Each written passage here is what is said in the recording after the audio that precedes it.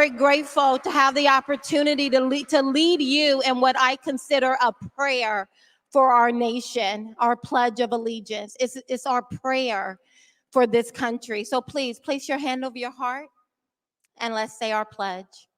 I pledge allegiance to the flag of the United States of America and to the republic for which it stands, one nation, under God, indivisible, with liberty and justice for all. Blessings, my brothers and sisters.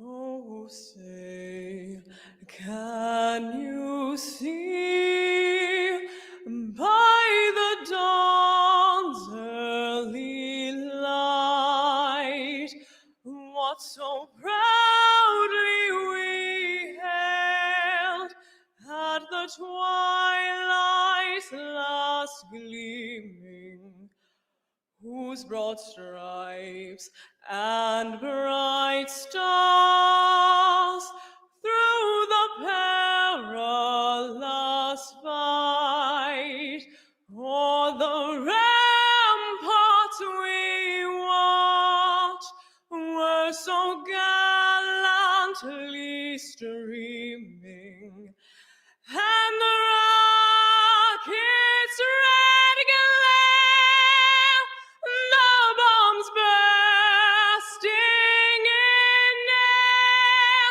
gave proof through the night that our flag was still there. Oh, say, does that star-spangled banner yet wave o'er the land of the free?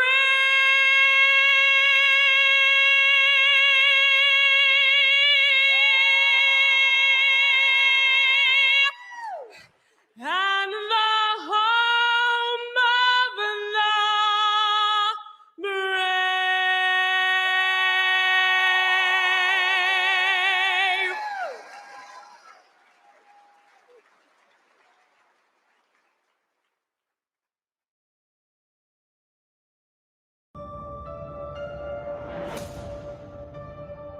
We're about to go into a dark winter. We do need to close our schools. Have the schools remain closed for the rest of the year. Close indoor operations for fitness centers, places of worship, offices for non-critical sectors, personal care services, hair salons, and barber shops. Do you think Americans will still be wearing masks, for example, in 2022?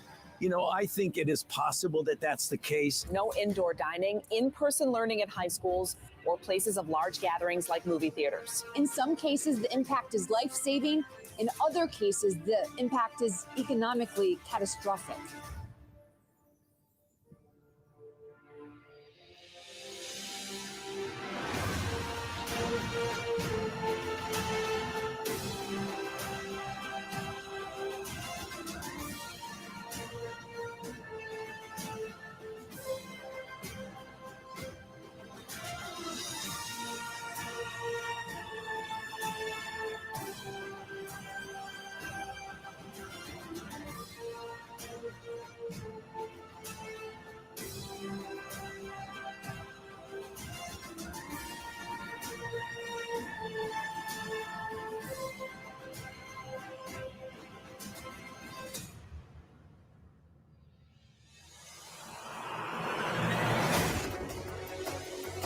Some voters say that they are getting more than one ballot sent to them, prompting concerns about possible fraud.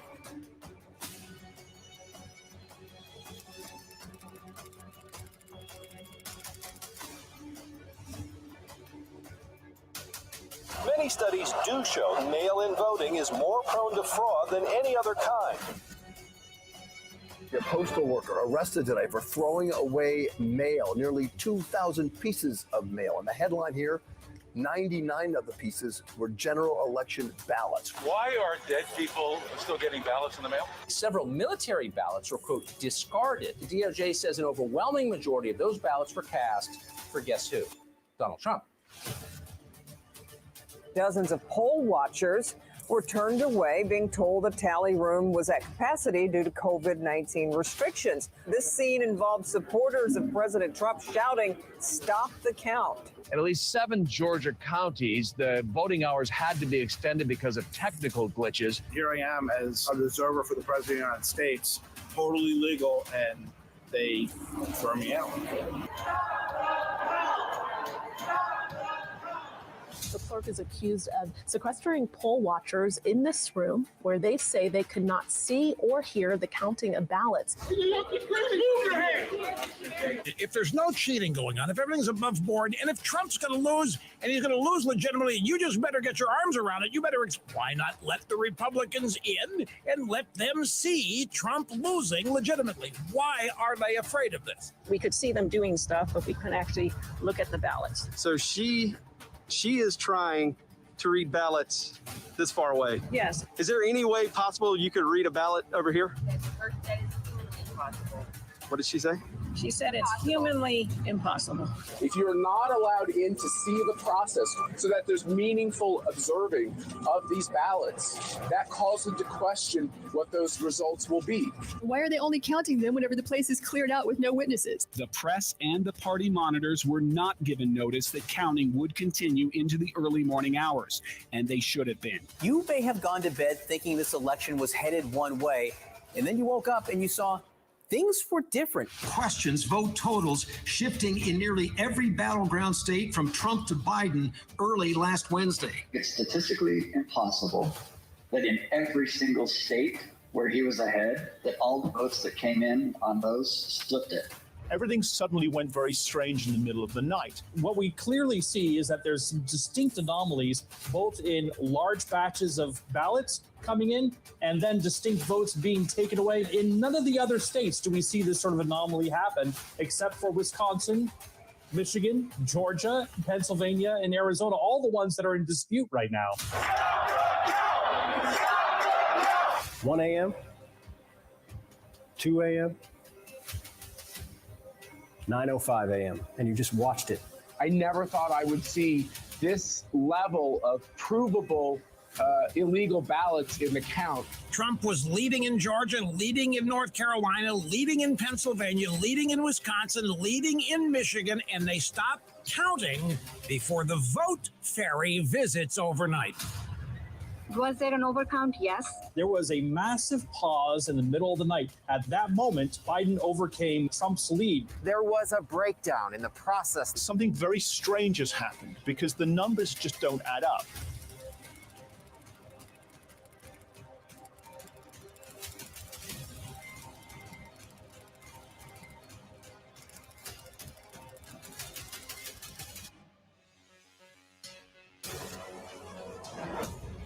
Today, my whole soul is in this, bringing America together. The left is already calling for Trump officials to be punished. Uniting our people. How are we going to really almost deprogram these people who have signed up for the cult of Trump? Let's begin to listen to one another again. The muzzling of America. Over the last 24 hours, Twitter specifically has banned a number of different conservative accounts. Hear one another.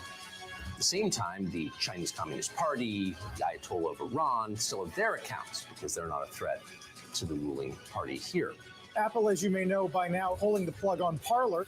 Mr. Trump lost his primary megaphone overnight when Twitter permanently shut down his personal account, breaking off his connection to nearly 90 million followers. He stood up and tried to delay the certification of Joe Biden's victory. It was his right to represent his constituents. And for that, he's had a book cancelled. He's been threatened by his Democrat colleagues with being thrown out of Congress. More prominent figures report getting getting canceled. The CEO of Goya Foods for his comments over alleged election fraud. One of the stars of The Mandalorian, Gina Carano, has been fired from the Disney Plus series. This comes after Carano's controversial social media post. We're no longer debating about ideas, we're debating about who to cancel. My biggest fear, too, is just the weaponization of government against political opponents. Politics doesn't have to be a raging fire, destroying everything in its path. Hearing from a man who was brutally attacked earlier this week because of his open political beliefs. They're not going to stop, and they're not. This is a movement. I'm telling you, they're not going to stop. Stop the shouting and lower the temperature. Hey, let's bring up a vote to expel Ted Cruz and Josh Hawley from the Senate. Unity. Unity. If they don't resign, they should be expelled. Zero chance they resign. Nobody resigns. Then we should hold the vote. We must convict him, and we must take away his power.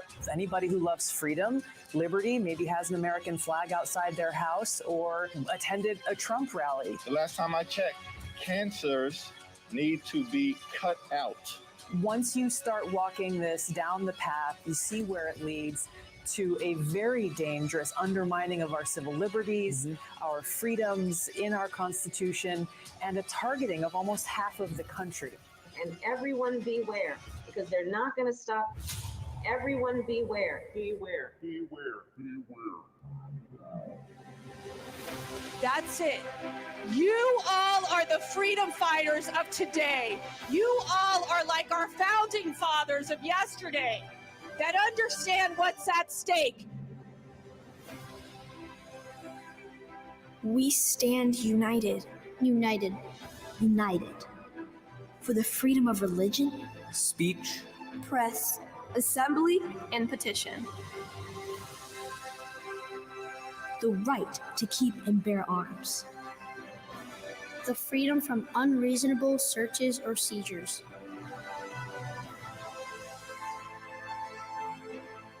The right to due process of law. the freedom from cruel and unusual punishment. And powers not given to the federal government belong to the people. The people. The people. And the states. This is what unites us. We are all endowed by our Creator with certain inalienable rights, among them life, liberty, freedom, and the pursuit of happiness. Those of you watching at home may wonder why this is being applauded. We conservatives think all three are under assault. America, America, America. Uncancel.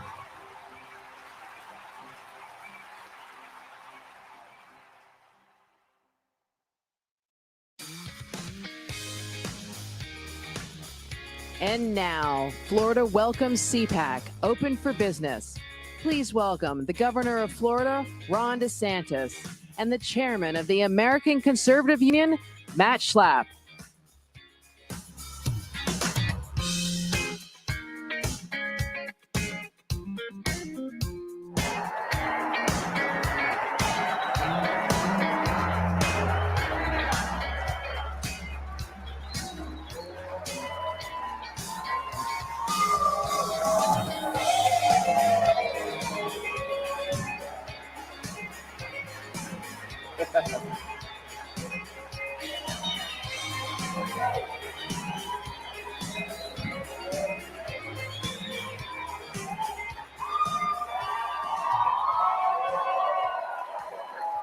It does a heart good, doesn't it, Governor?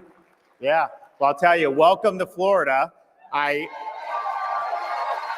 know you probably wouldn't have been able to even do this in a lockdown state. I'm just glad I could attend CPAC, because if you did do it in a lockdown state, I have a policy. I only travel to free states. So I don't have any problem being in Florida. We, as you all know, because many of you made the trip, we often have CPAC in another state, to be not named. That state decided to cancel us because they said this was unsafe. And I said to myself, I'll be damned if I'll be the first ACU chairman in 50 years to not have CPAC. And we looked around the country, Governor, and you have some competition. Tennessee, Texas, Georgia. We kind of moved away from Georgia, no offense. I'm sorry, Marcy. And we decided we'd come to Florida, and thank you for welcoming us with open arms. Absolutely. 100%. You know, Governor, some of your colleagues get Emmys for acting. We're happy to be in a state that has a governor who deserves the People's Choice Award. Yeah, thanks. I now give you Governor Ron DeSantis. All right. Thanks, Mike.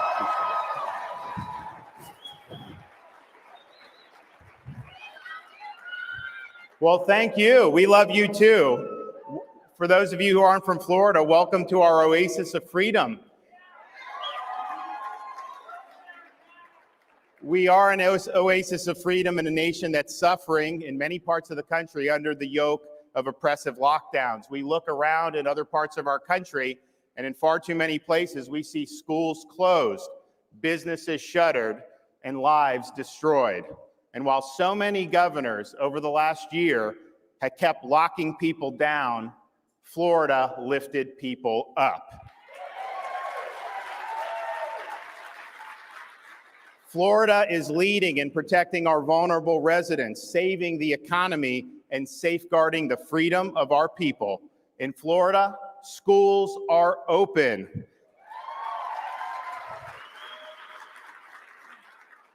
Every Floridian has a right to earn a living, and all businesses have a right to operate. Now, we are stronger as a state and much happier as a people because of this leadership. Florida has lower per capita COVID mortality than the national average and lower than 27 other states. Our unemployment rate is lower than the national average, even though tourism isn't fully back. And our budget is in great shape. We have not touched one red cent from our rainy day fund throughout this whole time.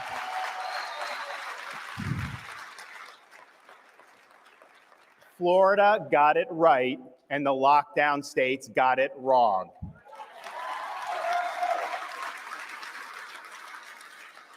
Florida has also led and continues to lead on ensuring the integrity of our elections.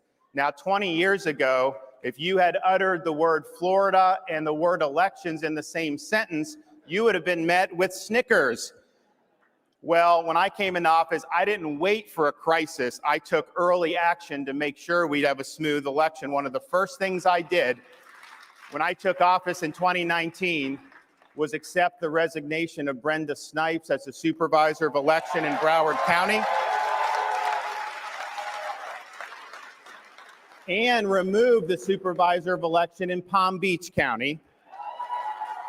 We got those going in a good direction, and then when COVID hit, I rejected pressure to make hasty and ill-conceived changes to our election administration, like mass mailing of unsolicited ballots. And the result, on election night, by midnight, the state of Florida had counted, tabulated, and put out 11 million votes.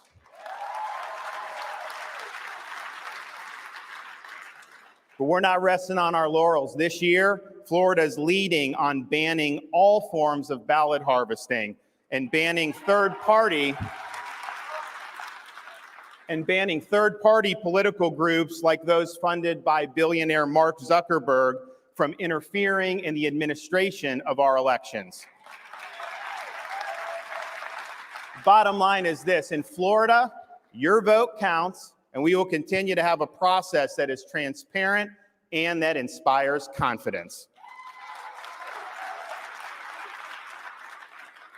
Florida is also leading in protecting our people from political censorship and in holding big tech accountable. When our legislature convenes next month, it will pass, and I will sign, the most ambitious reforms yet proposed for combating political censorship and deplatforming, for preventing big tech from interfering in our elections, and for safeguarding the privacy of your personal data.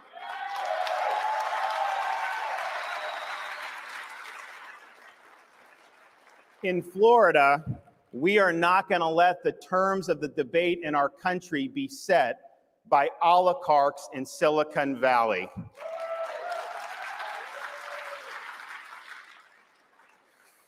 Now, Florida is leading on the issues that matter to conservatives. We don't spout hollow rhetoric, we take decisive action. And what's true in Florida is true for conservatives across the nation. We cannot, we will not go back to the days of the failed Republican establishment of yesteryear.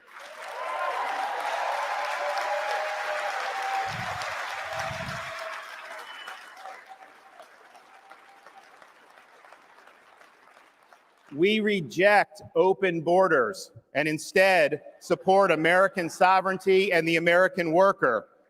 Building a movement on the foundation of amnesty and cheap foreign labor is like building a house on a field of quicksand. We reject weakness in the face of the threat posed by China, including their actions in international trade. We reject military adventurism. Instead, support a strong defense solely for the purpose of protecting our nation and its people. Now, the battles ahead will be made more difficult without the voice of one of our greatest field generals, my friend, Rush Limbaugh.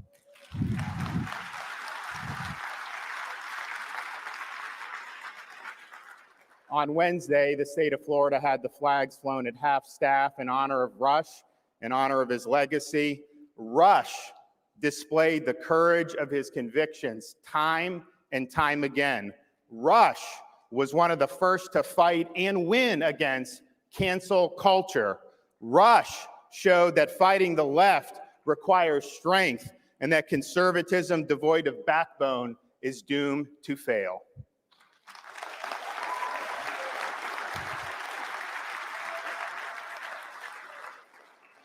So at this moment in our history, and I think Rush showed us this, but particularly now, standing for the right things comes at a cost.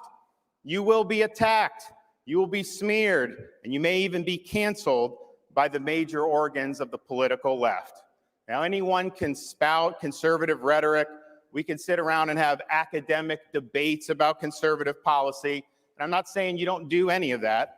But the question is, when the Klieg lights get hot, when the left comes after you, will you stay strong or will you fold?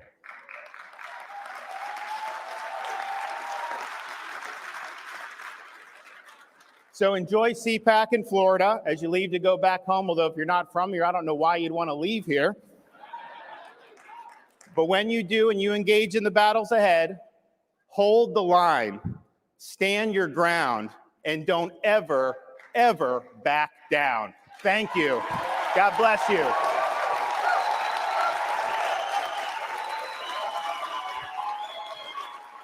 Thank you.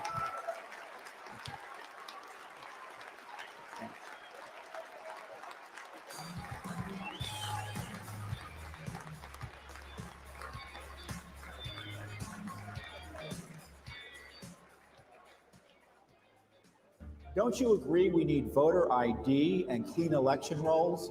Well, your Judicial Watch is in federal court right now fighting to make sure your elections will be fair and honest.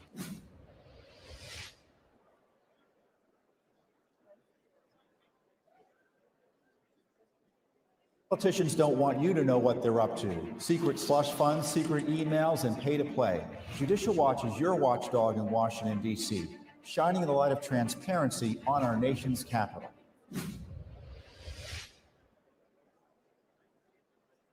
Want to catch the latest news on government corruption, waste, fraud, and abuse? Remember there was an impeachment? Do you remember that? Then check out Judicial Watch's weekly update with Tom Fitton. We're fighting Adam Schiff to try to get records about his misconduct. Subscribe now to Judicial Watch on social media to catch Tom Fitton's weekly update. Forgotten Hillary Clinton. Judicial Watch exposed the Clinton email scandal, and we're in court right now holding her accountable to the same laws and rules the rest of us are expected to follow.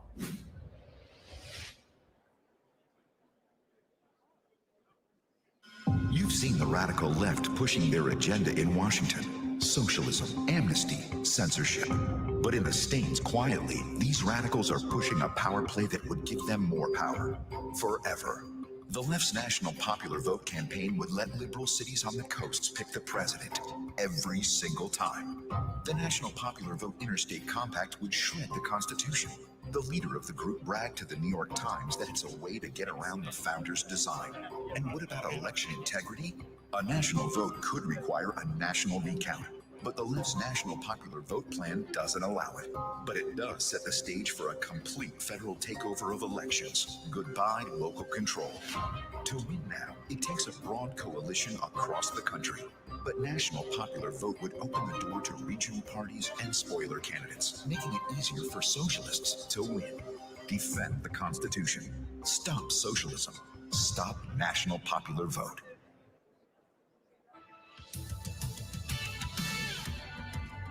Ladies and gentlemen, why the left hates the Bill of Rights and we love it. Please welcome Utah Senator Mike Lee.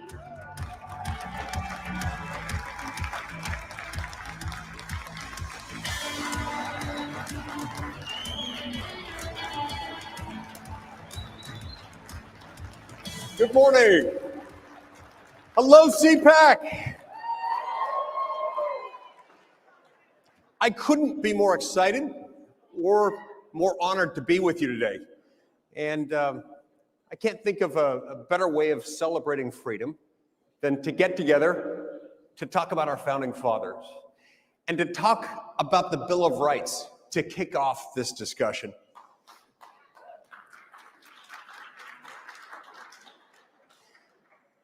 I want to tell you a little bit about the fact that the left, of course, does hate the Bill of Rights. Why?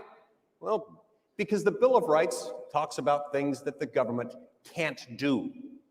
And that to them is like blasphemy. That's the absolute worst because they want to use government. Let's talk a little bit about why the Bill of Rights was written and why it exists, why it matters still today, especially now. Now, I don't have to tell you that we're, of course, facing a lot of problems as a country. We've got more problems than a math book right now. And most of those problems, a disproportionate share of them, come from government, and they're in need of solutions. We have division, we've got rancor, we've got a clamor of loud voices crying out in opposite directions all across the country. Those are the doomsayers who are predicting more gloom. Those are the skeptics, doubting whether we can ever build a better future together. Those of the idealists, claiming that we need to use government to build some kind of leftist utopia, and those who are calling out for unity. And if there's one thing that all of them, and in fact, all of us, can unite around, it should be this: skepticism. Skepticism in government and faith in the people. You see, those two things work against each other: skepticism in government and faith in the people. If the skeptics need more skepticism, be skeptical of government. If the doubters need more doubt, be skeptical of government. If the hopeful need more hope, be skeptical of government. And if those who call for unity, you really need something around which to unite, be skeptical of government. Because faith in government, and let's remember what government is. Government's not some holy thing. It's not some noble aspiration. It's nothing more and nothing less than the official collective use of force. It's just coercive force. And so faith in government means tyranny. You can't have faith in government without promoting tyranny. And faith in people means freedom.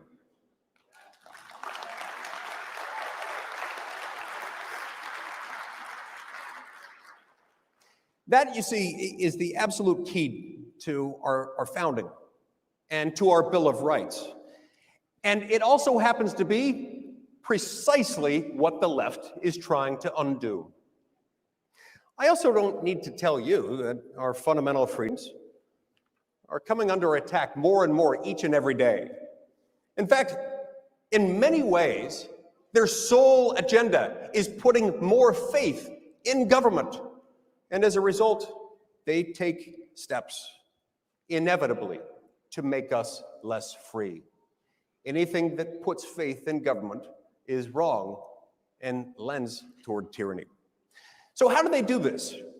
Well, they do it by eroding the very same protections in the Bill of Rights that make us free. Now, there are, of course, two main ways in which the Constitution protects our freedom. First, you've got the structural protections, the checks and balances, the manner in which power is split up. It's split up between state and local power on the one hand and between the three branches of the federal government on the other hand. Those are very, very important. But there's another set of protections that are substantive in nature, that amount basically to the thou shalt nots of the Constitution.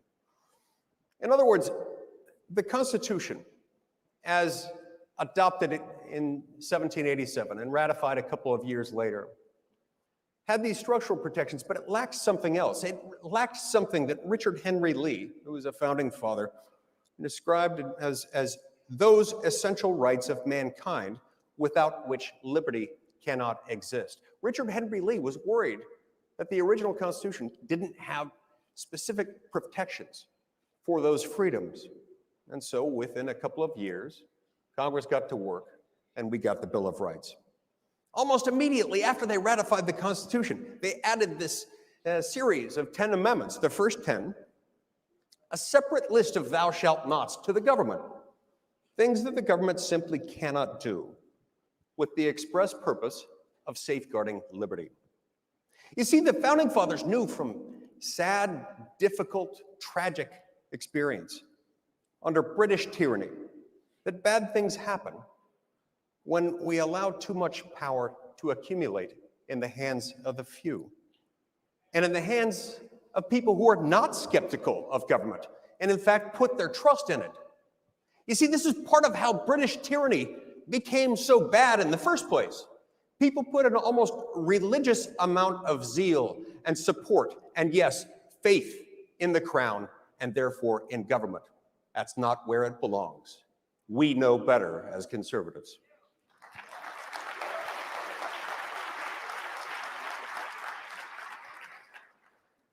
So when human beings, any human beings, wield that much power with no controls around it, that inevitably leads to tears and worse. People do bad things with that power. They restrict people's speech. They restrict their ability to preach and live according to their religious beliefs and to petition the government seeking relief from the very abusive action taken by that very government.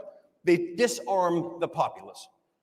They unreasonably search and seize individuals at their homes, invading their personal privacy and seizing their personal effects without a warrant. This has happened in societies over and over and over again. And the one common ingredient, people put faith in the government and don't trust the people. And so, as a society, as a people, as a country, we made a choice with the Bill of Rights, a choice to prevent that kind of tyranny and to protect the freedoms we hold most dear, as only we the people can. You see, the Founding Fathers understood that ultimately the bulwark of individual liberty must lie with the people themselves. It's not in government, it's in us.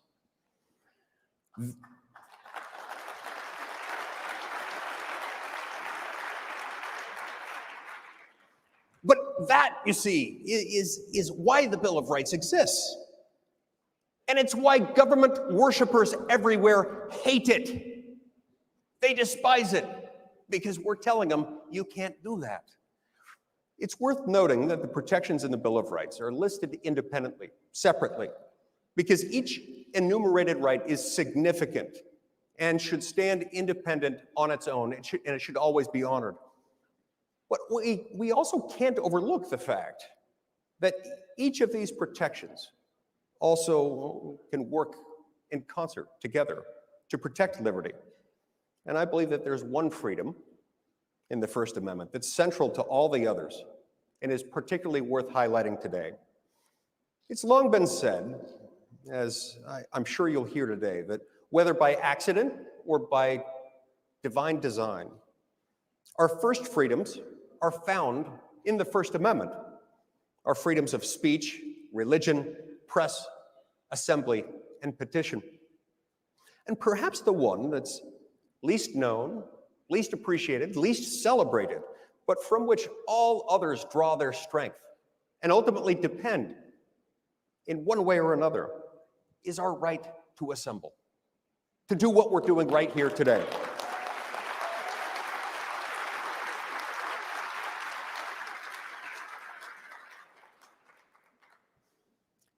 Freedom of religion depends on it. Core political speech is downstream from it. The right to petition government is bound to it.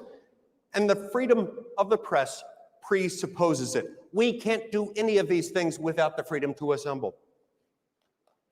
And it's one of the main freedoms, not coincidentally, that's been severely restricted with the growth of government that's occurred during this global pandemic.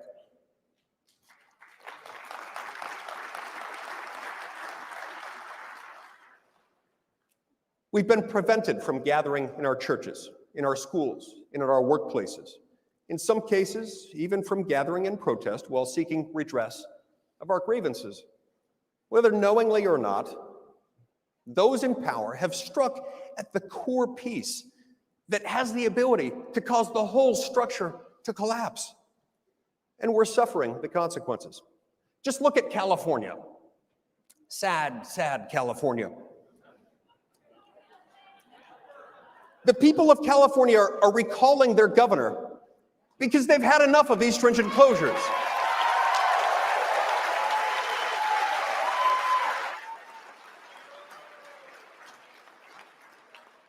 They've had enough of the encroachment upon their rights and enough of the government telling them that they can enjoy a 5-star meal at French Laundry with their governor, but they can't go to church.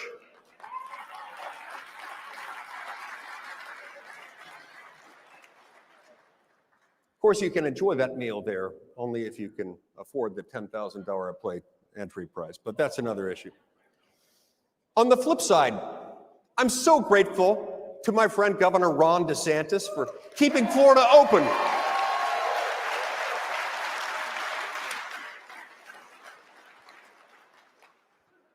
Government, of course, is itself able to assemble pretty darn well. You know, miraculously, in the midst of the pandemic and otherwise, in places like Washington and state capitals and city halls, government officials allow themselves to assemble. They don't restrict themselves. This can seem intimidating to us as everyday citizens. Who are we might think, compared to those with massive consolidated power, who, as we might see it, have all the say. But the beauty of our country, of our history, and of the design of our system of government, that's the power of ordinary citizens standing together. When one person realizes that he's not alone in his beliefs and finds another, and then another, and then a few more. That's how we end up with gatherings like this one, where the magic happens.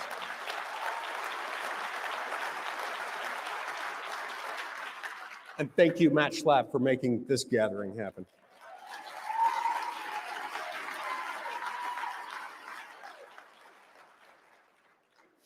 The nation and the world have been changed by groups of clear-minded, purposefully law-abiding Americans assembling together.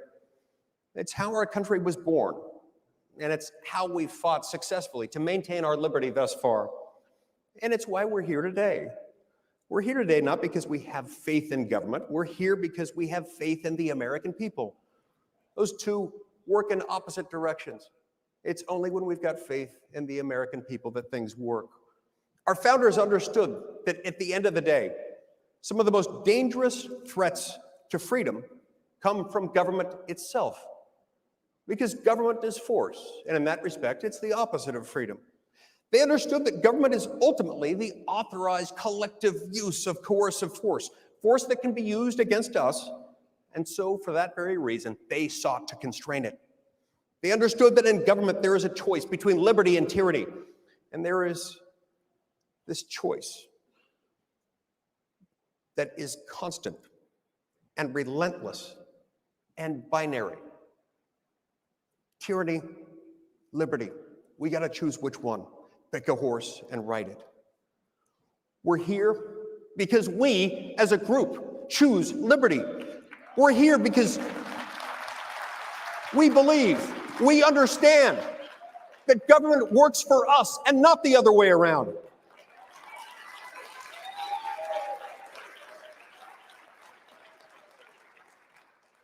We're here because we trust the people and are skeptical of government.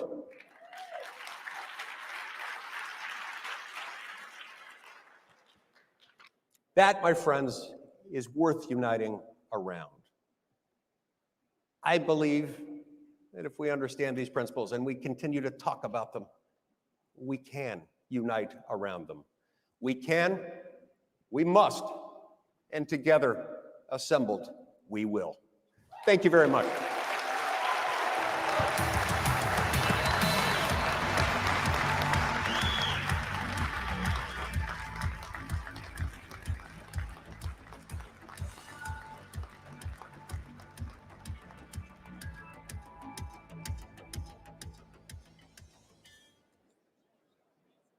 Ladies and gentlemen, our next session is a set of curated speeches. The First Amendment, freedom of speech, religion, press, assembly, and petition. Please welcome American Conservative Union Executive Director, Dan Schneider.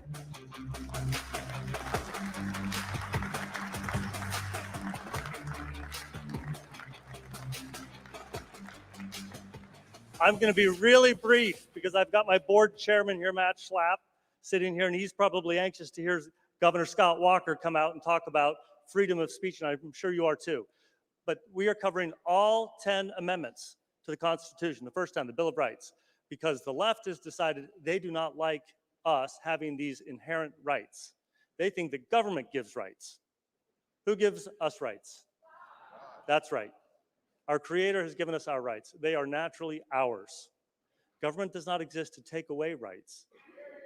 Government exists to protect our rights.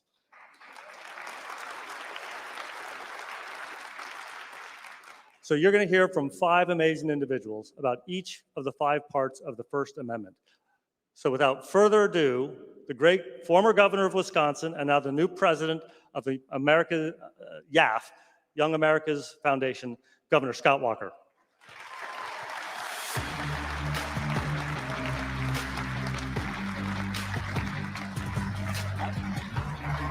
Hi, Matt. Good morning, YAF. Good morning, CPAC. It is great to be with you, but I got to tell you, America is under siege. We see it on our campuses. We see it in our culture, and increasingly we see it in our communications with the censorship from big tech. Left-wing professors, liberal activists, mass media, even some of our major corporations are attempting to cancel conservative thought. They don't want to compete with us in the battle of ideas because they know they'd lose. They just want to cancel us. I know what that's like. A decade ago, the Occupy movement didn't start on Wall Street. It actually started in my street in Madison, Wisconsin. The big government special interest wanted to intimidate us, but they didn't. In many ways, it's kind of like the car I saw driving around the People's Republic of Madison back at the time, where the bumper on the back of the car had 2 stickers. One of them said coexist. You know those stickers with all the religious symbols? It said coexist, but get this. Right next to it, it said recall Scott Walker. You just can't make this stuff up. You just can't make this stuff up. In many ways, it's like the current calls from liberals for unity. They only mean it if you agree with them. If not, they want to intimidate you or recall you or cancel you. We have to fight back. In particular, we have to fight back when it comes to the defense of free speech. As was just mentioned, the First Amendment to the U.S. Constitution clearly states in this case that Congress shall make no law abridging the freedom of speech. But despite this constitutional guarantee, freedom of speech is most at risk on our college campuses. Think about that for a minute. The very place where it should be the most revered is where it's most at risk. Sadly, there are plenty of examples of college administrators and student government officials who are infringing on the free speech of conservative students. That's why I'm so excited, as Dan mentioned, to be the new president of Young America's Foundation. Thanks. And YAF is at the forefront of fighting to protect the free speech rights of conservative students across the country. Not just YAF students, but every conservative student on campus. And here's just a couple of examples of the things we're working on that you can read about at yaf.org/free speech. Twice in the spring and again in the fall of 2017, University of California, Berkeley administrators discriminated against conservative students and YAF and our speakers just purely based on our viewpoint. In each of these cases, UC Berkeley administrators actually applied what they have, which is an unwritten and I would say unconstitutional rule that's called the high-profile speaker policy that they use to block conservative speakers from giving lectures on campus. The school used this to propose, or impose, I should say, a 3 p.m. curfew. Think about that. A 3 o'clock in the afternoon curfew for speakers. They banned all marketing, and they imposed these major security fees to try and stop us from having them. Then when we sponsored another speaker on campus, UC Berkeley administrators actually charged fees that were 3 times larger for security than they charged left-leaning students who brought a Supreme Court justice on campus in the exact same auditorium. You're not supporting free speech if you don't apply the rules universally to all students, regardless of their ideological beliefs. To restore the First Amendment rights of these students, we stood up and filed a federal lawsuit against UC Berkeley and its administrators, and we won. We won. Yeah, they settled the case and they paid the legal fees, but most importantly, they got rid of that unconstitutional policy and they stopped those exorbitant fees for conservatives on campus. But we see it elsewhere. In a similar case, YAF defended students' rights at yet another California campus, California State University in Los Angeles, after the school administrators there tried to censor a YAF-sponsored lecture that brought in Ben Shapiro. So they said you couldn't do this. 3 days before, the president got up and said, you know, this is not good. We're going to cancel this event. And the students said, we're still going to have it. So administrators and faculty literally formed a human chain to try and block the students from going in to hear the lecture. We sued. With the help of the Alliance Defending Freedom, we filed a First Amendment lawsuit against the university officials, not just the university. And wouldn't you know it? We included the president. They settled. They got rid of that policy. And again, we won on behalf of conservative students and free speech.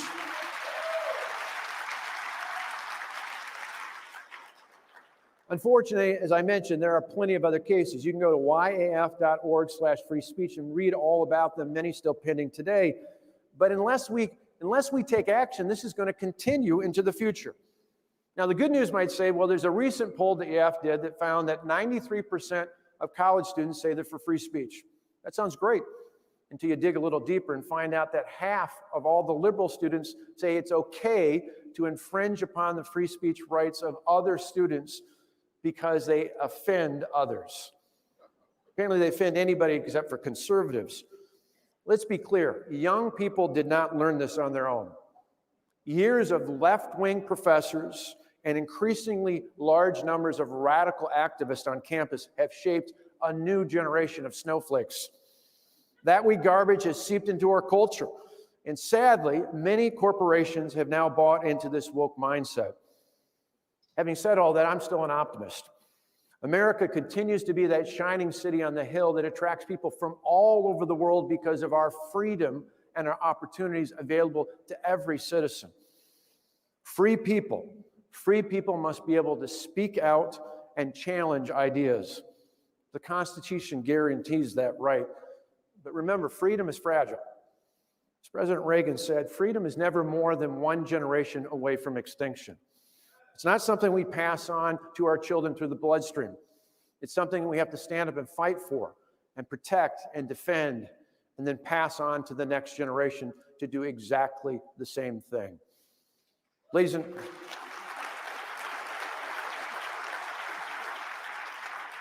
I end with this simple question. Are you ready to defend freedom? I am, so let's get to it. God bless you and have a great CPAC.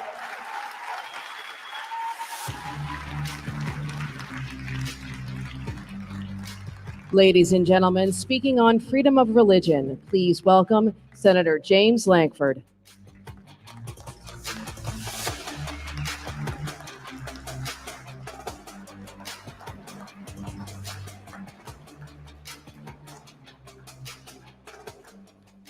Well, good morning and welcome to Florida. A few weeks ago, I proposed a very simple amendment on the Senate floor. It stated no federal dollars for cities and states that treat churches, synagogues, and mosques differently than they treat restaurants, stores, and offices during the COVID pandemic. It's pretty simple. If you allow bars and beauty shops to be open, you should allow churches and faith-based entities to be open. You would think that that vote would be a no-brainer, except it wasn't. In a squeaker vote, the First Amendment won 51-49 in the United States Senate. I am sure Madison and Hamilton would be thrilled at the passion for religious liberty in the current United States Senate. Here's one of the many things that make our nation so special. In America, every person has the right to have any faith of their choosing or to have no faith at all, and you are still a great American.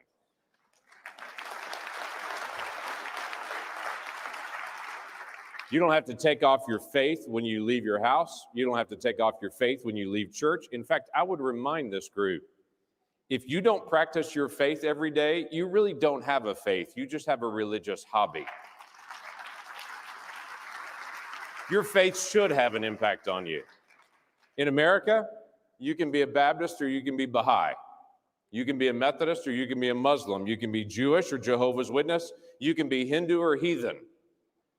You can be a member of a Buddhist temple, or you can be a member at the Greater New Mount Zion Holy Ghost Missionary Church.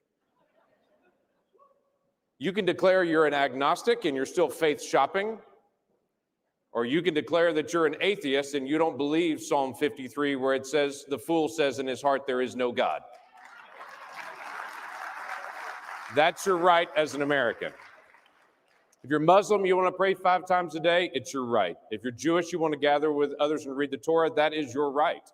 If you're a follower of Jesus Christ like I am and want to tell other people about the power of God's forgiveness and his incredible love for us, that is my right.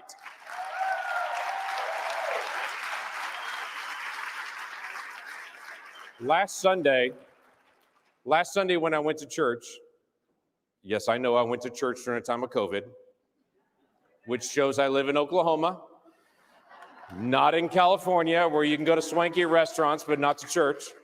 I even dared to sing in church, contrary to California doctrine. Last Sunday, when I gathered with people at church and talked about the goodness of God, it was good for my soul. Quite frankly, the whole world seems to be gripey. Have you noticed we're getting gripey lately? I think some people need a little Jesus in their life.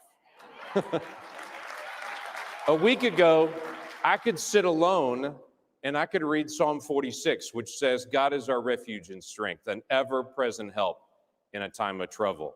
Therefore, I will not fear, though the earth give way and the mountains fall into the heart of the sea. You know why I could sit and read that? Because I'm an American. That's why I could sit and read that. We can live our faith. The in-group in society doesn't get to define who can and cannot have faith. what their faith would look like in public or in private because we have no established religion. Liberal professors, left-wing politicians can't push faith out of public view because they don't like it. We have a First Amendment. We don't have to submit to the in-crowd secular humanism. In the words of James Madison, your religious opinions are a property of particular value. Your faith is your property, not the government's property. It's like your car, your house, or your Browning 12 gauge. It is your property. The problem is, not everyone believes that. President Biden's nominee to lead HHS, Javier Becerra, is the Attorney General of California. He sued the Trump administration 100 times, and he led the lawsuit against people of faith like Little Sisters of the Poor, forcing them to choose between shutting down their ministry to elderly poor or to violate their religious beliefs. He worked to manage the faith of Californians. Yesterday, the House of Representatives passed the very ironically named Equality Act that specifically excludes, for the first time ever in law, that people of faith cannot say you have faith. You have to submit to what the House's will is. A couple of years ago in Montana, a mom tried to utilize a state scholarship fund to send her daughters to a Christian school, but the state of Montana has specific language in their constitution that doesn't allow state funds to be used at a religious school. That was argued all the way to the Supreme Court, where last year, the Supreme Court determined the state of Montana didn't have to create a scholarship program, but if it did, it could not discriminate against people of faith. You would think that that settled the issue, except there are 37 states in the United States, including my own, that have specific language in their constitution that requires them to discriminate against people of faith. It's called the Blaine Amendment. Those Blaine Amendments were written during a time of anti-Catholic fervor in our nation more than a century ago.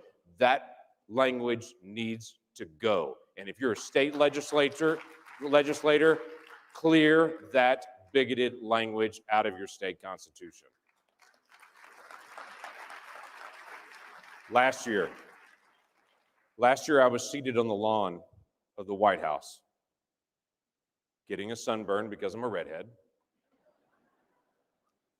watching President Trump in the leadership of Israel, UAE, and Bahrain sign the Abraham Accords.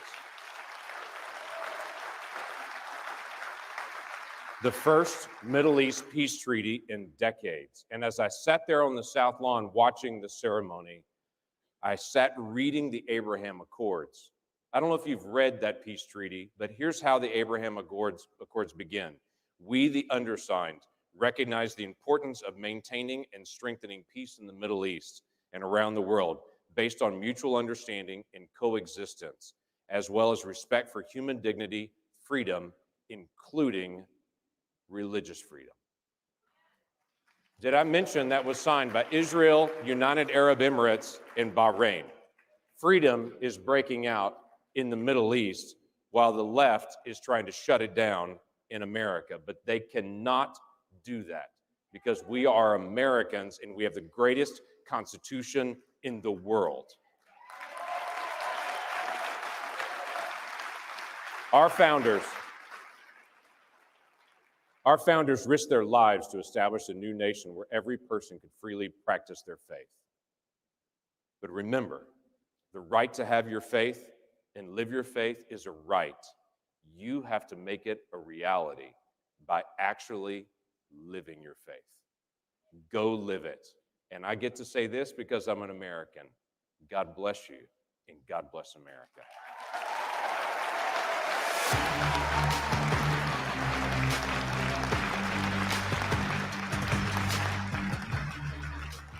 Ladies and gentlemen, speaking on freedom of press, please welcome Alex Berenson.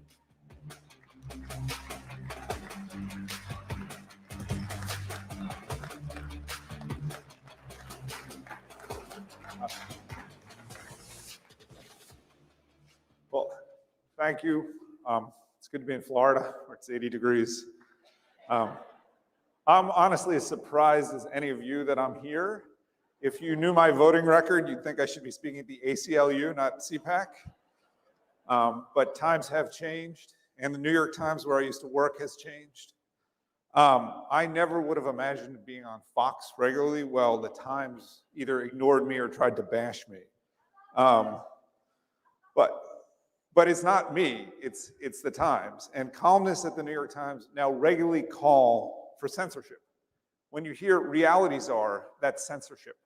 When you hear deplatforming Fox News, trying to get cable companies to drop Fox from their basic tier so that people have to pay extra for it when they don't have to pay extra for MSNBC or CNN, that's censorship. Whether it's government controlled or not, it's censorship. And the Times actually, and other elite media outlets, have gone beyond that now. Reporters spend significant amounts of time looking for people, public figures usually, but not always, who've said things they consider, words they consider bad, or have spouted ideas they consider bad, and trying to flog those people publicly. I don't know when that became journalism. It seems to be journalism now at the New York Times and other big outlets. But these people are frustrated. They're frustrated because they can't control the debate as completely as they would like. They're frustrated because 75 million people voted for Donald Trump, and they think that's a cataclysm. So they've actually turned to an even more powerful group. They've turned to big tech. They've turned to Amazon and Facebook and Apple and Google, the most powerful companies in the world right now, the biggest companies by market cap, the companies that in an information age are the information. And they've asked those places, they've beat on those places to help them censor.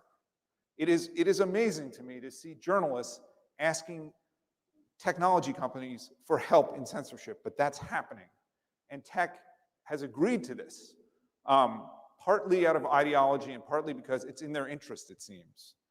And so we're at a time where Facebook will dump groups it doesn't like, where YouTube will prevent people from uploading videos that have information that runs, quote unquote, contrary to established health advice about COVID, when in reality that advice has changed over and over again. The guidance about masks, the guidance about whether antibodies are protective, the guidance about whether school openings may be dangerous. That's changed over and over again. But whatever today's official version is, you are in trouble if you try to speak out against it. And in June, Amazon would not let me publish this book. I was very lucky. Elon Musk and other people spoke up for me, and Amazon relented. But this censorship is still happening. There's lots of people who can't get their stuff published on Amazon. And it's not just about COVID. You may have seen earlier this week, Amazon stopped selling a book from a conventional publisher, a conservative, but a conventional publishing house that was about, it's called When Harry Became Sally. It's about the transgender movement. And they decided for some reason they didn't like it and weren't going to sell it. So all of this, it's happening together, and I'm not saying that that Mark Zuckerberg and Jeff Bezos are having a conference call about this, but it is by design. It is squeezing the flow of information, and it's extraordinarily dangerous for big companies to do this when they're quasi-monopolies. But journalists, the people who should be speaking out against this, are cheering it on. So this is especially true from my point of view when it comes to COVID, because these companies, notably Amazon, but Facebook too, Google too, they all profit from lockdowns. They profit from keeping you in your house, from destroying gatherings like this.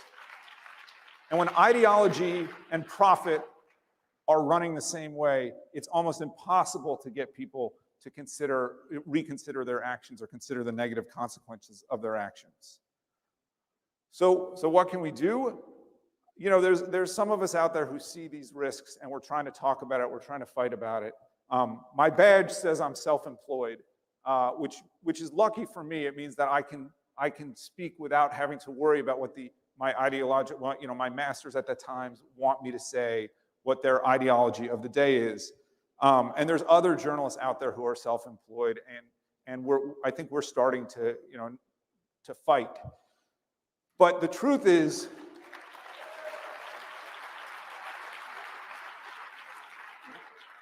even though the badge says self-employed, it's not true. I'm employed by all of you.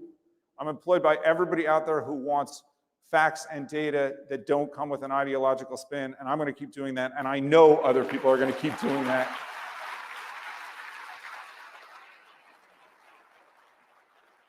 And so I am stuck with, or have fallen in with, or however you want to put it, the conservative movement. Because right now, you're more committed to freedom of thought and speech and debate than anyone else, and you should be proud of that.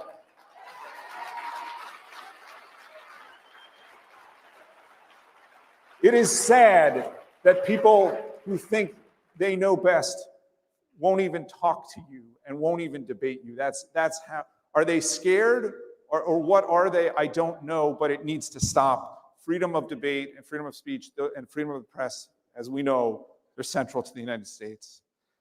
And I'm proud to announce that I'm going to have a book about the pandemic coming out called Pandemia.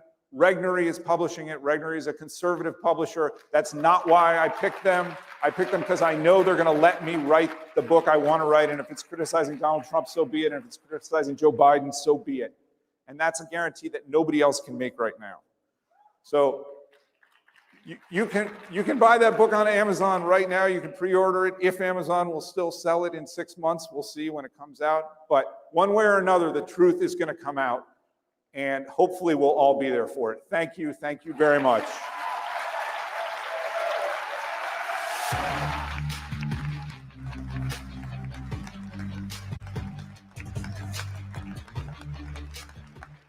Ladies and gentlemen, speaking on freedom of assembly, please welcome Florida former Attorney General Pam Bondi.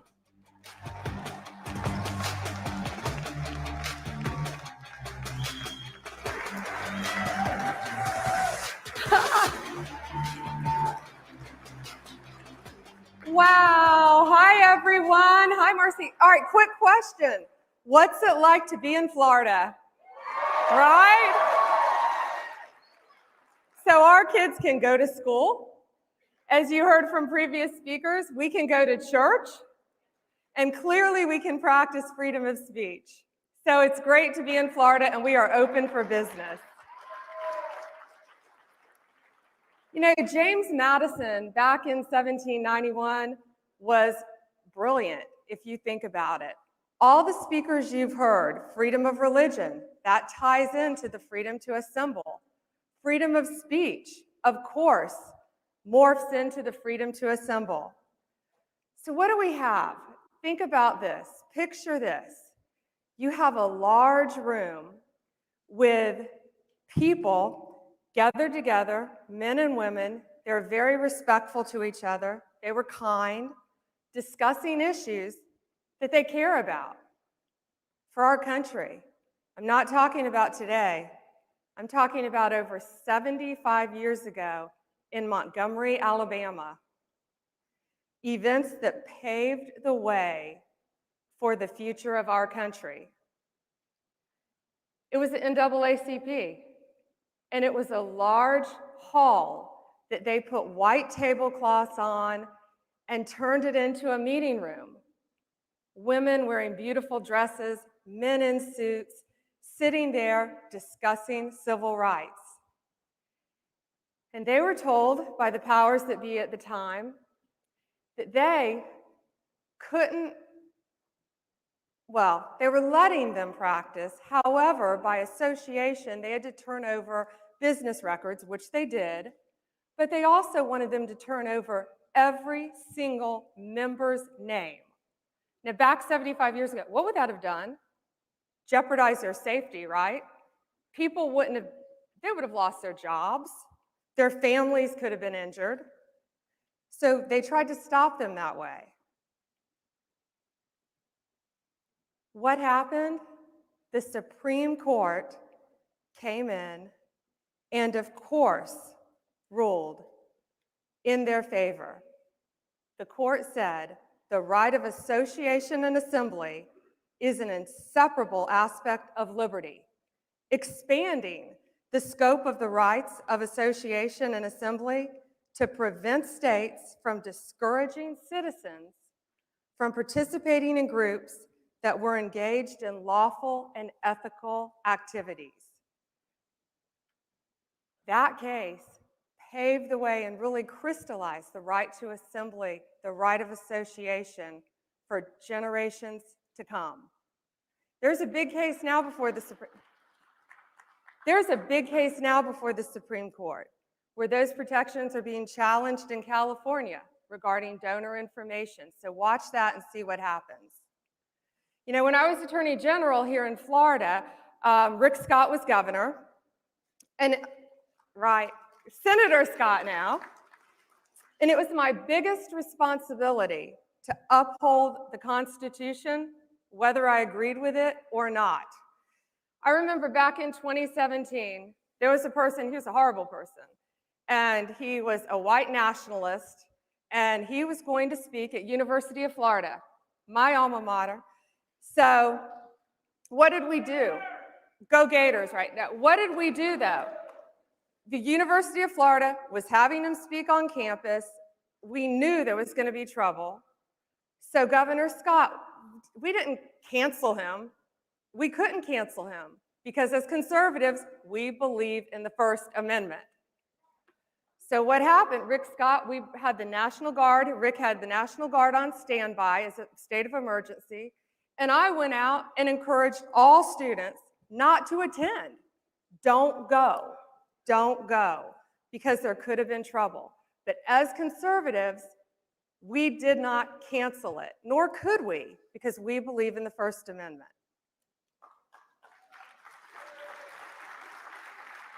In 1945, the court said, to peaceably assemble is one of the indispensable democratic freedoms guaranteed by the First Amendment. And it wasn't by accident or coincidence that the rights to freedom in speech and press were coupled in a single guarantee with the rights of the people to assemble. These are inseparable.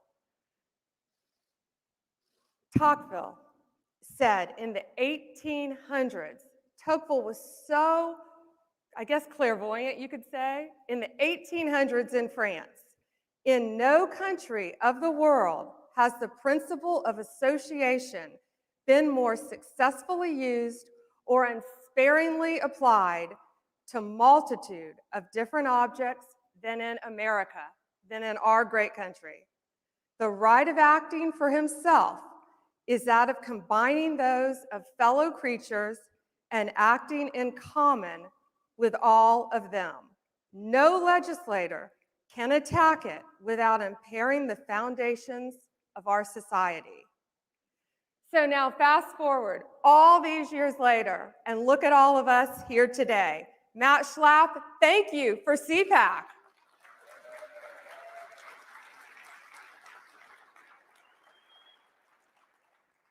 Where you have a group of like-minded individuals, and CPAC is the perfect illustration of the proper exercise of these rights. Peaceful, patriotic people banding together to advance the same common goals. As Tocqueville understood, it's the American way. Thank you, CPAC. God bless America, and God bless all of you. Thank you.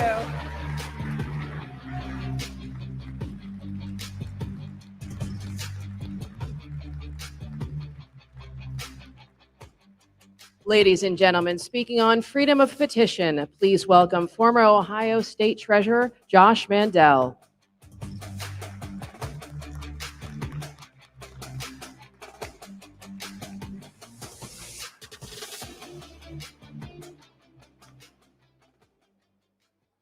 Good morning, CPAC. It's an honor to follow some of these public servants who've been so successful throughout the country. And I found in my time in public service, people have a lot of different goals. Some of the folks I've met, by the time they're 50, they want to be governor. or by the time they're 60, they want to be senator. I've tried to keep my goals relatively simple. By the time I was 40, I was just hoping to be shaving. I've been walking around CPAC, people are like, how old is this guy? So I'm 43 years old. I'm from the great state of Ohio.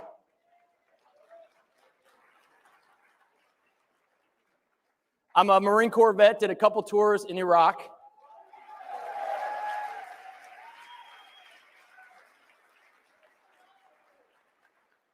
I'm pro-life, pro-gun, pro-Trump.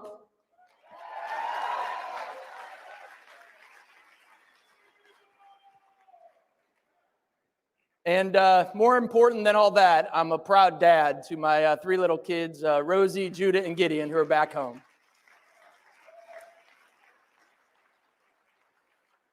Thank you to Matt Schlapp and Mercy and to Dan, who invited me to speak here on the freedom to petition. I'd like to also thank Governor DeSantis, who has the state open for us.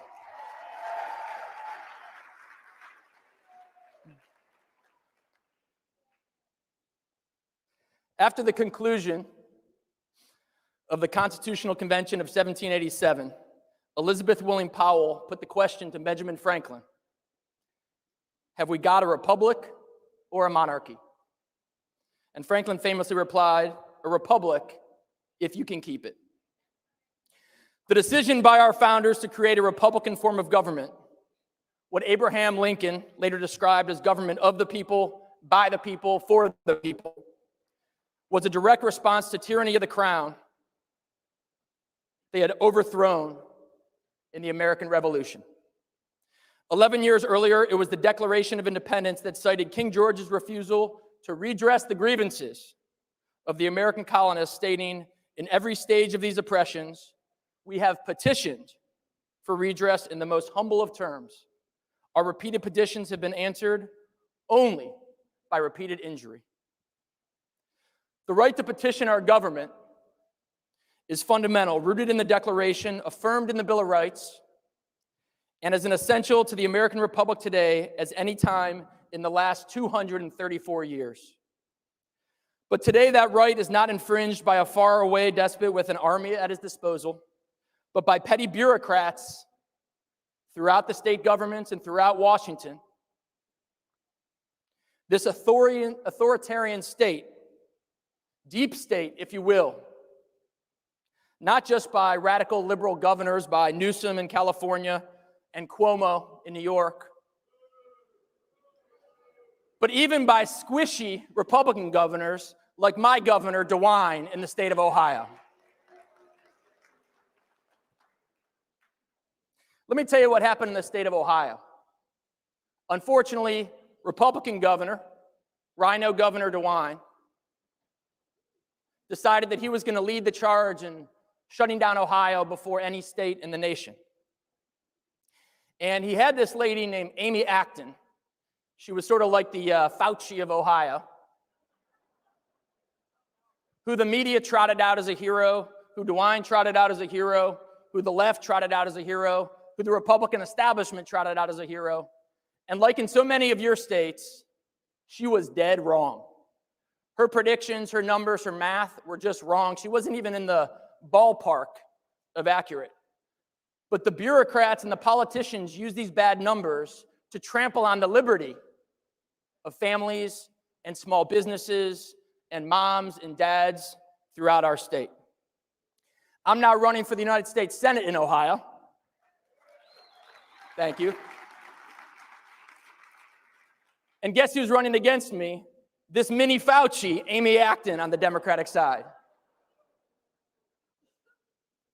With a stroke of the pen, Governor DeWine shut down businesses throughout our state, like Tanya Hartman's bridal shop in Columbus. Her busiest months were usually March and April, and she was shut down. But what did she do? She exercised her right to petition. She sued the state of Ohio. She sued the governor. She sued the state government. She sued the politicians. She sued the bureaucrats. And she said, I'm a small business owner. I'm an Ohioan. I'm an American. I'm a taxpayer. I have the right to run my business and sell these bridal dresses and bridal supplies to any women and families who want to come in and buy them. In Columbus, Ohio, Tim Castle owns a gym. Citizens just wanted to come and work out. You guys probably know my friend Jim Jordan in the state of Ohio. Give him a hand.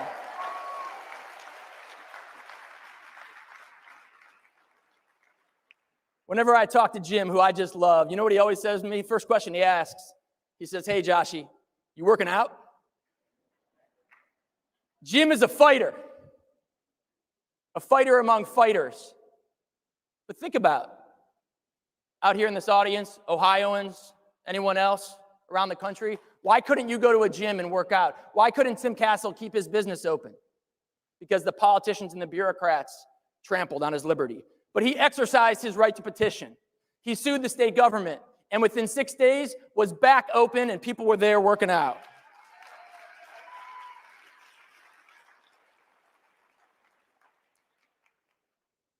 Let me tell you about a store in Marietta, Ohio. Okay, guys, welcome to the Patriot News Network broadcast of CPAC. I know you guys are eager to get in and watch it, so I'm going to take a very little of your time. On the Ohio-West Virginia border. I'm not going to be on the channel. Governor DeWine I'm going to just let it play throughout the day. Made them I have a few moderators that will try to keep the troll traffic down. So definitely be looking for that over the next couple hours. We appreciate you guys tuning in. And we will be unpacking all of CPAC this evening, tonight at 8 p.m. We're the party of taxpayers and citizens and activists. So you guys enjoy CPAC. Enjoy. How is it fair? Everything that you can learn here, and we will be seeing you very shortly. In any way, shape, or form. To shut down Schaefer Leather Goods, where they're selling work boots and cowboy boots to Ohioans, but allow Walmart down the street to sell work boots and cowboy boots to those same consumers. And that's what the politicians did. That's what the bureaucrats did. But thank God, in this country, founded and based in Judeo-Christian values, where we have movement conservative activists like yourself, where we have a party led by Donald J. Trump,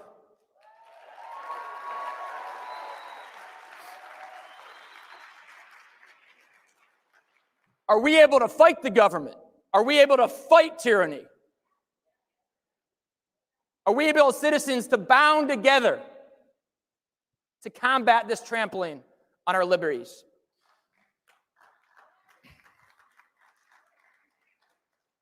When I joined the United States Marine Corps, I raised my right hand and took an oath to defend the Constitution,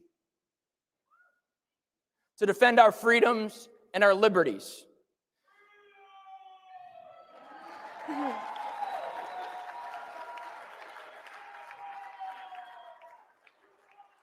Hoorah. I don't know who this guy is who keeps screaming freedom, but can you come to Ohio and travel around with me? We got to bring you on the campaign trail.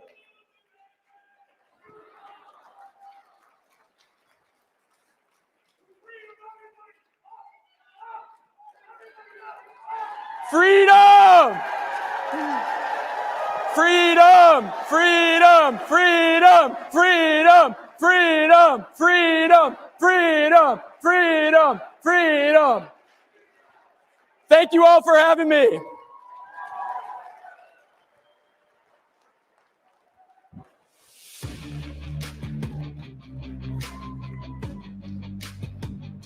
You Yitz? Are you Yitz? I see the keeper. Where's Yitz? All right. What's your name? Hey, I'm Josh. Does the Bill of Rights matter? The First Amendment, it matters. We conservatives believe in the rule of law because we know that when the law is enforced, our rights are protected. That's why we're doing such a big effort at this CPAC to talk about the Bill of Rights. But I also want to mention one thing, and I know this might sound like a little bit of a downer, but we also believe in property rights, and this is a private hotel. And we believe in the rule of law, so we need to comply with the laws of this county that we're in. But a private hotel, just like your house, gets to set its own rules. Carly, our CPAC director. Well, as Dan mentioned, we are in a private facility, and we do want to be respectful of the ordinances that they have as their private property. So please, everyone, when you're in the ballroom, when you're seated, you should still be wearing a mask. So if everybody can go ahead, work on that. I know it's not the most fun. You have the right. You have the right to set the own rules in your own house, and we're borrowing somebody else's house. So we need to comply with their rules. So thank you all for putting on your masks. I wear a mask when I'm in the halls, and we're going to comply with their rules. Thank you, everyone. Have a good Thank you. conference.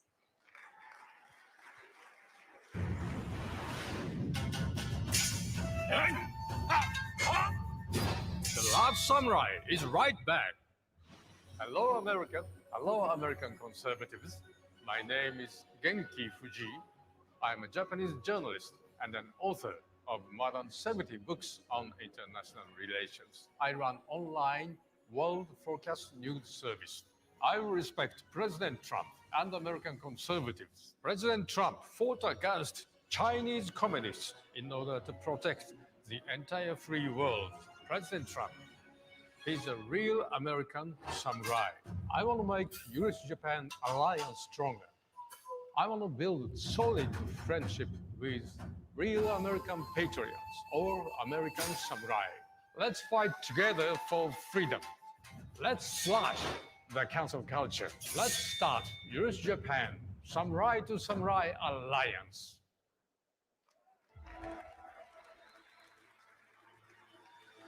This corridor is more than an energy project. It's an attack the weak against the strong. We as conservatives have ultimate faith in people. This is Bethlehem, the birthplace of Jesus. Give it to God. He is doing this for a reason. This is about veterans as they see themselves. This is one sick person. There is a way to find justice. At home with me, Paula Dean. I show you how to be happy in a hurry. Absolutely beautiful. We have a history. We should learn from the history. I think the best way you can thank me for being a veteran is be a good American. Mr. Gorbachev, tear down this wall.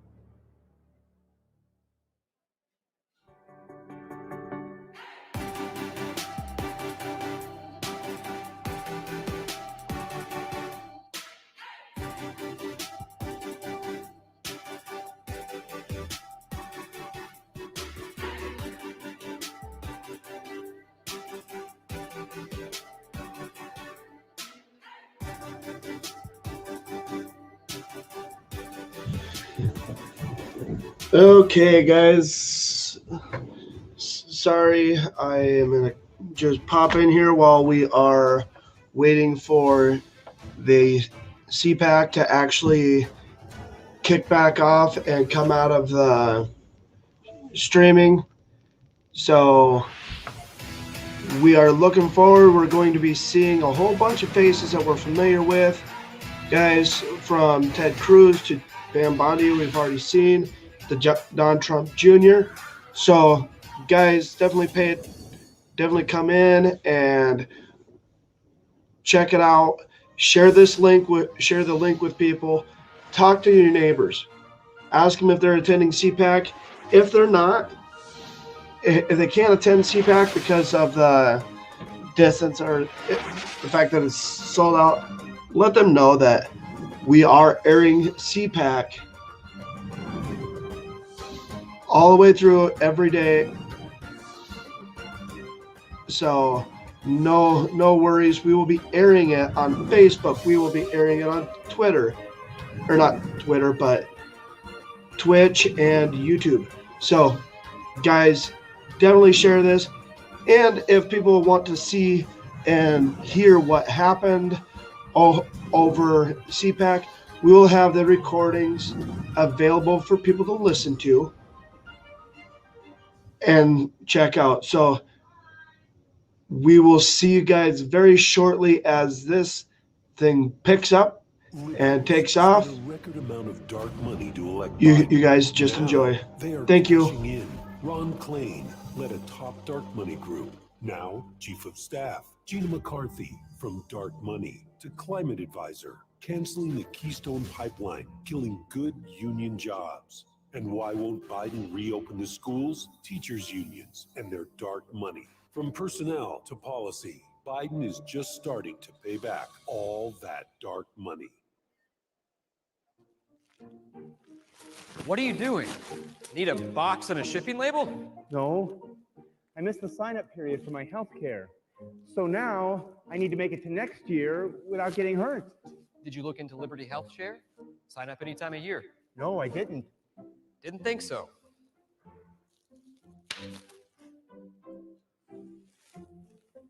Ow!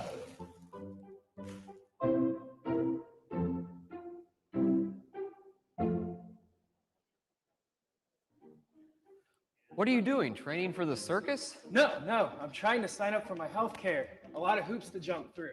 Did you look into Liberty Health Share? No. Didn't think so.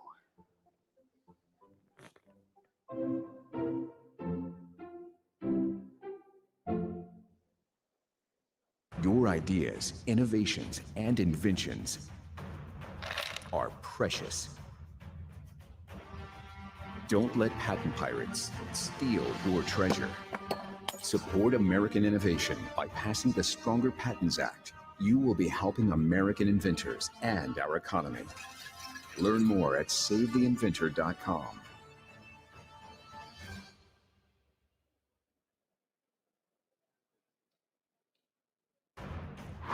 Stolen inventions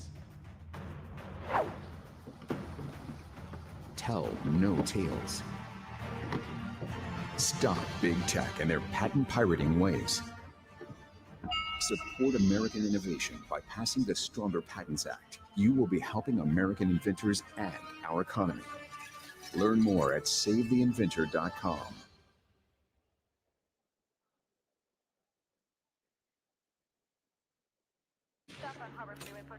Murders on the rise, faster than ever before.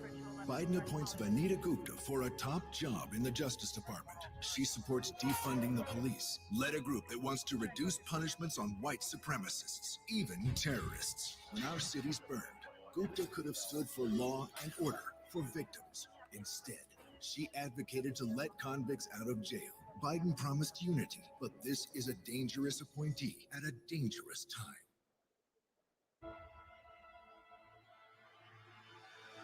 This corridor is more than an energy project. It's an attack the weak against the strong. We as conservatives have ultimate faith in people. This is Bethlehem, the birthplace of Jesus. Give it to God. He is doing this for a reason. This is about veterans as they see themselves. This is one sick person. There is a way to find justice. At home with me, Paula Dean. I show you how to be happy in a hurt. Absolutely beautiful. We have a history. We should learn from the history. I think the best way you can thank me for being a veteran is be a good American. Mr. Gorbachev, tear down this wall.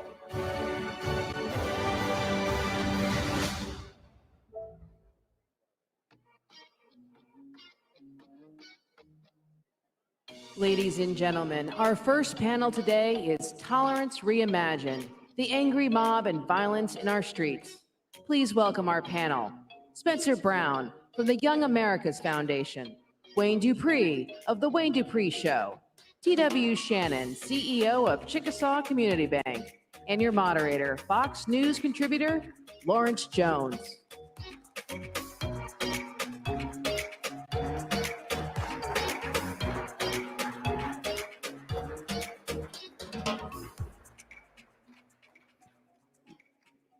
Woo! It's good to be here at CPAC this year. How y'all doing?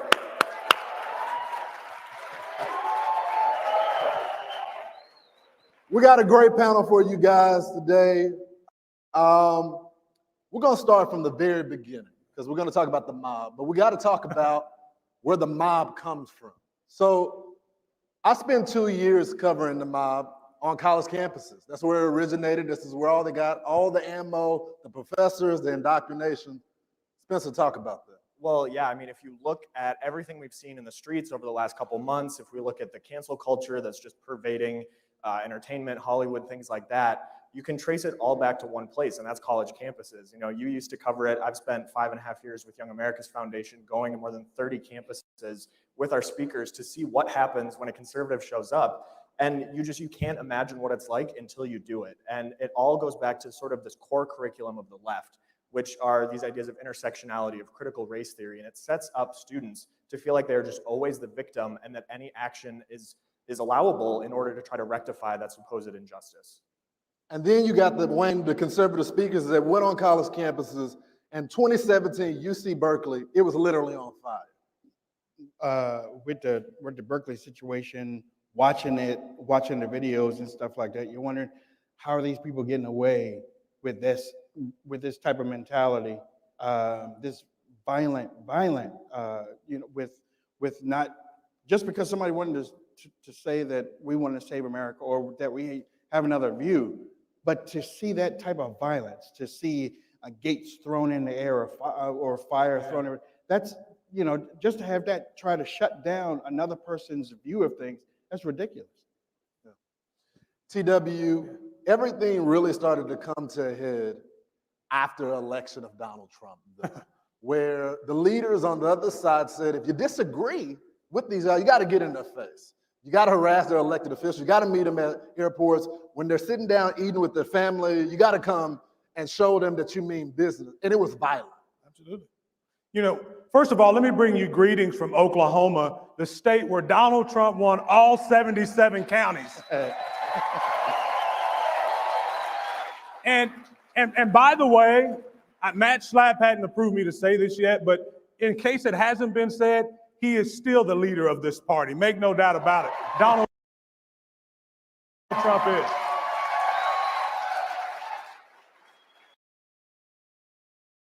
But you're exactly right. The election of Donald Trump just exposed the left for who they really are. They're intolerant. They don't want you to have your own ideas. If you don't toe the line of exactly saying what they want you to say, think what they want you to think, then you're canceled. That's what they're about. Every one of us that's a black conservative can really speak to it because they've tried to keep us on that Democrat plantation for 250 years. But I tell you what, it ends. And I will also tell you something that Donald Trump said that I think the left has really been exposed for. He said something when he first got elected that stuck out to me. He said that they're not after me, they're after you. I'm just in the way. And we've seen that. Not only did they cancel the president of the United States on social media, but they've gone after conservative after conservative. And I will tell you what, until we unite and bring this party together, they're going to continue to do it. So I'll just say this, Lawrence, I appreciate you and what you do every day on Fox to bring home what it means to really be a conservative and what it means to expand the ideas of liberty, because that's what it's all about. Thank you. I appreciate it. You talk about Fox, and I don't think you can talk about Fox without talking about the mainstream media as well, because there has been narratives that have been put in the atmosphere, which is why Americans are so at each other's throat right now. It is a profitable business model now to have people at each other's throats. And I travel around the country during the election. I went to the Biden folks. I went to the Trump folks. I got to see everybody. And a lot of the issues, Wayne, most Americans agreed on. They agreed on it. You're right. But you wouldn't see that when you watch the media. Why is that? Oh man, it's a money sport. It's a money sport. You got to put those cracker commercials on, and you got to put those swimsuit commercials on. Anything that is going to raise money for these networks, they got to get it on. But they have to make sure that we, amongst each other, are angry. They don't put a whole lot of people working together. You don't see a whole lot of. CNN used to have a documentary, Being Black in America. They would show the poverty situations and this and that, but they rarely would show the success of Black Americans that was happening. It was always the bad side. And with the people that with my listeners that call on the show, they're like, we look to the leadership, and the leadership can't get along. This thing has been happening for decades. The leadership can't get along. You have those individuals that are sitting up there, yeah, we work for you, we listen to you, but they don't go into the community to talk to us. Yeah. So you have a whole lot of attitudes festering in the communities, and they're fussing the same way that the leaders are fussing. TW, I want to pick up on that because in order to understand the mob, you got to understand what's happening in the culture, what's happening in Black America. And I know you say that they want to keep folks in chains and all that, but I'm a reporter. I'm in Baltimore, south side of Chicago. I go to Dallas. I go to Philly. And when I talk to Black America, they're sick and tired of the politics that are happening, but they want that message from Republicans, from conservatives for them. Now, they're traditionally conservative, but what can they do? Because in order to get rid of the mob, you got to provide an alternative. What is that alternative from the party? Yeah, no, I appreciate the question. The first thing you have to understand is the mentality of the mob. How do we get to the mob? And there's one way you get to a mob. And I don't care if you're a mob on the left or you're a mob on the right or you're a mob in some, Middle Eastern country. The mob is established when there is a sense of hopelessness. And the left, what they do is they control the narrative and tell everybody you're hopeless. Even whether you're a minority, whether you're a white male, which has fallen out of favor with the left, it doesn't matter if you're a woman, if you're anybody other than an illegal alien, they have certain appreciation for that subgroup. But the reality is this: mobs happen when people have a sense of hopelessness. That's why people were burning down cities in around the country in the summer, because those Democrat mayors around the country offered no hope. The reason that people stormed the Capitol was because they felt hopeless because of a rigged election.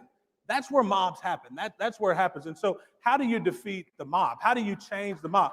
Well, you have to understand who's created the most hopelessness around the world historically. Where has hopelessness come from around the world? It's come from government. Yes. Government has created hopelessness for millions and millions of people. And what's the left's answer to hopelessness?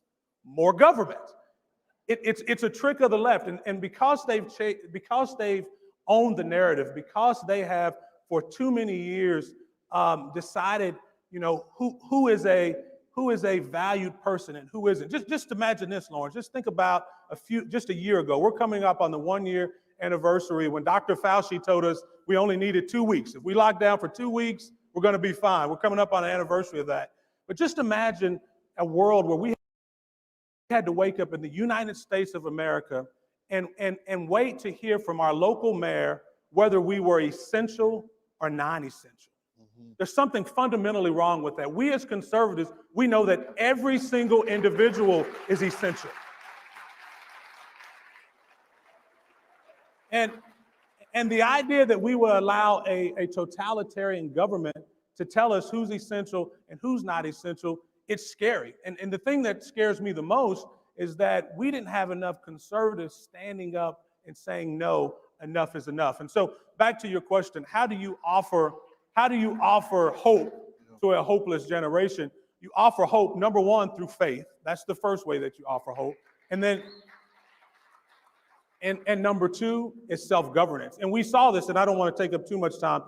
I get real passionate about it. Having been the former Speaker of the House for the state of Oklahoma, we saw it firsthand how a government can start to unleash opportunity in people. But the reality is this: we have a finite time, and we have to, every single generation of Americans, we have to continue to expand what it means to be American and what liberty means in this country. But we have to fight for it. We can't allow it we can't allow it to languish. And we saw it in this last pandemic. We saw how the left will use any excuse for power. They will use any excuse that they can to garner power. We saw it during the pandemic when the left stood up and said that they are going to use exceptional government power to keep you in your home, to keep you fearful, and to keep you afraid of one another. I think enough is enough. Yep.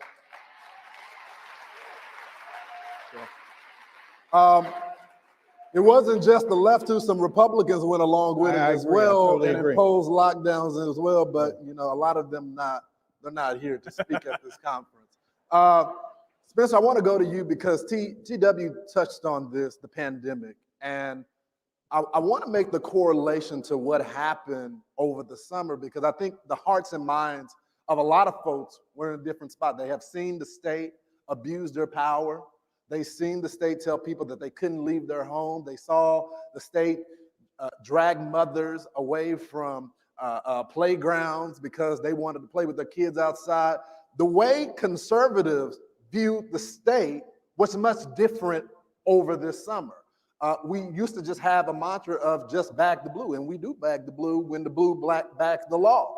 But when the state abuses its power, we're upset about that. So then we pivot during the summer. Sean Hannity was the first person to play the full video of what happened to George Floyd. And he talked about the abuses of the state. Talk about how we stand up righteously when the state abuses its power. But then when violence is in the street, we got to object to that as well. Yeah, I mean, this summer saw a lot of things, I think, just laid bare in general about where things are at in this country, how people are feeling. My team and I were out in the streets of Washington, D.C. through a lot of the stuff this summer, documenting it, trying to figure out and talk to people, what do we see going on? And I think one of the things that obviously was not covered on most of the media networks was if you went to Black Lives Matter Plaza in D.C., just right outside the White House, you saw so many shockingly liberal women, white women, yelling in the faces of black police officers. And it was just unreal. And you didn't see that anywhere else. And it showed you how much division there is and how much the left has convinced people that somehow being a police officer makes you a bad person. And that if you, as a white woman in your Lululemon leggings, stands up and starts screaming at them, you're somehow working towards racial justice. And it was just shocking to see a situation like that happen again and again.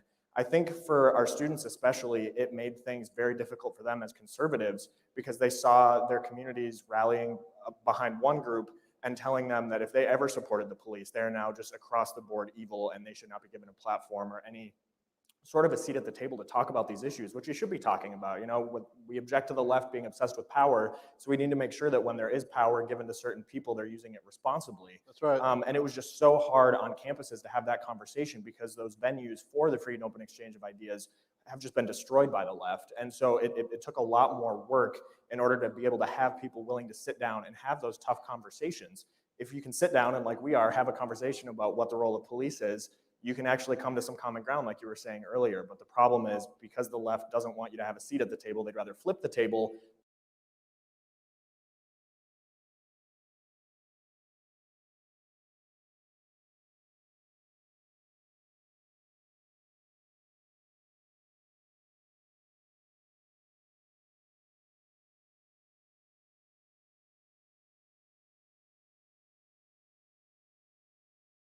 That just doesn't happen. Spencer talks about, Wayne, about the white women protesters that got in the fight in the faces of the black officers and were screaming in their face, condemning them, just being nasty to them. But there's another element. I was on the ground.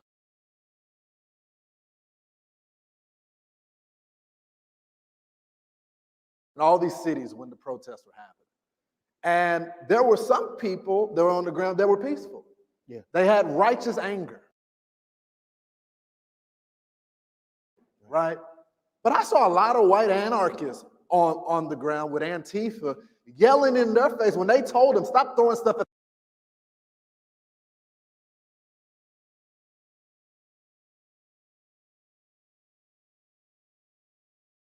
cops. One time I was there, and one of the ladies looked at the black folks and said, look, they're going to kill you anyway. So we got to address these anarchists that are on the ground, that are stirring the pot, and they have an agenda. Right. It's not for Black lives. Right. It is not for justice for all. Right. It's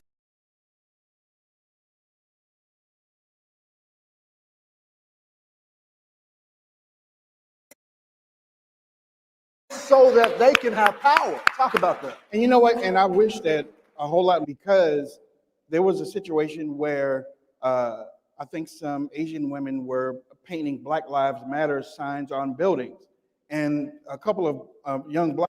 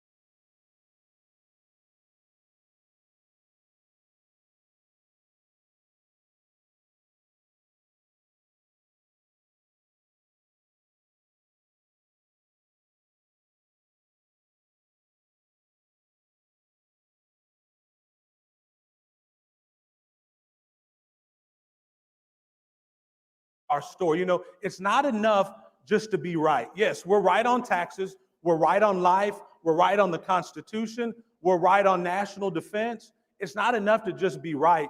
You have to go tell your story. In your classroom, you have to tell your story. On your job, you have to tell your story, because we're right on the issues. And you know what? Don't think that people won't listen. Herman Cain told me during an interview one time, Wayne, just because somebody doesn't accept what you say the first time doesn't mean that you stop telling your message. Yeah. Everybody's not going to accept what you say. Don't get mad. Move on. Yeah. Somebody's going to hear you, and they might not even come back during that same day, but they might come back a little and keep on living your conservative lives too. If there's something that I learned in church a long time ago, is that if you live a Christian life and you live it to the fullest and you show people that God is within you, that draws people to you. Yeah. So if you have you live your conservative life and you do it the right way, God's gonna bless you. Somebody's gonna be like, I want what that person got. Yeah. So then you just keep on talking, keep on spreading conservatism. Again, don't get mad because I don't want to hear it. Don't worry about that.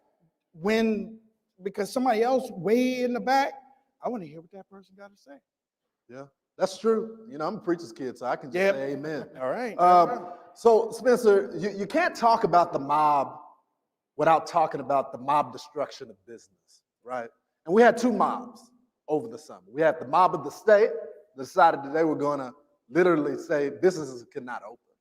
And then you had the mob of the violence that decided that they were going to set the businesses on fire. We were doing great when it comes to the economy. Black women under Donald Trump had the #1 businesses, Black small businesses, Black women, right? Led the way, led the way. What are your thoughts on the mob of the state and the mob of the violence? Well, the mob of the state showed just how much damage government that sees an opportunity to make a power grab and takes it can do in a very small amount of time. I mean, you can look, we mentioned states like New York and California, where they were very effective at wielding that power, and they didn't follow the science at all. I mean, if you look at the science across the board right now, we could have so much more open. We could have kids back in school. We could have college campuses, students getting back together into that community. But instead, they saw the opportunity to take this power.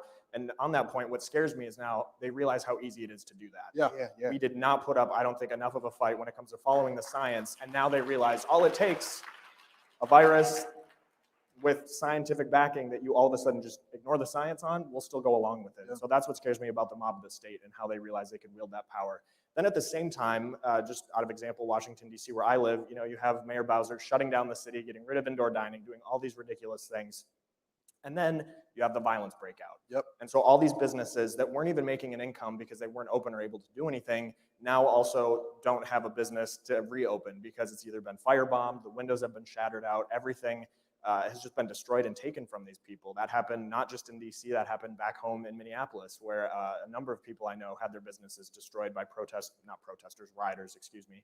And you just see how it was sort of a 1-2 punch that set these businesses back. And you have all these small, mom and pop businesses, all these minority-owned businesses that are now looking at, okay, even if we can reopen based on CDC guidelines or Dr. Fauci finally deciding that we can actually follow the science, they don't have anything to reopen. Wayne, the state didn't just say close down. They allowed that to happen. And then they allowed the businesses to be burned as well. But the state, after telling us all of this, decided they weren't going to give money to these businesses to repair. When just the last year, just watching it happen to these businesses, and I felt bad for them, as we all felt bad for them, because so many people were like getting on TV and they were letting people know they're killing what I destroyed. And then on top of that, the mob came and destroyed what the government didn't destroy. The mobs came and did it destroy. To watch the money come, and then some of the people said that they didn't even get any money. I was sitting and I'm trying to figure out, and I'm not backing any of the mob, period. But what I'm gonna say, what do you expect when you shut down people? What do you expect when you take people's livelihood away that have had businesses for 40 and 50 years, mom and pop shops? Yeah. And then you give them $600 to last for about 5 months. Or you put police in front of their businesses so they can, what do these state governments think that people are going to do? America's spirit has always been to fight back. Yeah. It's always been to fight back and stand up for liberty. I feel sorry for all of those businesses, and I pray that a lot of those businesses come back. I don't know if they're going to come back. Yeah. I don't know if they're going to come back. But I tell you this, there's a whole lot of American spirit out there that's not going to quit. Yeah. They aren't going to quit, and they aren't going to run away.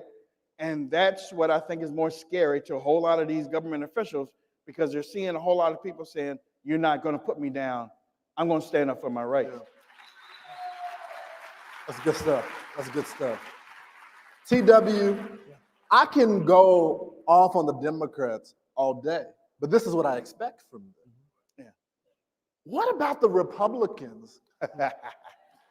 Can we talk about Republicans? Is that fair? Is that fair? Is that fair? What about the Republicans that allowed this to happen? Yep. They'll give a fiery speech on the floor. They'll tell you during election time they're fighting for you. They'll send you a mailer and all that. But when it came down to it, some Republican states, some Republican areas allowed this to happen. Will there be consequences? There absolutely will be consequences. Never underestimate the power of the American people. The American people are not stupid. And I think that's one of the things that the left picks up on, that they miss so often. The reality is we are living in a time in our country where individual liberty is under attack like never before. I mentioned before the tale of two cities, the tale of two types of states, California and Florida, and I put Oklahoma in there in many regards, versus states like New York and California. It was an experiment. Does liberty, do free markets, does capitalism, does it still work during a pandemic? Can it still survive during a global pandemic? Well, Florida and the state of Texas say that it can. It actually can. It can thrive. It can actually thrive. I'm a banker. We had one of the best years that we've ever had in our business because our state is having such a great year in Oklahoma. The reason it works is because our principles that our founding fathers found, they still work. But when we talk about how do you push back against the state? Number one, we as conservatives, we've got to do a better job of electing people at every level of government. We need people running on the school board. We need people running in city elections. And we need to hold Republicans accountable who don't toe the line for freedom, free markets, and capitalism. And maybe most importantly, we've got to protect our Second Amendment rights, because it all starts right there with the Second Amendment. That's good stuff. I got to ask you, I don't want to talk about this too long, but we got to address what happened at the Capitol.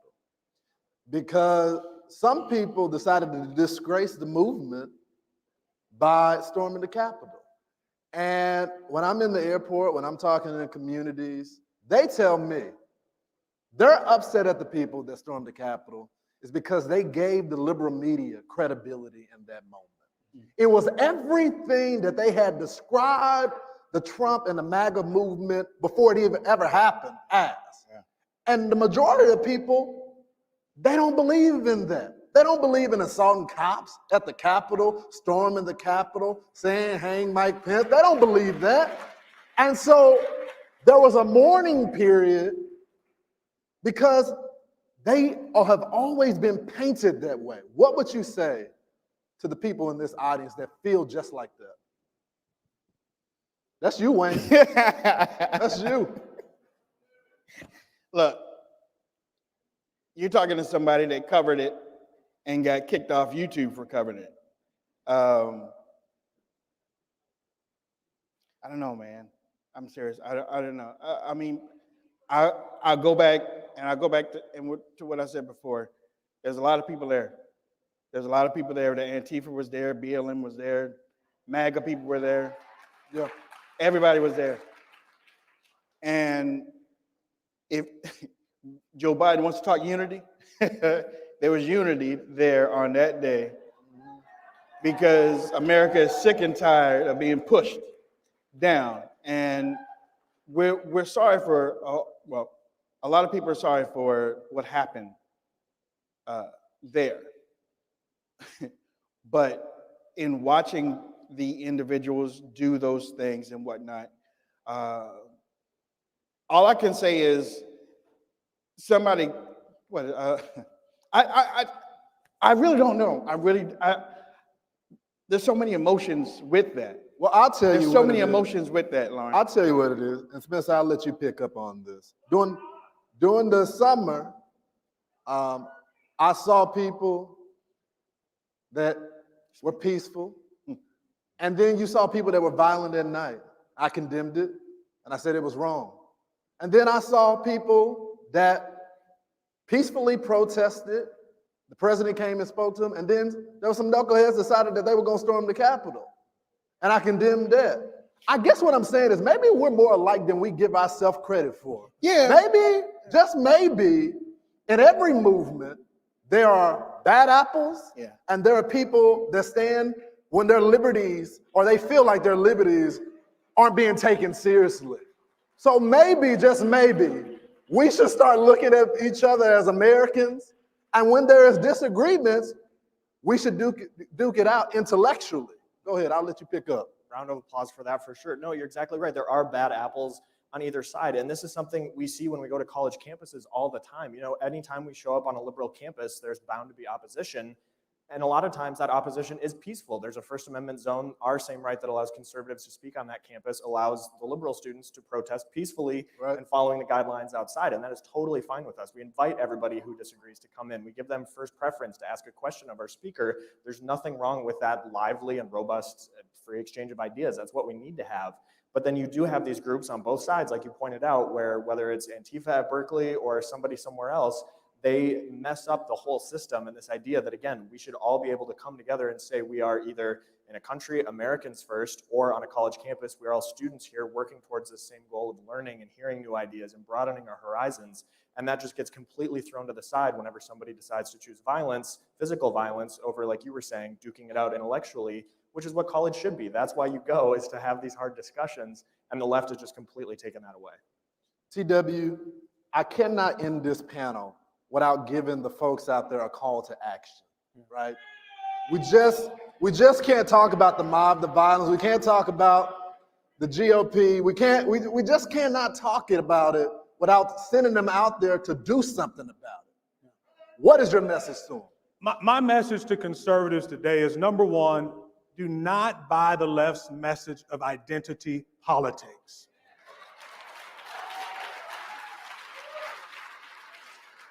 This country was founded on the idea of the individual. Yes, we can collectively come together and form a government that protects people, that protects liberty, but the idea that we are all based upon these individual categories and demographics, who stormed the Capitol, who didn't storm the Capitol, who was it that was rioting this summer? It was individuals, and those individuals need to be held accountable, and they should be.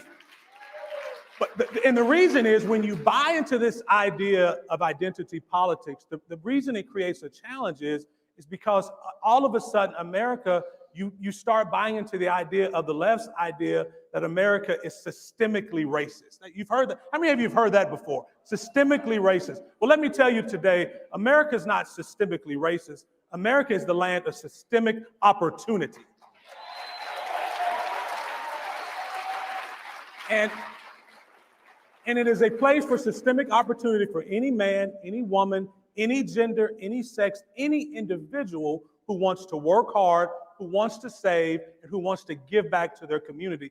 That's who we are, and that's our message as conservatives. So my message to conservatives today is, don't buy into the idea of identity politics. We're better than that, and don't buy into the idea that there's a civil war in our party. There's no civil war here. We are united. Now, we're not like the Democrats. We're not going to think like they do. We don't line up all together in a single file line and do exactly what we're told from people at the top. That's not who we are. We're going to have a debate 4 years from now about who our nominee is. But right now, we are a united party standing against Joe Biden and the radical left who's trying to turn us into a socialist country.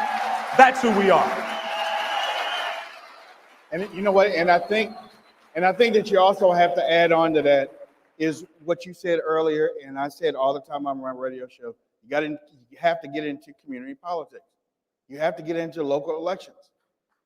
A lot of Democrats are running these neighborhoods and communities, and when you come out of your door, you be like, well, how did that happen? Well, when did that get put there? Well, you have to start going to these meetings, and if you can't go by yourself, go in a group. As a matter of fact, put y'all's names up to run on to the community politics. That's how you start taking back the state, because a whole lot of these issues with these machines and stuff, it didn't happen in DC, it happened in the state. And a whole lot of these Democrats pushed a whole lot of this machines and stuff. And then when we look at, well, how did that happen? Like I said, community politics. I know it's not sexy. You know, you won't be called state senator or whatnot, but that's where the battle lies, is in the community. You fix the community, you fix the neighborhood, the state follows, then the government follows, but you really got to start at home in your neighborhood. It's true. Spencer, what's your call to action? Yeah, well, we were talking about, the country in general, but I want to speak specifically to students both here and those who are watching at home or wherever. We talked about how it feels to be hopeless and alone. And I think, and I know from working with them, so many conservatives, whether it's high school or college, feel completely isolated and alone, like they're the only people who believe in the things that we believe in. And I hope that through gatherings like CPAC and watching this kind of thing, you realize that you are not alone. You are not some sort of extremist to believe in the free market or to believe that all people are created equal. This is your chance to decide to stand up and be bold advocates for these ideas. And when you do that, you have rooms full of people just like this who will back you up, who will defend you in court, and who will make sure you get covered on TV or wherever else radio it may be. You are not alone, and it's worth standing up and fighting for these ideas, no matter what the left calls you or tells you. And like you were saying, even though they might be screaming at you today on campus, they're hearing what you're saying and the ideas that you're proposing. Right. Those are going to stick with them, and this is the time in their life where you can actually change their mind. Amen. I'll tell you, I'll leave you with this, and I say this every year. My value system came from the home. The history that was taught to me. I'll fight like Frederick Douglass. I'll build like Booker T. Washington. And when it comes down to defend myself, I'll do it like Harriet Tubman. Thank you so much for having me.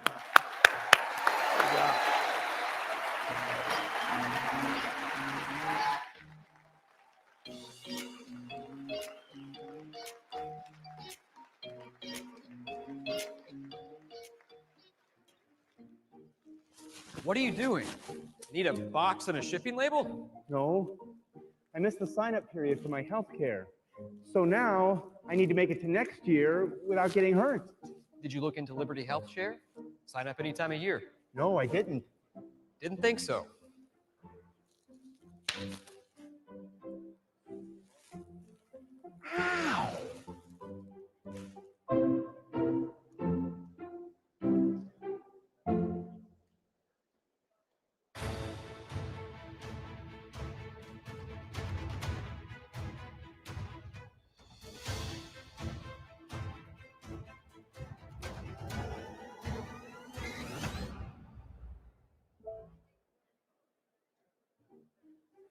What are you doing? Training for the circus? No, I'm trying to sign up for my health care. A lot of hoops to jump through. Did you look into Liberty Health Share? No. Didn't think so.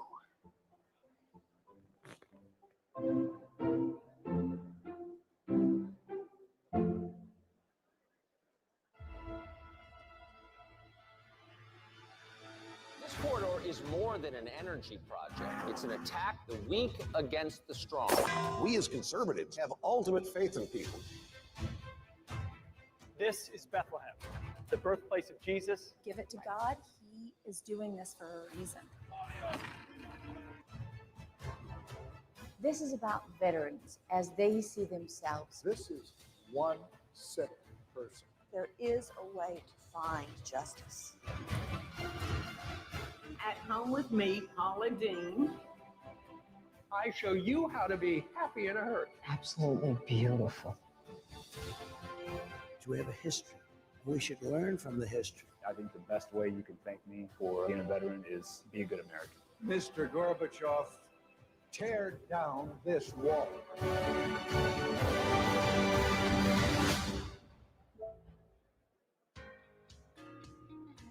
Ladies and gentlemen, to discuss the Bill of Rights, liberty, and cancel culture, please welcome from the great state of Texas, Senator Ted Cruz.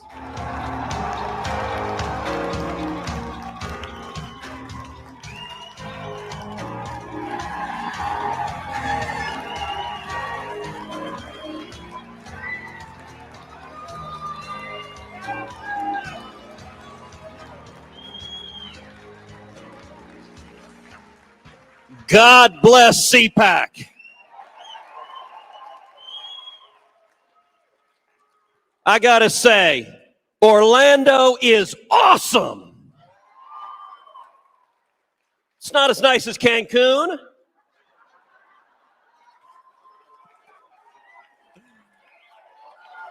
But it's nice.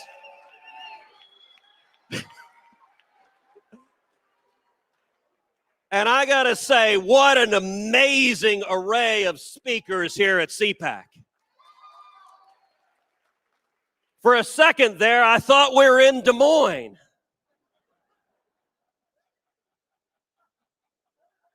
That one took people a minute. We are gathered in dark times. We're gathered at a time where the hard left, where the socialists control the levers of government, where they control the White House, where they control every executive branch, where they control both houses of Congress. Bernie is wearing mittens. And AOC is telling us she was murdered.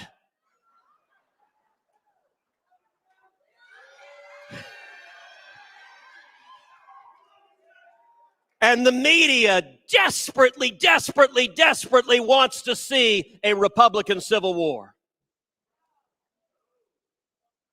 Liberty is under assault, and what are we going to do? I'll tell you, we will fight.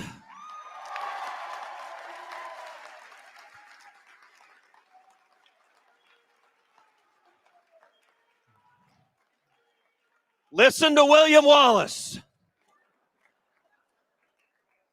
And let me tell you, the media here looks at the men and women gathered here, at the young people gathered here, as dangerous radicals. This is the Rebel Alliance.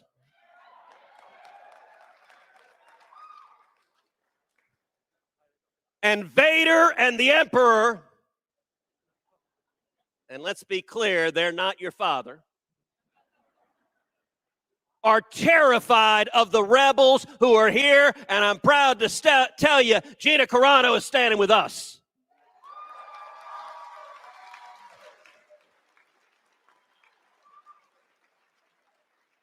So what do we do? What do we do at a time where the hard left is resurgent?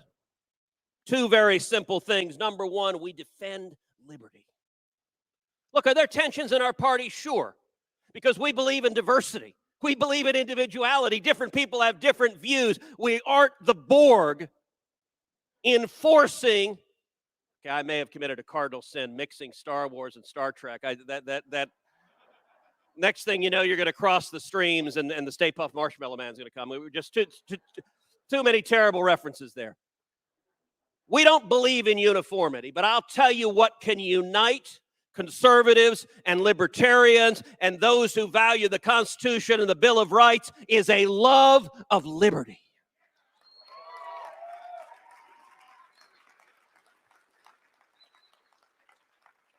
And the left, they tell you who they are, particularly in a global pandemic. As Rahm Emanuel said, you never want to waste a good crisis. And who boy, these guys don't want to waste it.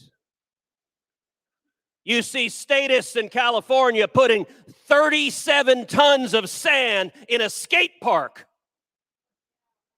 because ain't nobody having fun while the socialists are in charge. We see Bill de Blasio in New York sending people in to shut down parks and to throw young Orthodox Jewish kids out of the parks because, God forbid, children have fun. We see leftists across the country shutting down churches. California, they've helpfully explained, you can go out and protest. You can scream and yell, abolish the police. And this virus, magically, no one will get infected. You can French kiss the guy next to you, yelling, abolish the police. And no one will get infected. But if you go to church and say, amazing grace, everyone's going to die.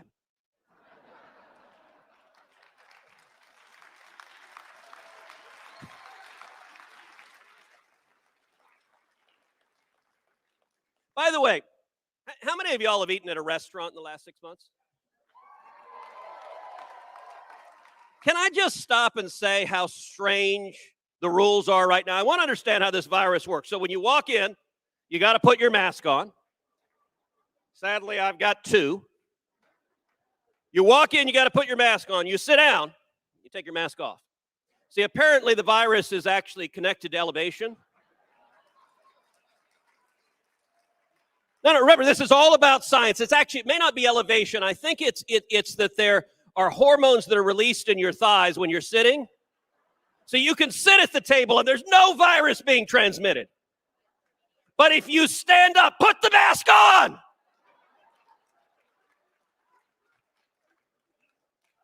And listen, let's be clear. This is a dangerous virus. But these collectivist statists, okay, now they're saying everybody can get immunized.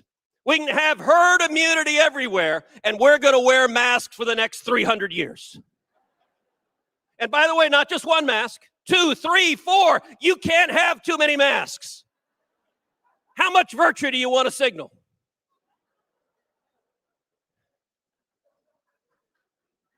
This is just dumb.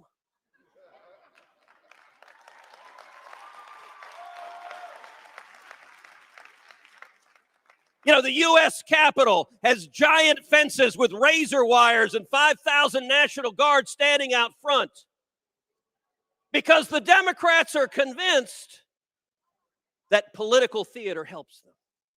Let's be clear, this is not about security at this point. This is about political theater. Half the country, the deplorables, are dangerous.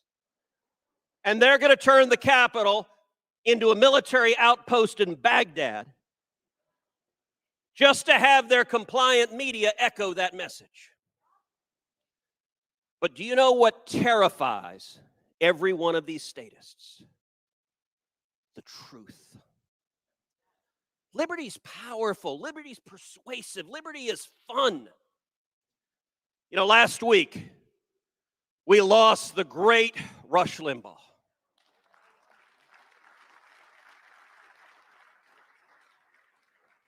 I was so blessed and so fortunate to call Rush a friend. And Rush understood the power of liberty. You know, before there was Hannity, before there was Tucker, before there was Ben Shapiro or Steven Crowder, before there was Donald Trump, there was Rush Limbaugh.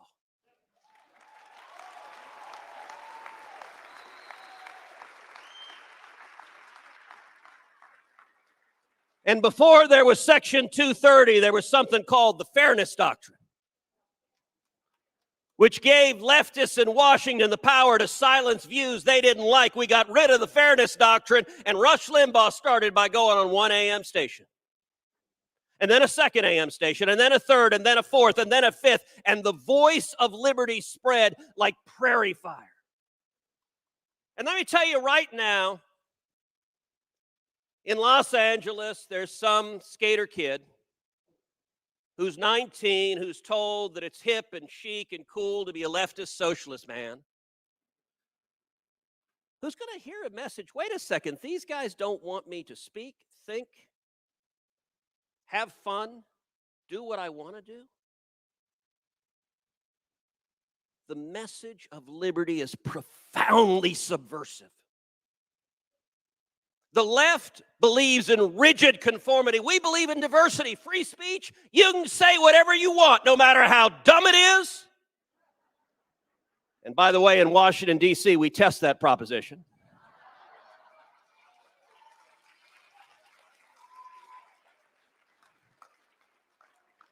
Religious liberty, you can worship however you like on your knees before Almighty God. Or you can worship the almighty dollar. Or you can worship, I don't know, pink Martians. That's the beauty of freedom, the Second Amendment. Oh, the left hates the Second Amendment because they want their people docile and compliant. You know, when we saw riots all across the country, I remember there were reports that riots were going to come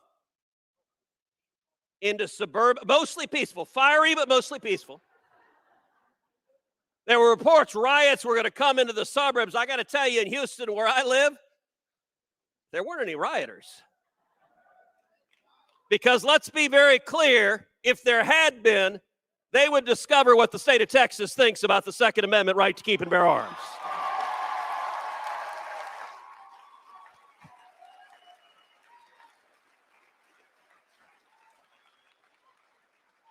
So defend liberty.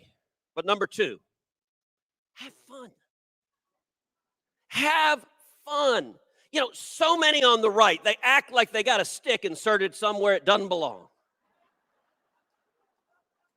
Like, just lighten up.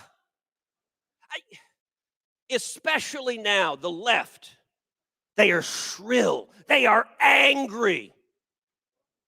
How many leftists does it take to screw in a light bulb? That's not funny.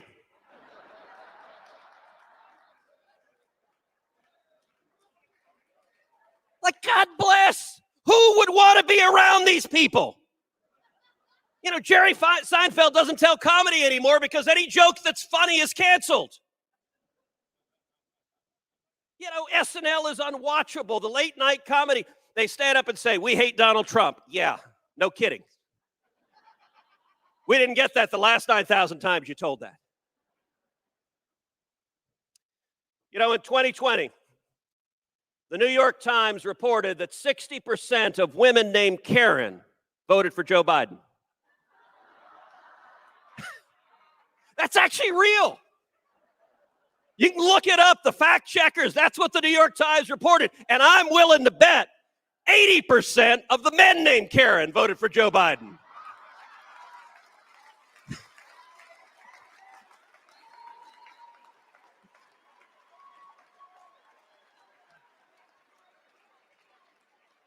Just have fun. You know, yesterday, John Boehner made some news. He suggested that I do something that was anatomically impossible. To which my response was, who's John Boehner?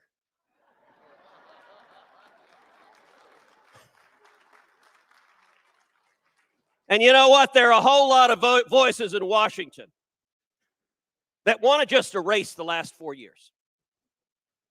Want to go back to the world before, where we had government of the lobbyists, by the lobbyists, and for the lobbyists. Where the Republicans' compelling message was, Republicans, we waste less.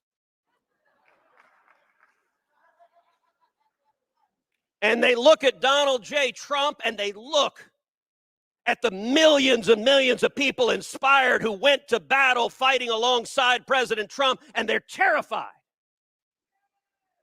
And they want him to go away. Let me tell you this right now, Donald J. Trump ain't going anywhere.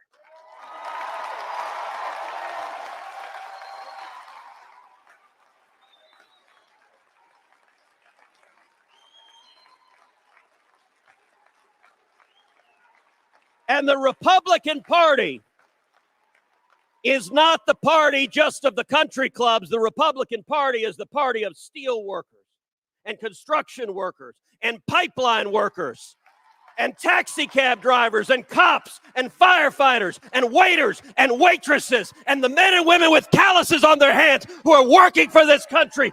That is our party, and these deplorables are here to stay.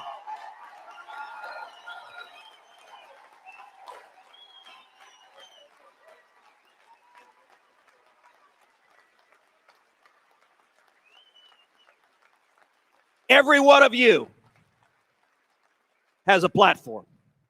Every one of you has a voice. The corporate media wants to silence these voices. You have a platform. You know, last year I launched a podcast, Verdict with Ted Cruz. Over 25 million downloads in a year. By the way, please go subscribe. Verdict with Ted Cruz, Verdict with Ted Cruz. Click on subscribe. 5 stars, please. But you know what? You have the same platform. You have social media. You have your friends, your neighbors, your family, your classmates. Speak out for freedom. Because I'm going to close with these words of encouragement. These are dark days, and the media tells us this is the new galactic empire forever and 1,000 years. But already Joe Biden and the radicals in his administration, they are already overshooting. They are already going too far. Their policies don't work. They are disasters. They are bad. They are destroying jobs. They are stripping our freedom. And there is a natural pendulum to politics. And the country will come back to sanity. And mark my words, 2022 is going to be a fantastic election year. And so is 2024 as we stand together and defend liberty, defend the Constitution, defend the Bill of Rights of every American. In the immortal words of William Wallace, freedom!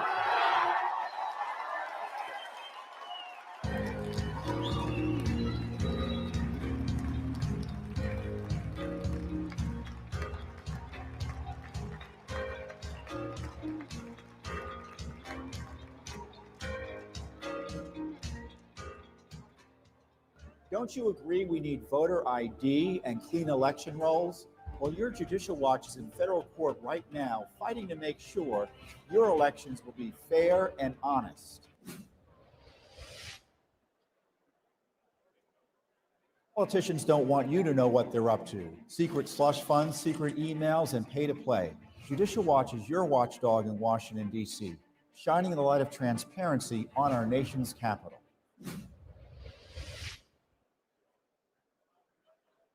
Want to catch the latest news on government corruption, waste, fraud, and abuse? Remember there was an impeachment? Do you remember that? Then check out Judicial Watch's weekly update with Tom Fitton. We're fighting Adam Schiff to try to get records about his misconduct. Subscribe now to Judicial Watch on social media to catch Tom Fitton's weekly update. Forgotten Hillary Clinton. Judicial Watch exposed the Clinton email scandal, and we're in court right now holding her accountable to the same laws and rules the rest of us are expected to follow.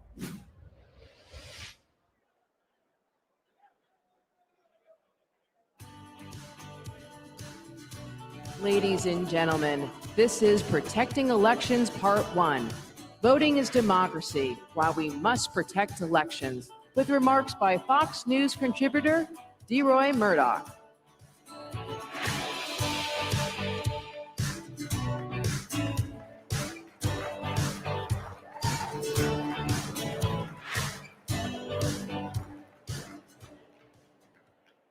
Good morning, CPAC Nation. Democrat John F. Kennedy liked to joke during the 1960 presidential campaign that he just opened a telegram from his father. It read, "Dear Jack, don't buy one more vote than necessary. I'll be damned if I pay for a landslide." Republican Bob Dole said in 1996, "When I die, I want to be buried in Chicago so I can stay active in politics." These lines get a chuckle or two these days, but especially after the November 2020 election fiasco, vote fraud is no laughing matter. CPAC's theme is America Uncanceled. A keystone of the right's new agenda absolutely, positively must be to uncancel election integrity. Why are clean elections vital? Why must Republicans and Democrats both be able to say after Election Day, yep, that was a fair vote? Election integrity is a core principle that undergirds this constitutional republic that you and I love so much. In 1787, James Madison emphasized the importance of elections in Federalist Paper number 52. And as he wrote, "It is essential to liberty that the government in general should have an immediate dependence on and an intimate sympathy with the people. Frequent elections are unquestionably the only policy by which this dependence and sympathy can be effectually secured. Our republic relies on democratic elections to implement a basic tenet on which this nation stands." Thomas Jefferson wrote this in America's birth certificate, our Declaration of Independence.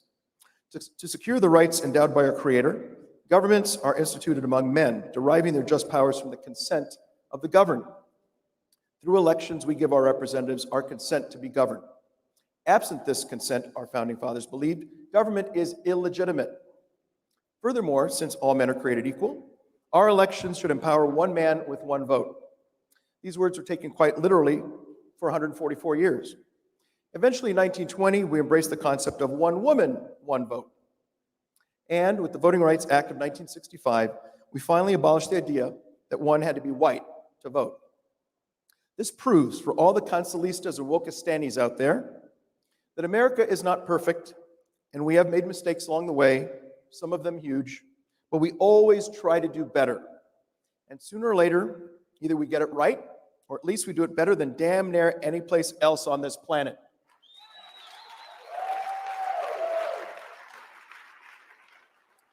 So in short, election integrity matters. Battle elections are essential to the good health of this republic as checks and balances, the rule of law, and liberty and justice for all.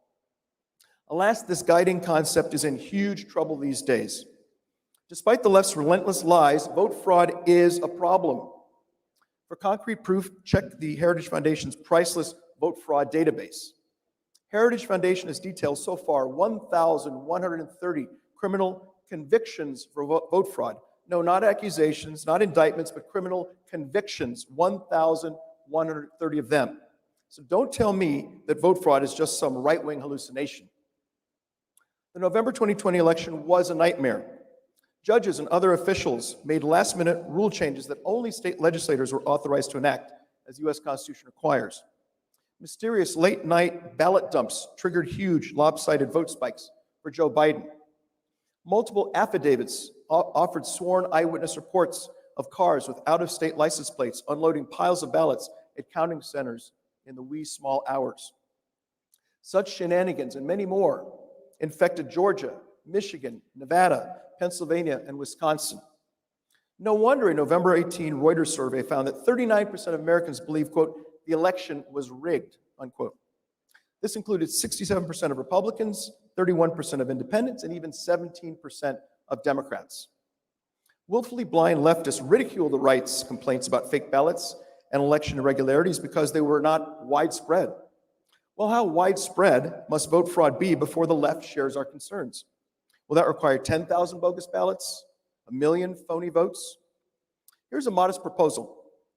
The left can pick that widespread number. We on the right will accept it.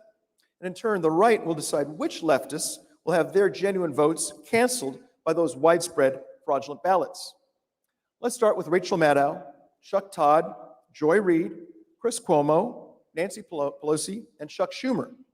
If illegal ballots nullify their votes, maybe they finally will fight for election integrity. Of course, that is unlikely because the Democrat Party is the party of vote fraud. Yes, this is quite a charge, but abundant evidence confirms this allegation. Democrats resist virtually every Republican idea to make our elections more secure, and they labor tirelessly to make our elections more chaotic, more unsupervised, and more unreliable. Democrats, not Republicans, blasted out mass mail-in ballots to everyone on voter rolls in multiple states, whether requested or not. Phantom ballots littered apartment building lobbies. Some were thrown in the trash. How many of them were filled out and submitted? Who knows? Democrats, not Republicans, installed ballot drop boxes on sidewalks where nobody oversaw them. How many fraudulent ballots got deposited in these boxes unchecked and then got counted? Who knows? Democrats, not Republicans, diluted signature match standards, which made it easier to accept and tabulate mail-in ballots with forged signatures. Democrats, not Republicans, blocked GOP observers from ballot counting rooms in Atlanta, Detroit, Philadelphia, and other Democrat swing state cities. In contrast, Democrat observers did their jobs in peace in Republican-controlled areas. Virginia lawmakers passed a sensible bill in 2017 that would have required an investigation of any election in which there were more ballots cast than eligible voters to cast them. Well, guess what?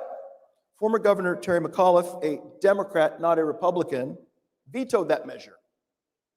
The Federal Motor Voter Act and Help America Vote Act both require that states maintain accurate voter rolls. Here in Florida, former Governor Rick Scott attempted to remove 51,000 dead people from the voter rolls. Not so fast. Obama's Attorney General Eric Holder, a Democrat, not a Republican, sued Florida. Holder claimed that the governor's act of electoral hygiene violated the Voting Rights Act of 1965. And now Democrats, not Republicans, are pushing H.R. 1, a bill that would take everything that went haywire last November and shove it into the U.S. Code. As Nancy Reagan might have said, just say no to H.R. 1. We will underscore election integrity's crucial importance via multiple panels throughout CPAC, starting with our very next session. Please join us for these urgent discussions. Speaking of conservative political action, long before the 2022 midterm elections, conservatives should demand at a minimum the following reforms. First, as Ronald Reagan might have said, we must catapult mass mail-in ballots onto the ash heap of history.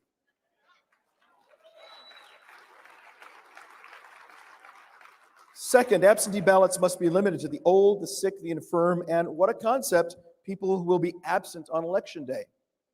Third, election day must be election day, not election month or election quarter. Fourth, no more ballot harvesting. Fifth, voters must be American citizens, not foreign citizens. Sixth, voter rolls must be cleaned early and often to remove inactive, relocated, and deceased voters. Let's remember and honor our dead, but let's keep them away from the polls, shall we? Seventh, when voters cast ballots, they must show photo ID that proves they are who they say they are. Now, the left calls us racist for expecting black voters like everyone else to show ID cards. Wrong. What is racist is the Democrats' insistence that we blacks are too disorganized, too confused, or too stupid to get our hands on photo ID cards. What bigoted anti-black filth. Black Americans show photo ID 7 days a week to drive cars, cash checks, purchase adult beverages, and much more. Just yesterday, the federal government under Joe Biden made me show photo ID to board my jet to Orlando, just like everyone else. How racist. Now, if voter ID really is a tool of white nationalism, how does the left explain this? Nigeria, a country that is controlled by black people. If you want to vote, you got to show voter ID. Ghana, a country that is controlled by black people. If you want to vote, you got to show voter ID. And here is the situation in South Africa. Here is the late, great Nelson Mandela wearing a t-shirt that says, "Get an ID, register, vote." So yes, we want voter ID cards, and we want them now. Voter ID cards are good enough for Nelson Mandela, so they're good enough for the USA. The fight for clean elections will be huge in the months and years ahead, and we all need to fight like hell for election integrity. This is a fight we can and must win. If we lose, we will become the corruptly outvoted vassals of the left. It is in our hands, my fellow conservatives, to make elections great again. Thank you very much. Thank you.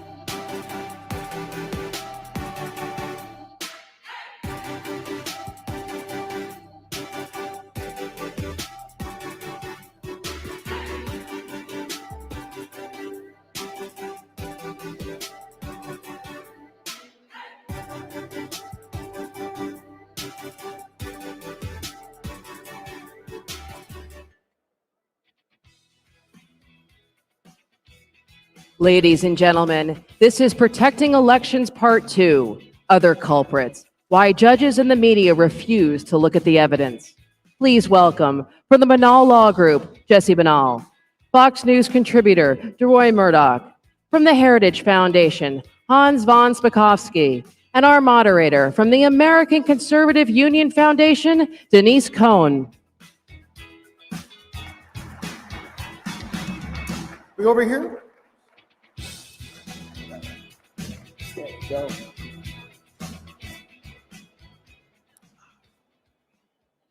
Good morning, everybody. Morning. And DeRoy, thank you so much for setting us up. My pleasure. DeRoy Thank is a you. fellow New Yorker. Like me, we both escaped for a couple of days. Jesse Banal is a litigator out of Alexandria, Virginia, and he went to Nevada for 5 days to fight for President Trump and came back 2 months later. Had some interesting experiences. And Hans von Spakovsky with the Heritage Foundation has been writing for them on election integrity for many, many years, and he has always been proven right. So Roy set it up for us perfectly. If we had actually followed those principles, we wouldn't be sitting here today talking about an election that none of us can wrap our heads around. And we're going to talk about the how, but before we do, let's find out what happened. Why didn't the judges, why didn't the media, why didn't they look at all this evidence that was collecting everywhere? What do you, louder? It's a good crowd, okay. Louder. They want to hear what we have to say. All right, or turn the mic up. So what do you think, guys? Hans, what do you think? Why do you think the judges didn't look at the evidence? Well, it's very interesting because, judges in even ordinary election contests are very reluctant to overturn an election. And when it becomes an extraordinary election contest, one with national implications and one in which they risk being attacked by one of the political parties, the pundits, and the news media, their reluctance to do anything gets even greater. And that's why if you look at almost all the cases that were filed after the November election, virtually all of them were dismissed on procedural grounds. So we're gonna get into that, but I mean, are you saying that the judges were afraid that they didn't want to look at the evidence? Well, I think in some cases that is true. In other cases, they might have had valid procedural grounds, but it sure didn't look like it to me. I mean, the best example of that is one Pennsylvania case was dismissed for the doctrine of latches, which is this legal doctrine that says, well, you can't wait to assert a claim. You can't sit on your rights. Well, the election had just happened, and they filed suit very quickly after that. So applying that doctrine just did not seem legally correct. Yeah, that was.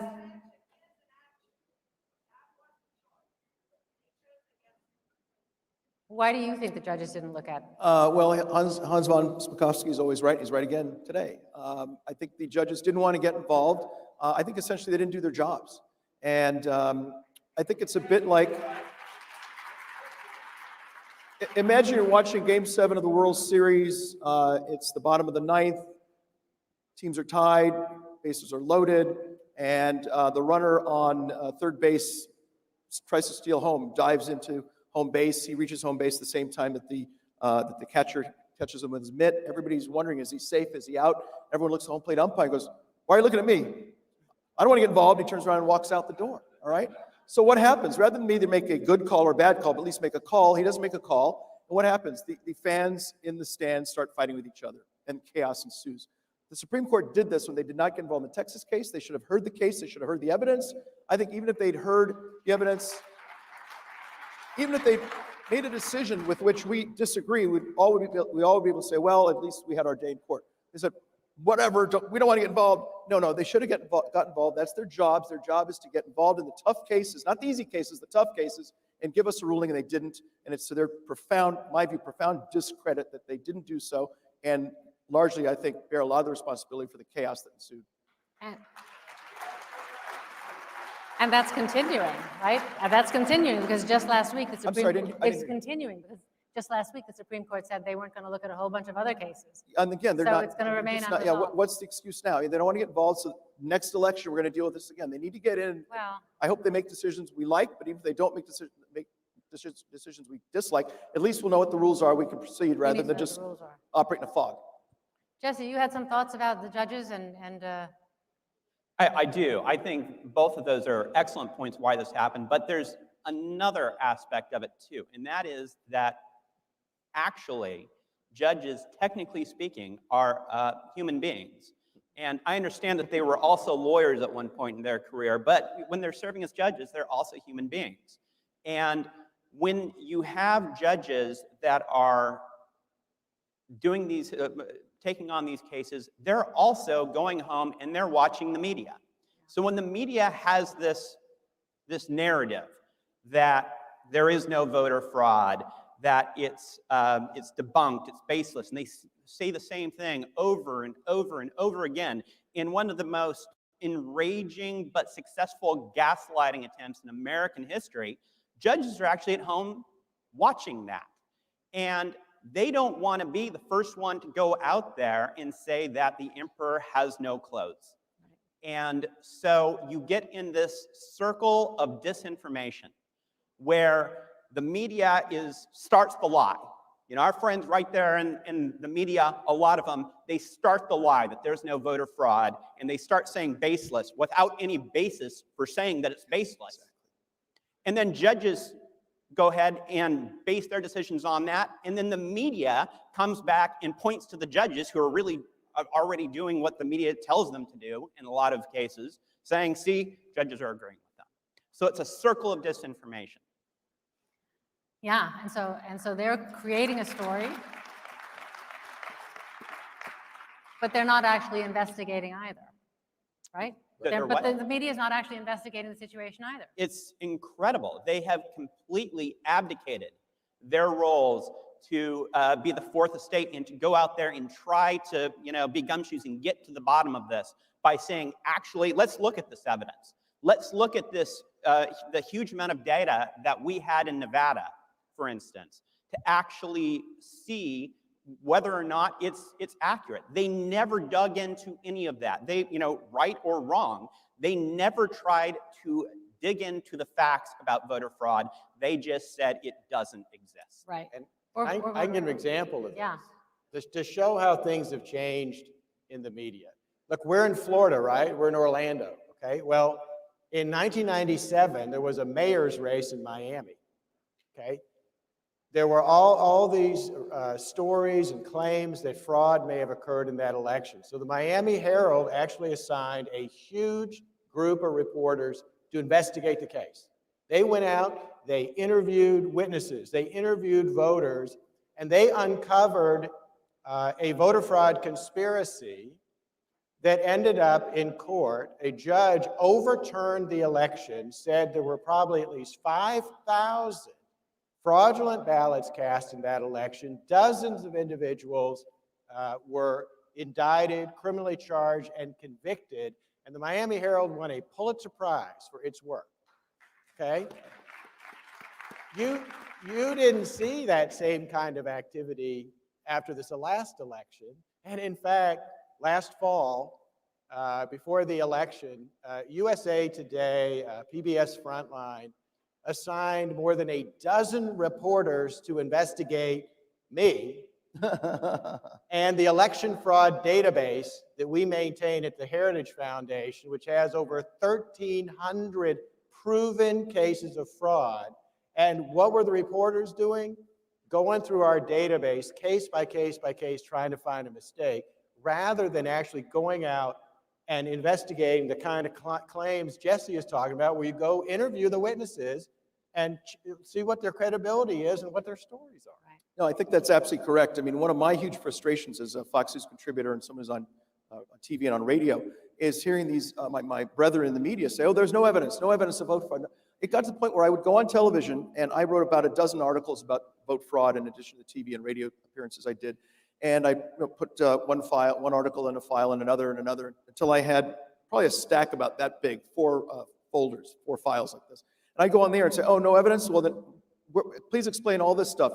Affidavits, courtroom transcripts, courtroom pleadings by Jesse, as a matter of fact, statistical anomalies, letters from legislators and so on. There was evidence. Now, you can weigh some evidence more than others or question some evidence, but the idea that there is no evidence was a total, complete lie, but they repeated it over and over and over again until people believed, oh, there's no evidence. It's just all of us hallucinating up here. Well, and in fact, it seems that there was only one case out of all of this litigation that we've seen where there may have been a tiny little bit of evidence that did go forward, and that was in Nevada, and it wasn't covered that much, perhaps because there was some evidence. But you were saying that your procedural rights were kind of interfered with just in the way that the case was conducted. You weren't given, the opportunities that you normally would. That's absolutely right. Our legs were cut off before we even walked into the courthouse. We were told that we had to prove our entire case for election fraud with no more than 15 witnesses, that we would have to put all this together during the Thanksgiving holiday. And so if we couldn't get witnesses to show up, then we wouldn't be able to substitute in one witness for another. It would all be by deposition, no live testimony.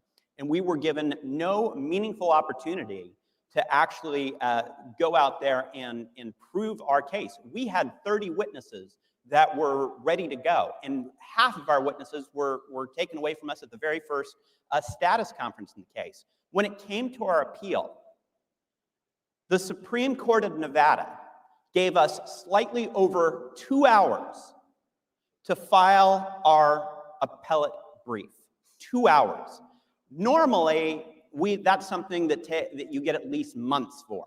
An election case is going to be truncated, we understand that, but they gave us slightly over 2 hours. In slightly over 2 hours, we still, with a great team, still put together a 40-page brief of all the problems in the district court. So Jesse, in 2 hours, you were able to pull together a 40-page brief explaining everything. And I imagine it must have taken them quite some time to review the brief and come back to you with an opinion? About 2 hours later, they came out with their opinion. I'm sure there was no chance that was written before we even filed our brief. No chance at all. Matter of fact, we know it is because one of the things they told us in the 2 hours is they wanted us to quote chapter and verse where in the district court record our errors were, because they figured there's no way in a couple hours that we could get that in there. But we did. And they had a part of their opinion that said that we didn't do it because they assumed that we wouldn't be able to do it. And now, that was the only case where there was any kind of evidence. So we go back to all of the rest, all of the hundreds of cases that didn't go forward, and they were dismissed on what are procedural grounds? Who? Standing, I guess standing was a big, you don't have So standing. what is standing? What is standing? Well, I'm not a lawyer, maybe one of the attorneys. You're the best person to answer Well, then. I mean, with standing, you have to show that you have a concrete injury. You're not just speculating that you might have been injured or perhaps you'll be injured, and many of the cases were dismissed on that ground. Look, the key point here is the credibility of all of these claims was never really investigated. And that's something that you should do and have to do. And since the courts didn't do it, frankly, it's now up to the state legislatures to do this. They are in session all over the country, and they should be doing it. And if correct me if I'm wrong, but I believe Georgia has a GOP state legislature. I believe Pennsylvania does as well. I think not both houses in various states, but one house or the other. So you could have, as you say, state legislative investigations, hearings, where they finally can get to the evidence, get the stuff out there. Obviously, it's too late to do anything about the 2020 election, but at least we can know what happened and act accordingly. It is quite remarkable because there are how much evidence do you think there is that's accumulating in boxes around the country? All of these public records. Well, How much do you think there it may be is? shredded by now. Yeah. You think so? Maybe, well, probably. Well, look, they're supposed to Possibly. keep them.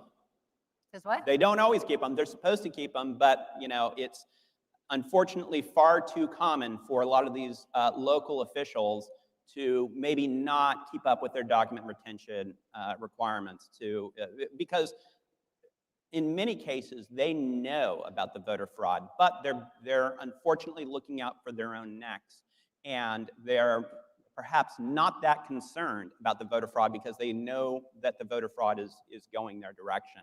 And so they have no real incentive to keep up with their document retention policies. But we do need to do that, and it's absolutely critical that state legislatures start doing their jobs like they've said. But the other thing that we need to start doing is what the Democrats have been doing for a very long time, and that is understanding that these cases aren't won in the days, weeks after an election. They're won in the weeks, months, and even years before elections. So when we litigate these cases now, we need to try to get ahead of it. We can't just be playing defense. We need to go on the offense. We need to go in there and say, we have constitutional rights at issues to make sure that there's not voter disenfranchisement through fraud. Because every single time that a fraudulent vote is counted, the vote of an honest citizen is dead. It's canceled out. And the media is ignoring that message. They say what we're doing is voter suppression. When they're suppressing the real speech on this issue, that's the real suppression, and that's the real voter disenfranchisement that's happening. Well, ironically, they ignore the voter suppression. And in fact, my brother was watching CNN this morning. And they were talking about this panel, about DeRoy's panel, about all the stuff that we're doing on election integrity. And they said it was just a bunch of voter suppression. But see, it's the opposite then. Let me give you a quick example again, okay?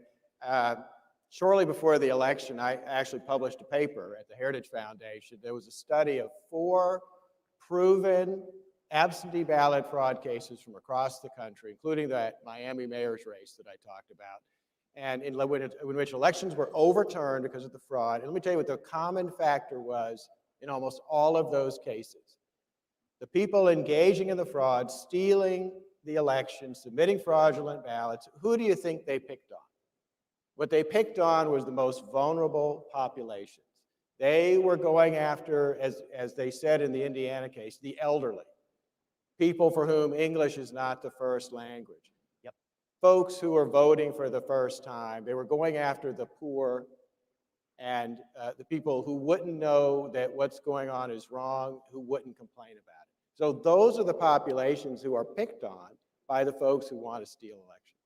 You know, Hans is right about that, and maybe you can correct me if I'm wrong, but I believe there's a case not too long ago where some folks actually were caught trying to get homeless people to vote, and the way they were doing it was giving them cigarettes. Yes. Is that right? I mean, this is from people who probably say, oh, big tobacco is awful. Here they are giving cigarettes to homeless people so they can put them on buses and take them to go vote. This is ugly, disgusting behavior.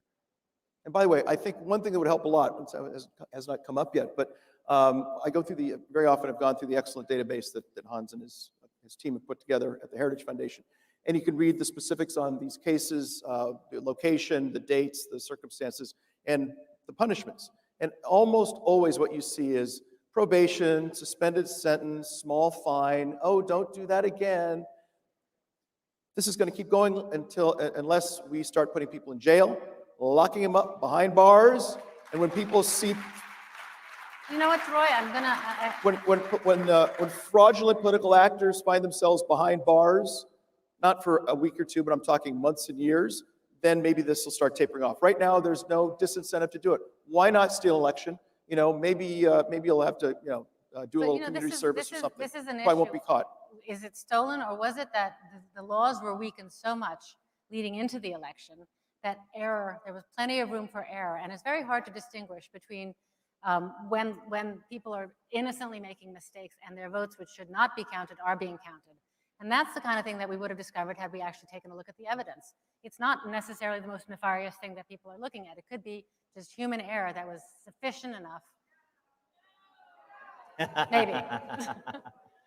But we haven't looked at the evidence, so this is the point. We don't know, and that's the major frustration here. That's an excellent point. It is an excellent point. There is some mistakes that were truly human error. There were irregularities that were human error. There's, perhaps people that didn't know that they couldn't vote once they've moved to a new state. I don't know. There's certain instances of that. But in Nevada, we introduced evidence of 42,000 double votes or multiple votes. That's not an accident. Most people know that in this country we have one person and one vote. And the failure to even look at that evidence and also look at the irregularities and the fact that we have these laws and these, in Nevada, there was a law called AB4 that was passed in the dead of night just months before the election, for instance, that set the groundwork for voter fraud, that set the groundwork for irregularities, that set it for all of this.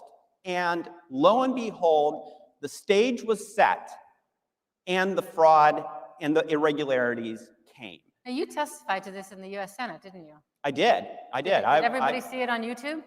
I'm sorry? Did everybody see it on YouTube? YouTube took down my sworn Senate testimony before the Senate Committee on Homeland Security and Government Affairs because it talked about voter fraud. They took it down. That is one of the incredible examples of the suppression of speech that we've gotten right now, and where you have not just the traditional media, but you have these social media outlets that are trying to absolutely silence this discussion and this debate that we're having. The traditional media is no better. USA Today tried to fact check our case in Nevada. And the way they did it is they went and got a data scientist because we had extremely compelling data that still has never been rebutted, only ignored.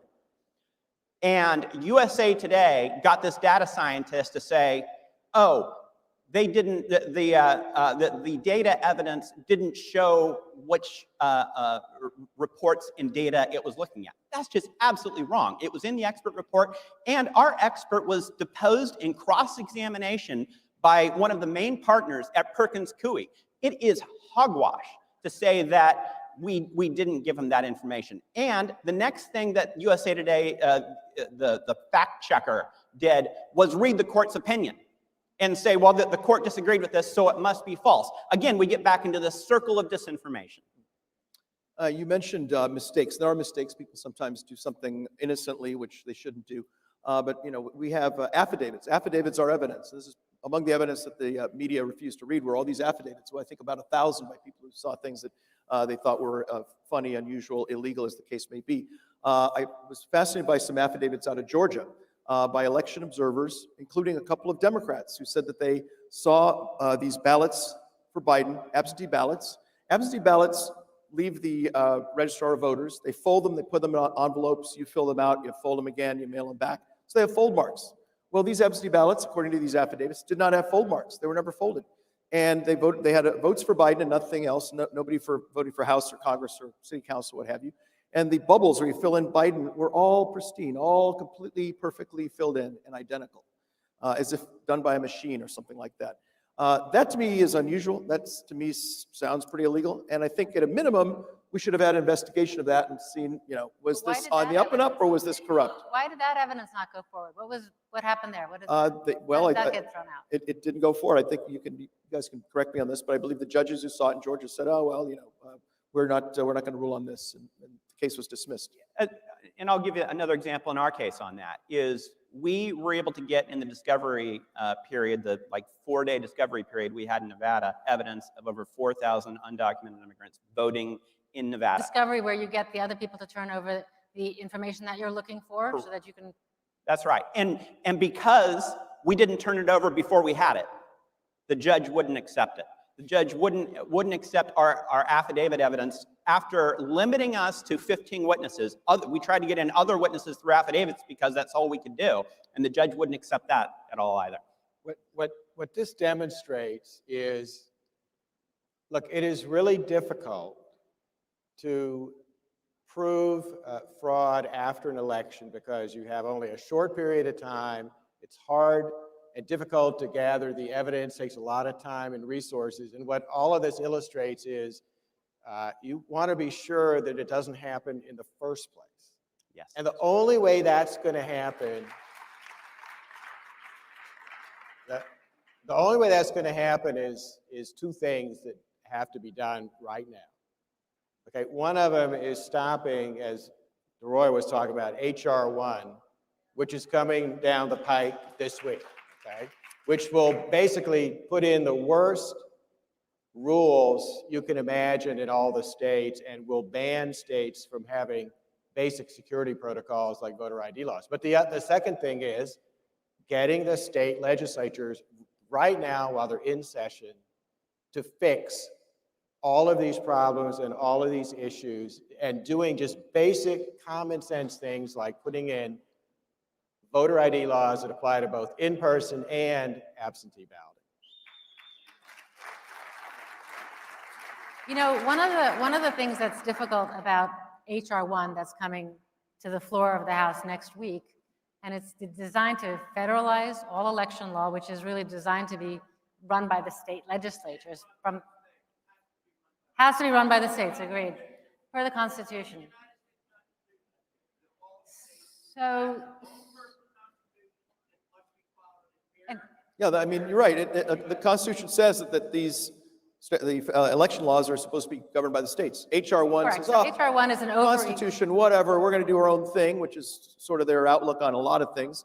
Here's the reason that this is so difficult to swallow is this election actually was lost very closely. The Washington Post reported that fewer than 45,000 votes would have swung it in a different direction across 3 different states. 3 different states, 42,000 votes, 45,000 votes, something like that, and we would have had an electoral college vote of 269 to 269. Back then, Republicans had the majority in the House of Representatives. They would have voted, and President Trump would have had a second term, and something like H.R. 1 would not be able to go through. There are going to be many consequences that we're facing because such a close election was lost. And with all of these efforts from the media, from the judges, from the, from the left, all of these efforts still came to a very close race. Yeah, but that's why these kind of state law provisions can make a difference. And again, if I can just go back to it very quickly to show what a difference it could make. H.R. 1 bans all state voter ID laws at the very same time that it requires all states to put in same-day voter registration. You understand what that means? That means that I could walk into any polling place on election day, say that my name is not Hans von Spakovsky, but Tom Swift, and I live at 100 Main Street. They have to register me and immediately let me vote, and they can't ask me for an ID to verify who I am that actually live in that area. I could then leave that polling place and go to the next polling place down the street, immediately register under the name Tom Smith, vote, and keep doing it all day, and there's absolutely nothing state officials could do to stop it if H.R. 1 is passed. Well, we're going to stop. We have to fight at the end of this. At the end of this session, we'll be forcing out to your apps a means for you to contact your legislator. You'll put in some information, and you'll be able to send them a letter telling them to vote against it. And our goal really is that not a single Republican in the House votes for this thing. We need to have a unified front to fight it. It's going to be a challenge. It's going to be a challenge, and Yeah, well, it will be a challenge, but look, I mean, we need to fight on this one, and I think this is probably going to go down to a party line vote. I don't know if we can peel away any of the Democrats in the Senate on this, but we all ought to be talking to everyone who know. Contact your lawmakers, contact your friends, call radio stations, go on local television, whatever access to the media you have, and just scream bloody murder about this thing, because if this goes through, all the garbage we saw last November is going to be baked into the U.S. code. Yeah, and look, this actually, there should be a bipartisan effort in the states to stop this, because I don't care whether you're a Republican state legislator or a Democratic state legislator, you ought to be angry at the idea that Washington is going to usurp your role and tell you how to run elections in your state. The residents of that state, through their elected representatives, are the ones who make that decision. H.R. 1, I think, is the most anti-democratic bill I've seen in my 20 years in Washington. That says a lot. it does say And they call it what, the For the People Act, right? Right. We call it the Not For the People Act. It's Orwellian bill names. So we're going to wrap it up pretty quickly, and just what is one of the most egregious things that you think happened in this last election cycle that caused us to be where we are today? Absentee ballots, look, nobody disputes that we need them for people who are in the military and overseas, or for people who are so physically disabled they can't make it to the polling place. But other than that, we should all be voting in person. And the biggest mistake that was made in the last election, in addition to the fact that voter rolls are in notoriously bad shape around the country, is that there was this huge push to go to absentee ballots. COVID-19 was used as an excuse, even though all of us are safely going to our grocery stores and our pharmacies. And the whole problem with absentee ballots is this: they're the only kind of ballot that are voted outside the supervision of election officials and outside the observation of poll watchers. And that makes them the most vulnerable to being altered, changed, forged, and it makes voters vulnerable in their homes to pressure and coercion to vote a particular way. And that is the whole problem with them. And I think that was the biggest problem with this past election. pick up on something Hans said. Hillary Clinton said one of the reasons that she lost the election in 2016 was that the pro-Trump husbands were forcing their pro-Hillary wives to vote for Trump, okay? And we all laughed at that. And it sounds like yet another of her 1,000 excuses as to why what happened. But there probably are instances where you've got a very abusive spouse. It could be the wife beating up the husband, or the husband beating up the wife, as the case may be. Or it could be, okay, Grandpa, if you don't vote the way we want, you're not going to get your insulin this afternoon, or whatever else it is. Now, if you have that kind of pressure, you can go to the polls, vote the way you want, and then come out and tell your obnoxious relatives, hey, I voted the way you wanted, when in fact you didn't. But if you've got an absentee ballot, you're sitting at the kitchen table and they're watching you fill it out, and they're going to pick it up and drop it off at the drop-off box a couple blocks away, you're now voting for a candidate you don't want to support. So this is an additional problem, and why we need to stop these absentee ballots. The other thing I'd add very briefly is there's something beautiful, I think, about the way we used to vote, which is we show up on election day, you go to the local firehouse, the local schoolroom, whatever it is, and we, the American people, on one day in November, the first Tuesday after the first Monday in November, decide who our leaders will be. And there's something very moving and touching. And then they count the ballots, and about midnight or so, we know who's going to govern us, and the people who've given the consent to govern us. Now you sit at home, you're voting in a bathrobe or the towel around your waist, whatever it is, while you're watching Jimmy Kimmel or whatever's going on, and then you drop it off at some drop box. Who knows if it's ever going to get picked up or if it's blended in with fraudulent ballots.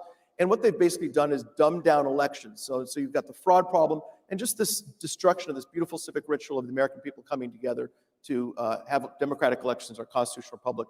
I think we need to go back to the old model.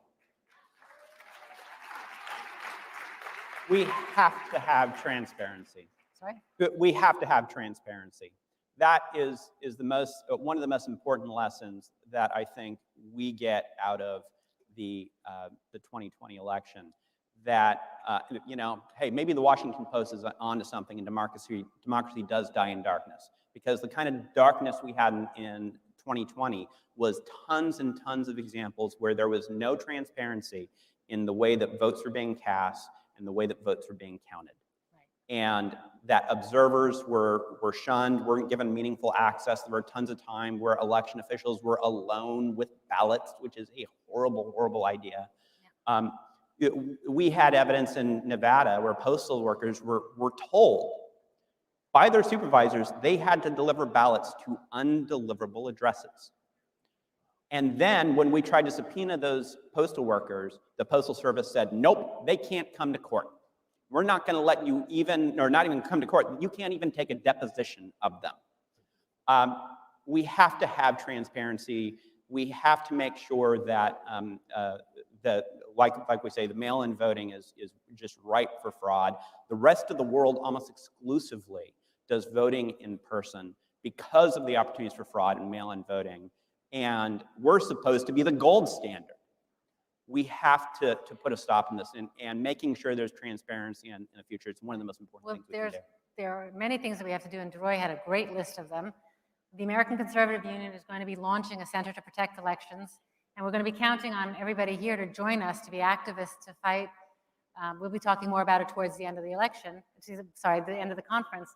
But again, please look at your phones and do your part right now to fight HR 1 and make sure that we do everything we can to defeat this bill, because it's going to be that much harder for us to ever have another Republican elected if we lose it. Thank you, gentlemen. Thank you very, very much. Thank you very much. Thank you.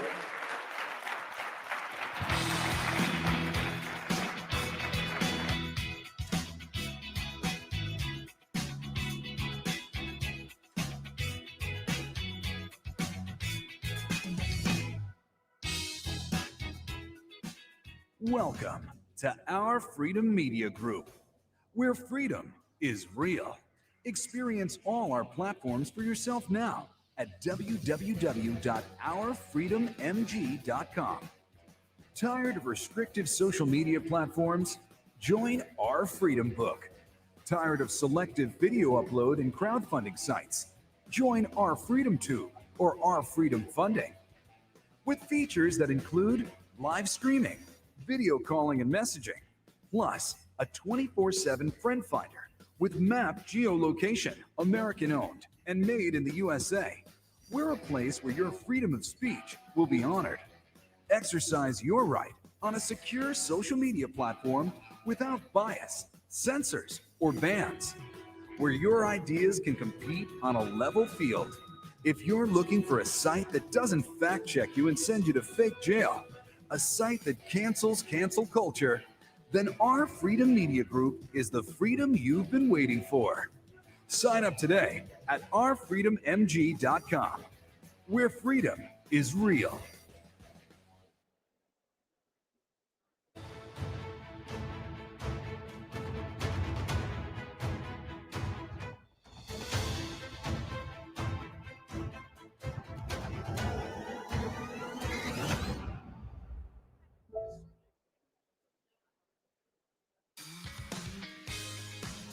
Ladies and gentlemen, our next panel will feature a discussion about Amendment 5, freedom from confiscation of private property.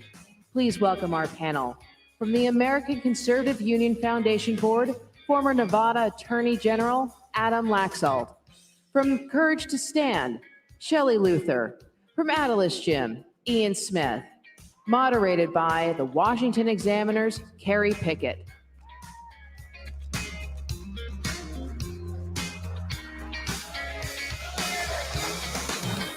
Stay standing, stay standing.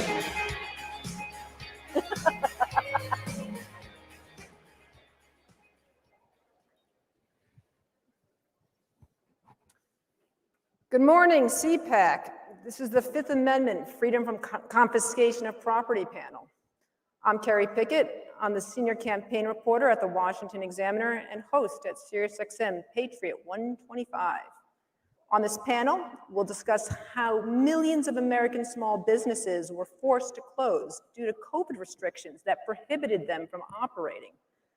Now, according to our Constitution, when the government seizes your property, the Fifth Amendment guarantees that you must be properly compensated for what was taken.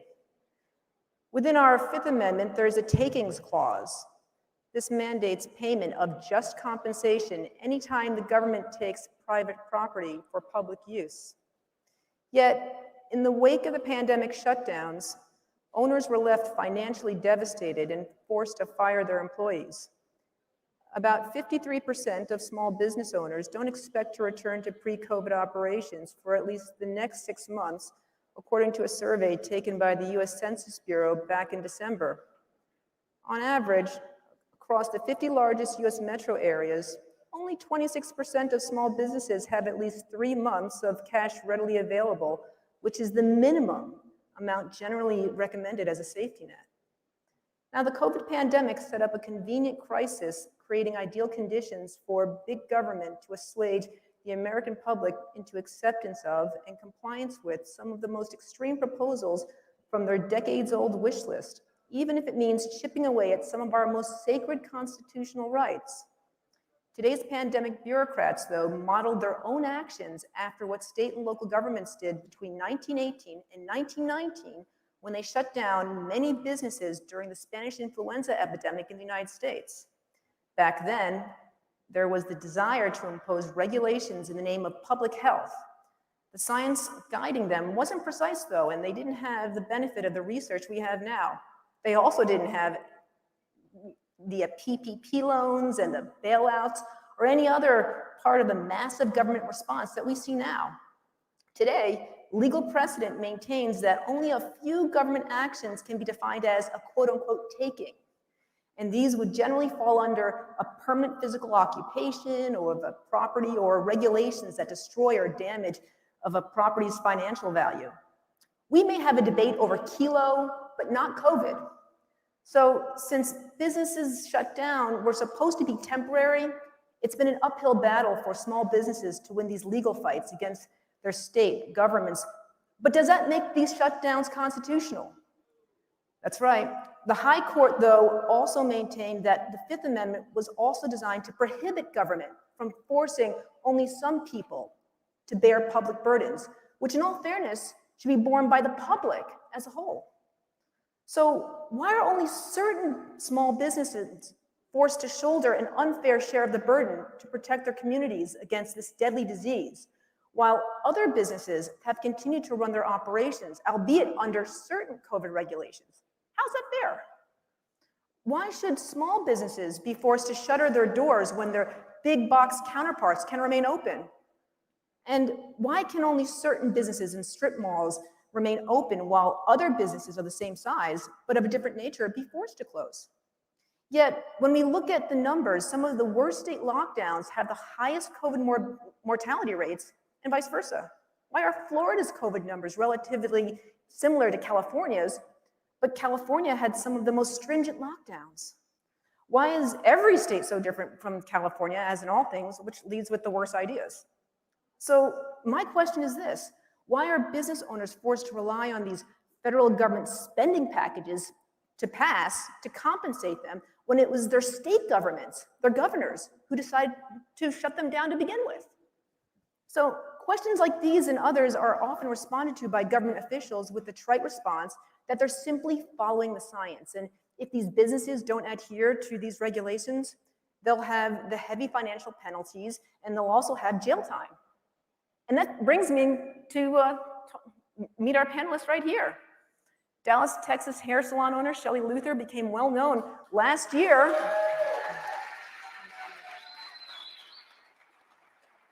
when she reopened her salon 4 weeks after the state issued a shutdown order for business establishments just like hers. She was sentenced to 1 week of jail time and issued a $7,000 fine by a Dallas judge who told her she had the option to avoid jail if she admitted to the government she was, quote, wrong and selfish for reopening too soon.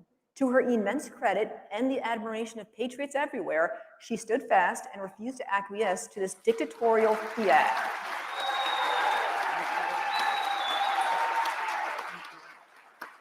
She chose instead to face imprisonment. Ultimately, she was released after 2 days when Governor Abbott removed the threat of jail from the order she'd violated. Another defiant business owner we have here on the panel is Ian Smith, co-owner of the Tillis Gym in Belmar, New Jersey. Ian and his co-owner, Frank Trombetti, famously refused to follow New Jersey Governor Bill Murphy's shutdown orders of non-essential businesses since last March, despite Murphy's continued attempts to close down they repeatedly reopened their gym. Remember them kicking down the doors, filed a lawsuit against the state, and they were arrested and had their license rescinded by the borough of Belmar. Ian and Frank have raised over $468,000 and counting in their legal defense funds for their efforts. Congratulations, Ian. And finally, we have former Nevada Attorney General and ACU Foundation board member Adam Laxalt.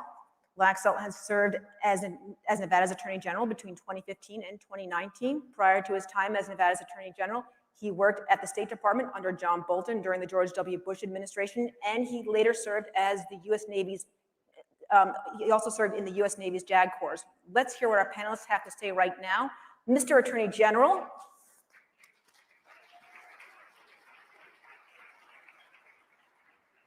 I'd like for you to really take some of these questions that I put out there and really wonder, how exactly do you think government should take advantage, how do you think that government has taken advantage of the pandemic ultimately and really crushed these businesses? What are your thoughts on that?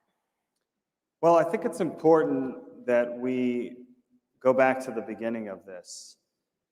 Our founding principles, both the US Constitution and state constitutions, we enshrined individual liberties for a reason. They knew that government in general was always wanting to encroach upon our liberties. This is something we've seen forever. But I think they particularly knew that in times of emergency, that emergencies would be used to take as much power as possible. And so, as been said many times, our individual liberties are not fair weather rights. And sure, it's easy for us to preserve our individual rights when there's not times of crisis, although clearly many of our rights are generally in jeopardy. But government is going to use this kind of a crisis to go as far and fast as possible. And so I think what's most disturbing is the original mindset. And if you're a governor of a state and you're trying to protect the public from a public health crisis, you should have right here at your core that these are my people, these are my citizens, and I want to do the best I can to preserve as many of their liberties as possible. That should have been the starting point. And we all would have agreed from the very beginning that there were measures that need to be taken by government to try to alleviate the pandemic. But rather than do what, say, Governor Ron DeSantis did, when he was faced with the call to close churches, what was his response? His response is, freedom of worship, this is a fundamental right. Who am I to say that someone can't make that personal decision to go to church and receive the bread that they need? And so he refused to just willy-nilly close churches.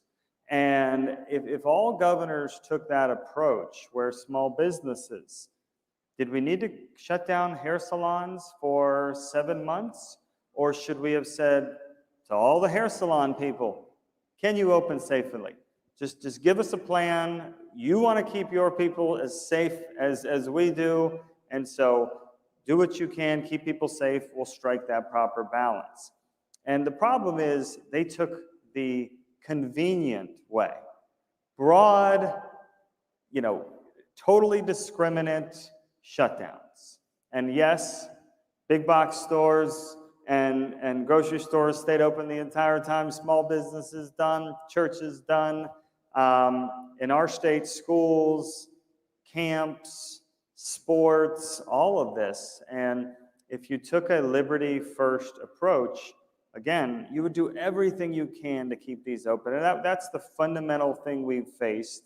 And obviously, we're reaping a lot of societal benefits. But the one we're not talking about is the damage we've done to our long-term protection of individual liberties.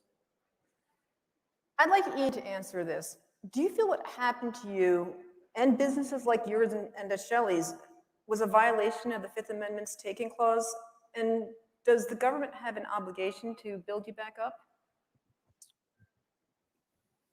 First of all, the entire thing from start to finish has been trampling on numerous parts of the Constitution, and the Takings Clause is one of them. And you're guaranteed in the Constitution to the right to life, liberty, and the pursuit of happiness. And if there is an instance where the government has to come in and suspend that, then you should be justly compensated. It says it very clearly. And you had businesses all across the country who were told to shut down, who weren't given any due process in that shutdown.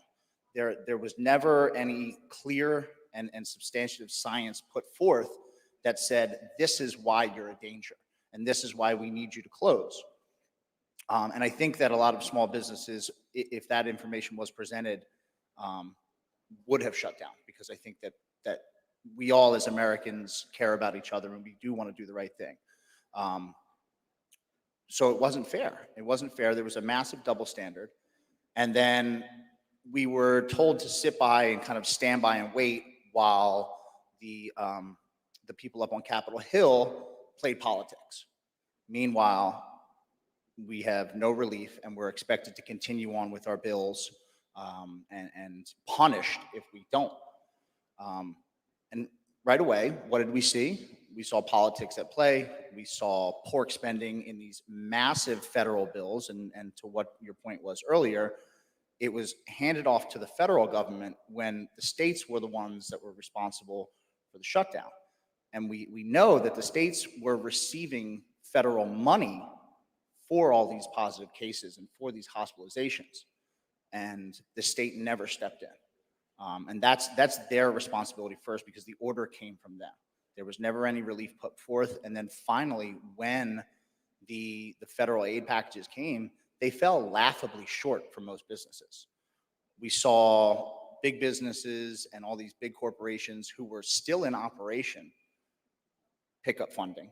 And I don't know about Shelley, but we didn't get any money at Attilas Gym. We were told that because we weren't in business for a full calendar year, that we weren't eligible, even though in 2019 we had paid our taxes and we had done the right thing. So it's a gross violation of the Constitution, and it's really sad that that gets looked over, and small business gets the short end of the stick, while you see big corporations never having any trouble getting big bailouts. We've seen it time and time and time again, where the government will come sweeping in to rescue the automotive industry or whatever it may be.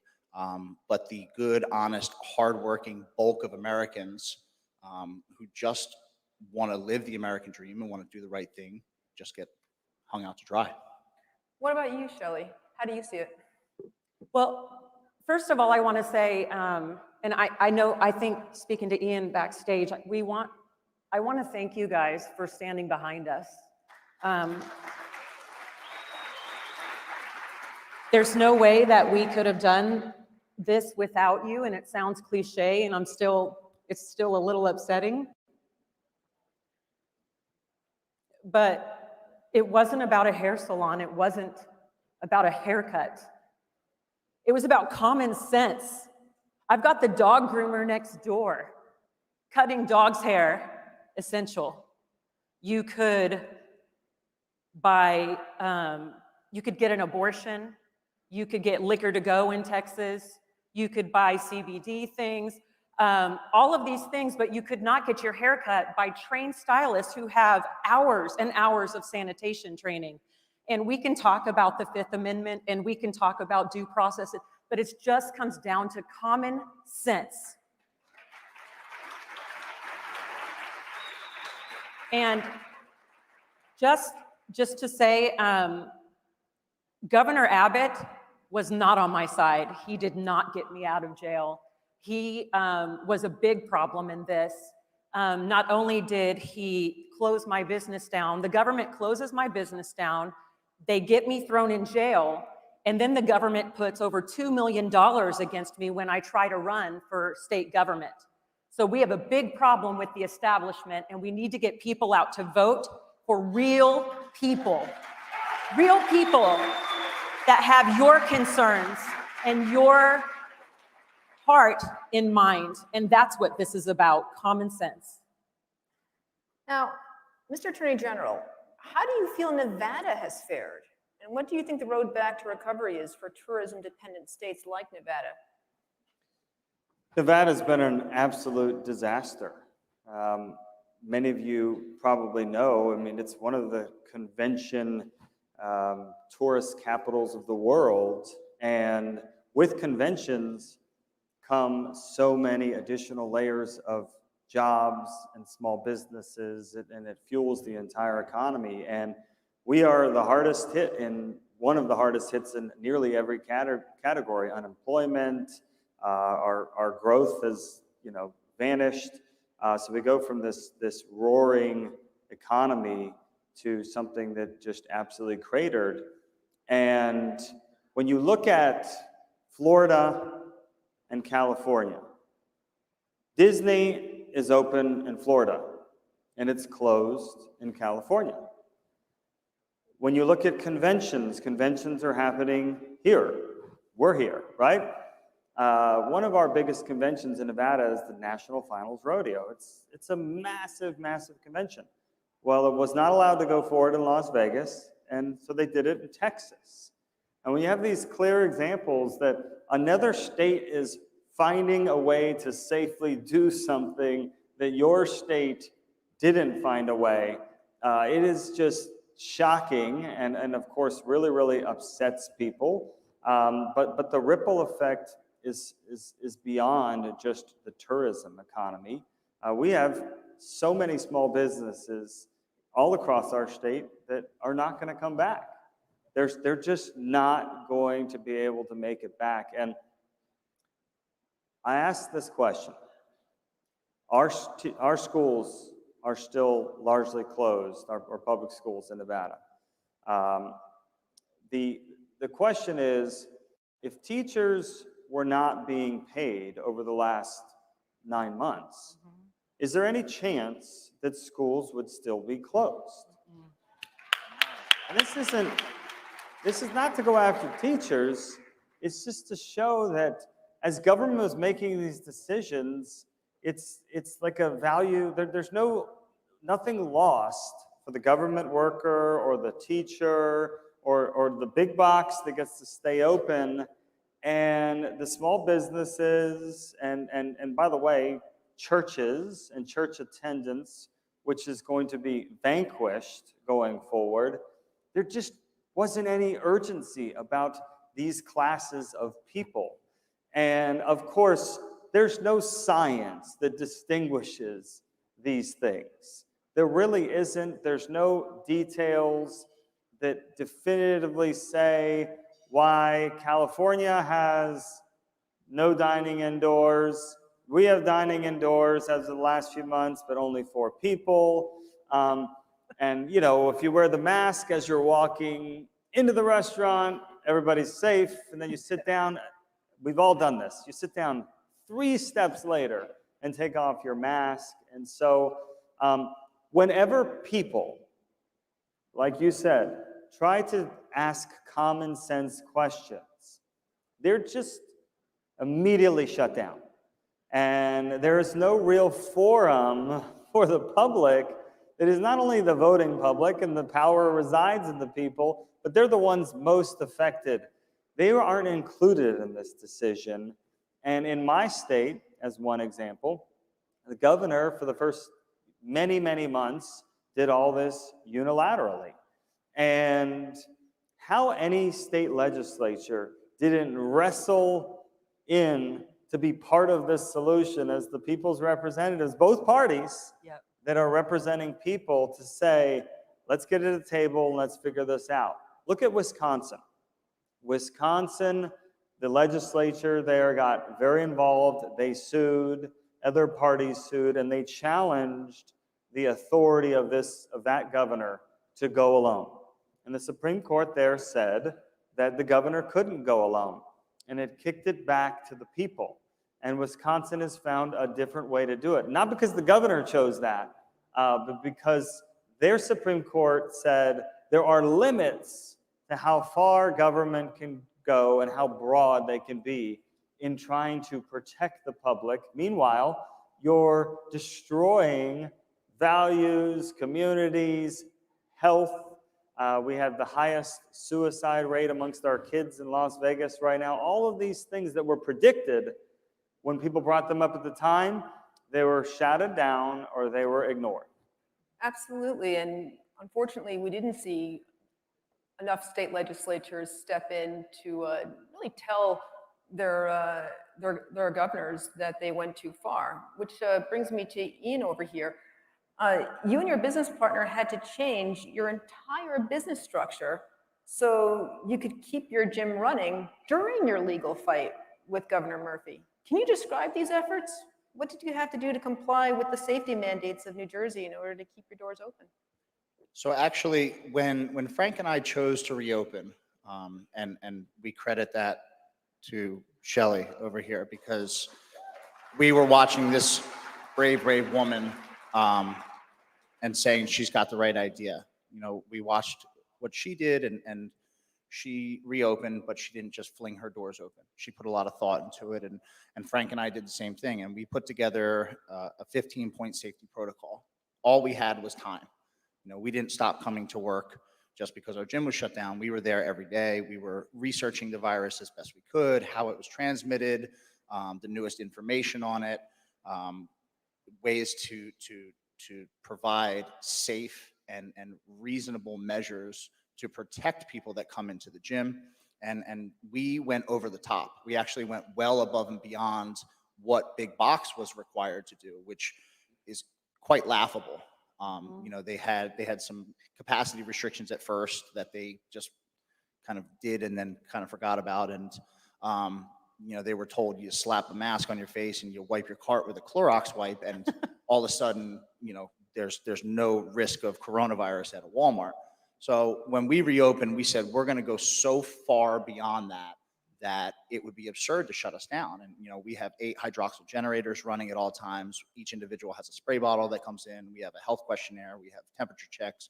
You name it. We have MERV 13 filters. So we wanted to go beyond what the state had and point out the absurdity and the double standard. And that wasn't good enough. That wasn't good enough for Governor Murphy because it went against the narrative that he was trying to push. And when we reopened, we did so in the hopes that we could come out and say, okay, you told us to shut down for 14 days. We didn't really want to, but in the good, or in the interest of the good of all, all people, we said, all right, let's do it.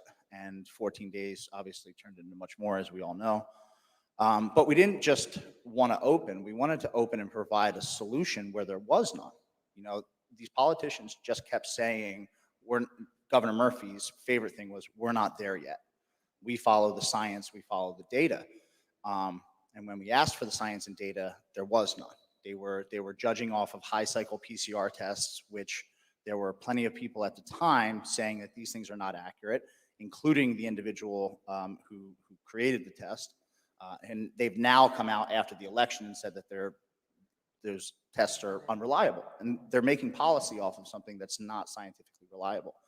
So the whole idea for us was to go above and beyond and show that small business and churches and schools and all of these essential places can open safely and can do so in a reasonable manner. And we really hoped that government would want to work with the people and for the people, because to my understanding, that's what government is for.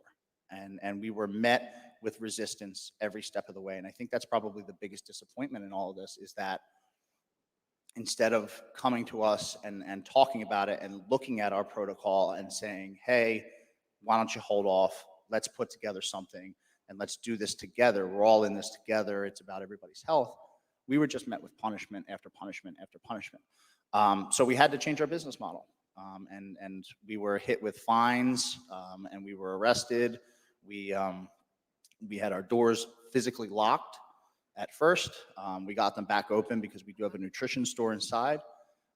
When the courts started to fail us, we opened back up again, and they threatened to come change our locks again. So Frank and I took the doors off, and we stayed in the gym 24 hours a day, 7 days a week.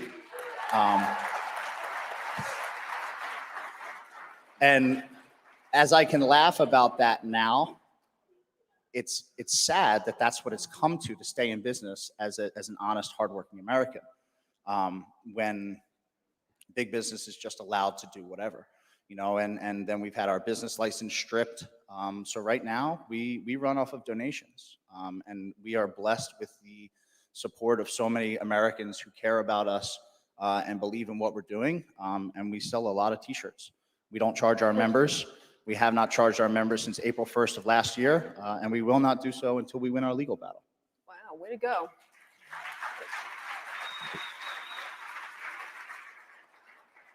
Shelley, similarly, businesses have had to comply with the mandates reflecting the changing goalpost, opening, then closing, rinse and repeat. Now, how have you weathered this, really? And looking at your colleagues in their respective fields, how many do you think are going to survive?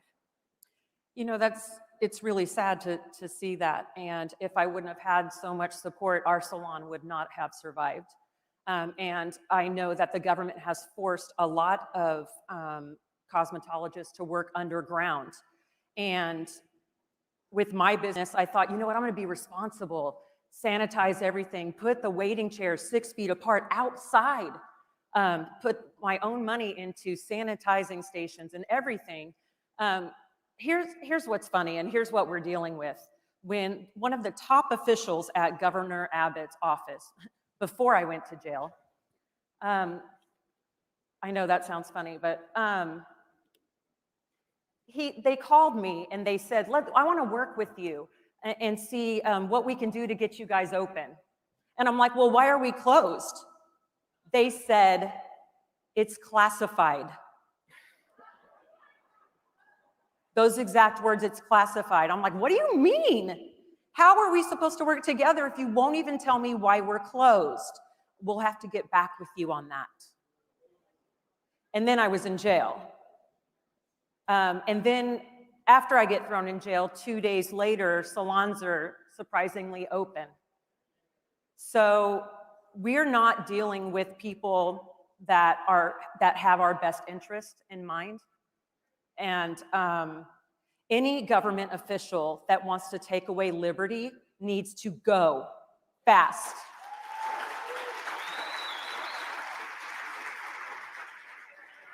As far as losing businesses, we need to work together as a community because we cannot rely on the government to help us. We are not that party. We need to join together, work together to get these small businesses, shop small businesses, lay off the big box stores that you could go buy flowers and stand in line with 600 people at Lowe's or Home Depot, but you could not get your hair cut, nor could you go work out. It's just ridiculous. And when it sounds ridiculous, it is. And that's when we need to stand up and say, enough.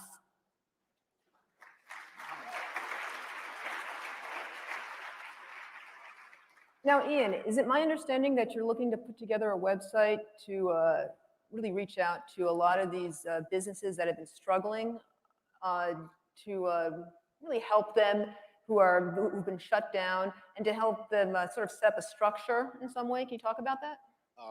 Yeah, that's so when we reopened, we did so not only in self-preservation, but because it was the right thing to do to take a stand for our own liberties. And we wanted to inspire others to open. And a lot of people are afraid because these are good, honest, hardworking Americans who most of them have never even had an interaction with the police. So they don't know how to navigate these situations when the cops come knocking or when the health department comes knocking. They don't want to be in that situation. All these people want to do is just make a living. So the reason we stood up in the beginning was to inspire others, and people were still reluctant. So we set out to create that website, and we did, and it was called StayOpenStayFree.com. And I actually did an interview with Pete Hegseth about it on Fox News. And the moment that I posted it on social media, it was taken down. And my account was severely throttled, and we were then dealing with big tech. So that really, it didn't take off the way it wanted to. There's a lot of other grassroots organizations that are out there trying to do that. But it just shows the extent of what we're actually dealing with when you're being censored for something like that. We're not inciting any bad things. We're trying to get businesses back on their feet, and big tech doesn't want that either. And Shelley, are you doing something similar? Yes, of course, we got a lot of GoFundMe money.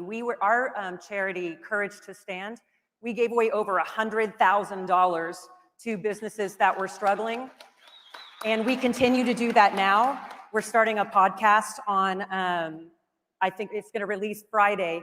We interview heroes and people that have done, and I want you on my show, people that have done really amazing things that you never thought that they would do. And we want to encourage people to get out and be that person. You are that person. You have that inside you. Let's get out and do this. All right, and with that, we're going to wrap it up there. Thank you, everyone, for coming to this panel today here at CPAC. Enjoy the rest of CPAC. Thank you, everybody.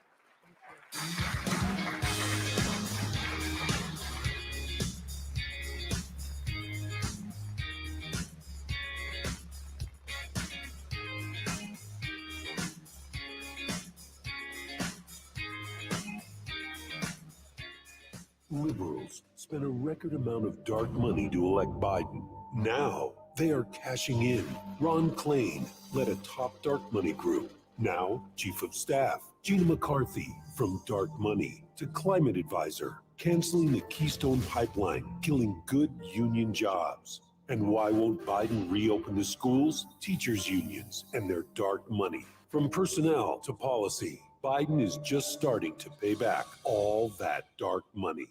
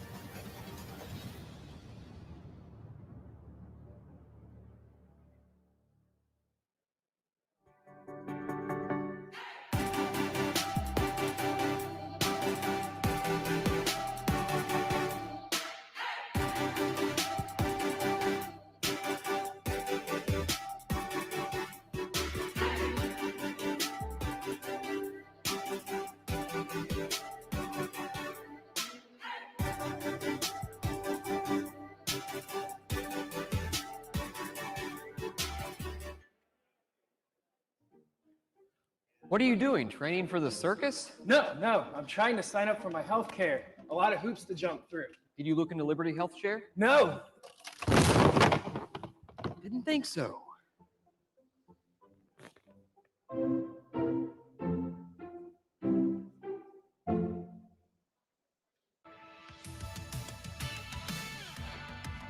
Ladies and gentlemen, our next session is a set of curated speeches on the real cost of tuition. Please welcome North Carolina Lieutenant Governor Mark Robinson.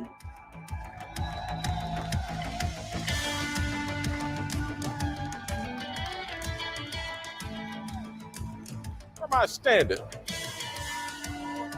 I guess I'm just standing right here in the middle.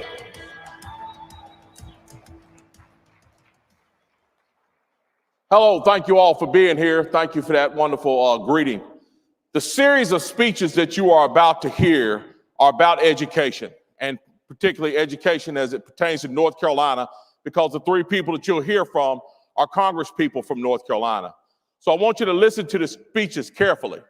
Now, as you heard, I'm the Lieutenant Governor of North Carolina. I sit on our state school board. All of you conservatives out there that are listening to me right now, I want you to hear something. If there is anything conservatives need to tackle in this nation, not just in North Carolina, but across this nation, we need to wrestle the education system away from these leftists who have turned it into their own personal playground and are using it for political means to vex the minds of our youth. We need to fight it on every front. Our office is currently fighting it from the social studies standards that they have politicized to the indoctrination that we see in our classroom across the state and nation every day. We are not going to lie down and take this anymore. Education is for education, not for indoctrination. We need to make that point clear as conservatives. We need to get involved with our school boards. We need to get involved with our city councils. We need to make sure that the school board meeting on Monday is as packed as the football stadium on Friday night. And if we do that, we can make some real changes in our communities. And that's where it starts. So I encourage you all, let's listen to these speeches, take notes if you have to, but when you go back to your communities, get involved in education. It touches every aspect of American life. Absolutely every aspect of American life. Again, my name is Mark Robinson. I'm Lieutenant Governor of North Carolina. I'm pleased to be here. Thank you all for being here. I'd like to now welcome to the stage Madison Cawthorn, 11th District Chairman or Congressman from North Carolina. Thank you all. We appreciate you. Thank you.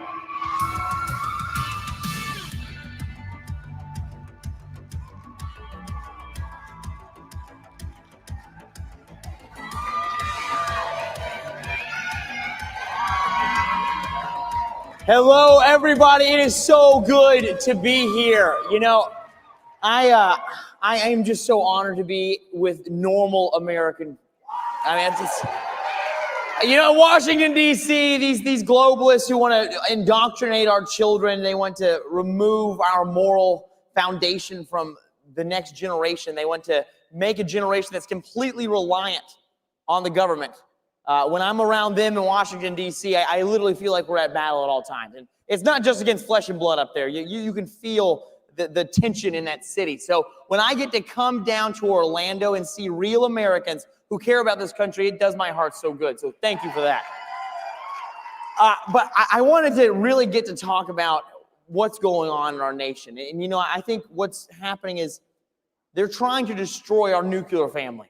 They're trying to destroy what's made America great for so long, and that's our moral foundation, the fact that we were founded on Judeo-Christian values, and that we live in a nation that we can all be proud of. And when, you know, I'm excited to be a dad. I just got married. Everything's going great in my life.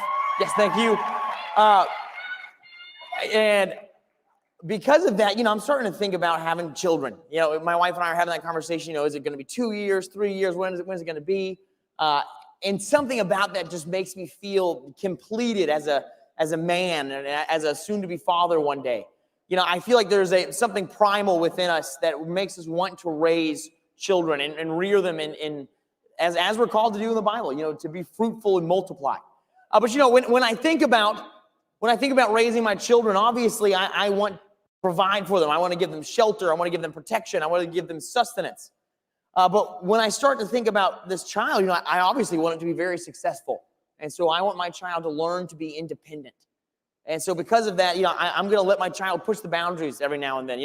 Maybe he's reaching for a limb. I know it's just a little too far, and he might experience what it's like to fall out of a tree, or he's going to take a tumble on a playground that hurts him just a little bit. I know in that fact that he will learn what failure is. But when my child starts to experience this extreme difficulty and realizes that he's in pain, what's it going to do? What's my little Throckmorton going to do? He's gonna cry out. And as a father, I'm going to want to come to his aid and fix all those problems for him and put him back in a safe, sheltered area. That's the role of a father. It's the role of a mother.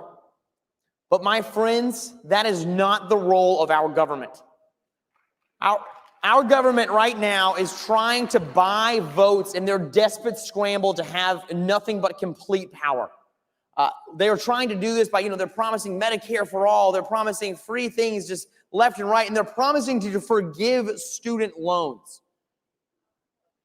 Now, the problem I have with this is that it's intellectually dishonest. They're trying to think that Americans are too common, are too naive to know that in the end, we're the ones that have to foot the bill. In the end, it is the next generation, my generation, that will have to foot the bill for this debt and pay these taxes because people wanted to give away free tuition, because people wanted to try and buy votes. But I believe that in this country, we should push back on that. We as Americans must realize that our number one guiding principle is personal responsibility. We have to realize that what happens in our country when the government comes and tries to come to our aid and raise us up, if you have a government that is strong enough to fix all of your problems and heal all of your woes, then my friends, you have a government that is also strong enough to one day take away all of your liberties.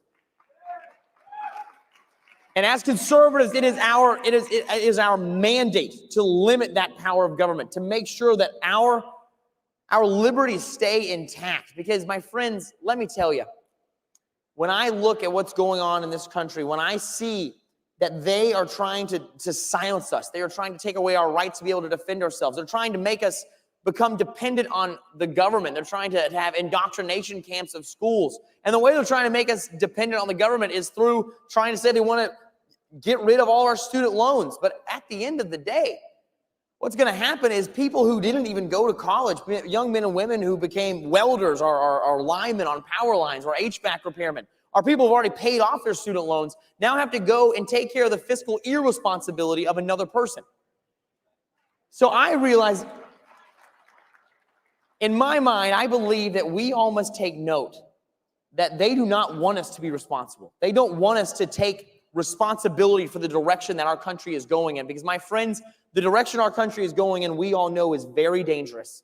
We are walking down a road that is very near socialism. They are trying to turn this country into a communist ash heap.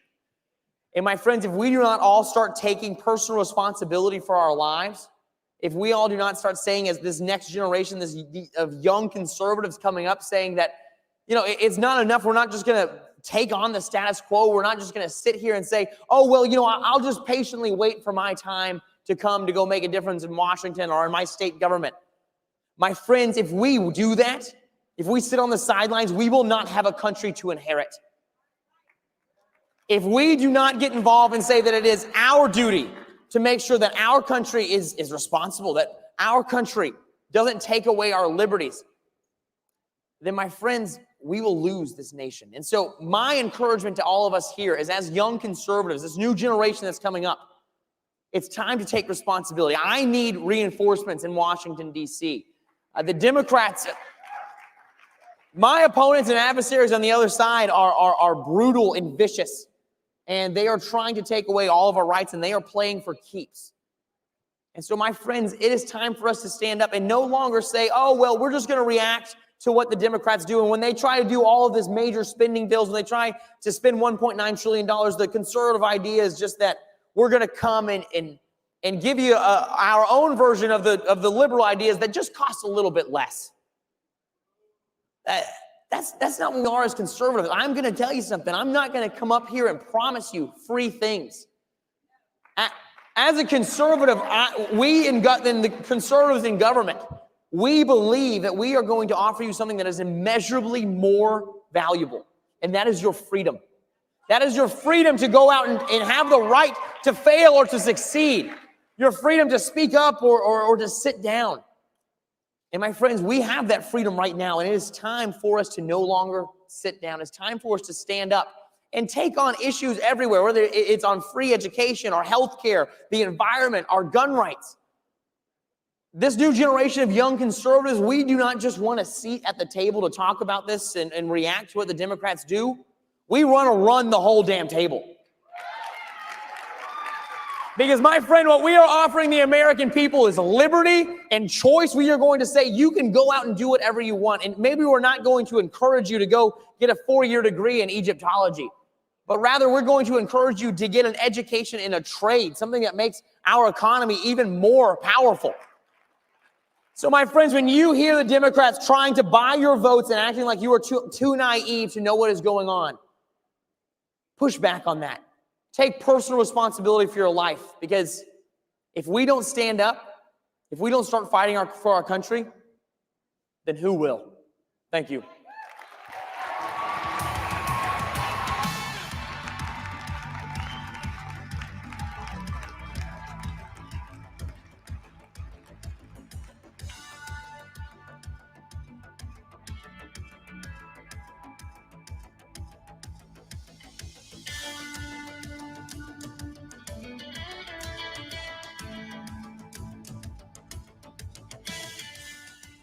Ladies and gentlemen, please welcome Representative Ted Budd.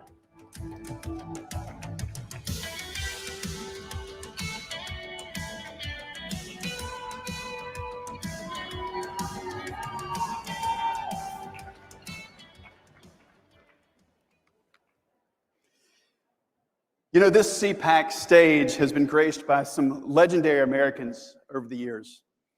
You think about the late Rush Limbaugh. Rush's father famously instilled in his son a deep love of America through a speech about the events of July 4th, 1776, and it was titled, "The Americans Who Risked Everything."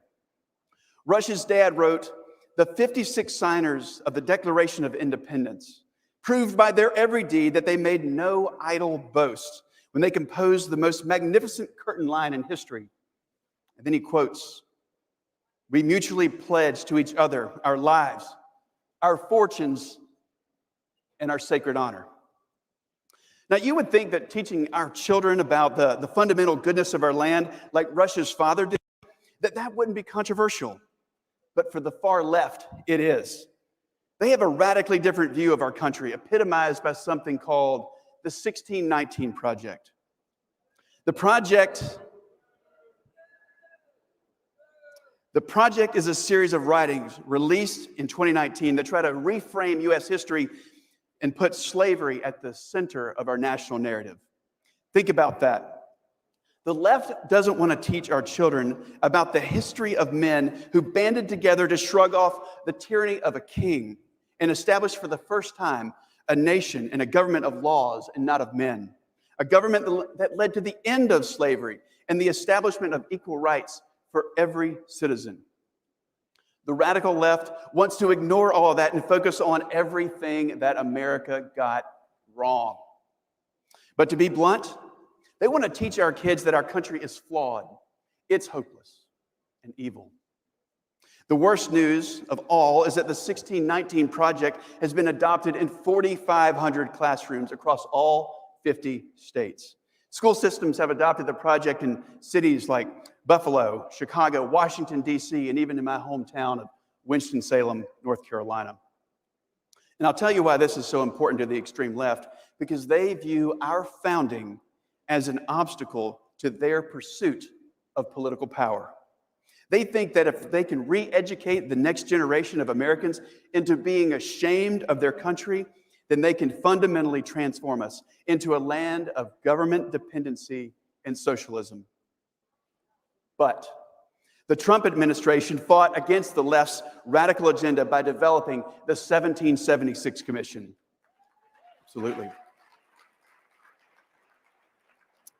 And that brought together scholars and historians to study and understand the principles of the founding. And the commission is the key to establishing a base curriculum for a patriotic education for the 21st century. Put simply, we have to teach the next generation of our country to love our country and not to hate it.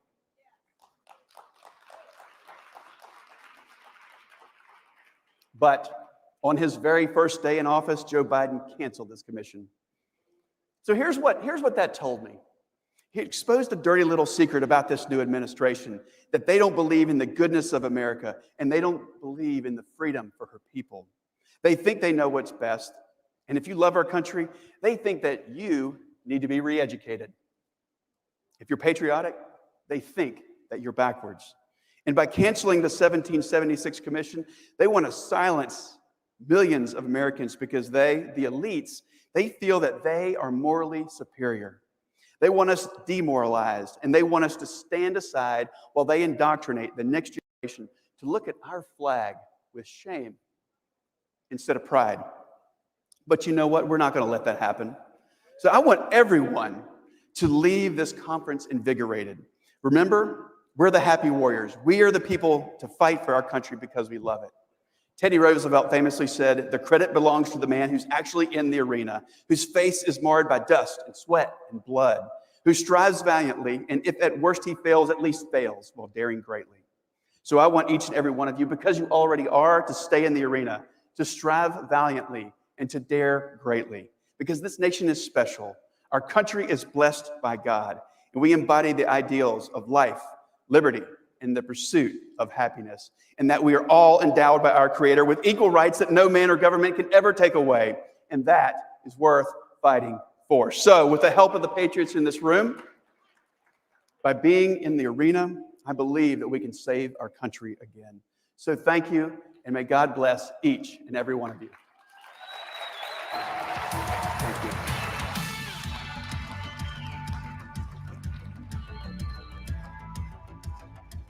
Ladies and gentlemen, please welcome Representative Virginia Fox.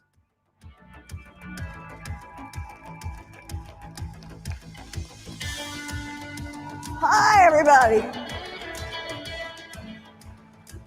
Hi, everybody. What a great group. What a great group. It's a delight to be with you all today. I have to say, I had a cousin get in touch with me who said he was going to be here today. His name is Frank Palmieri. Frank, I know you're not in this room, you're in another one. We're no relationship to Jennifer, I will tell you that. So anyway, you know, the federal government has no place in education. See this?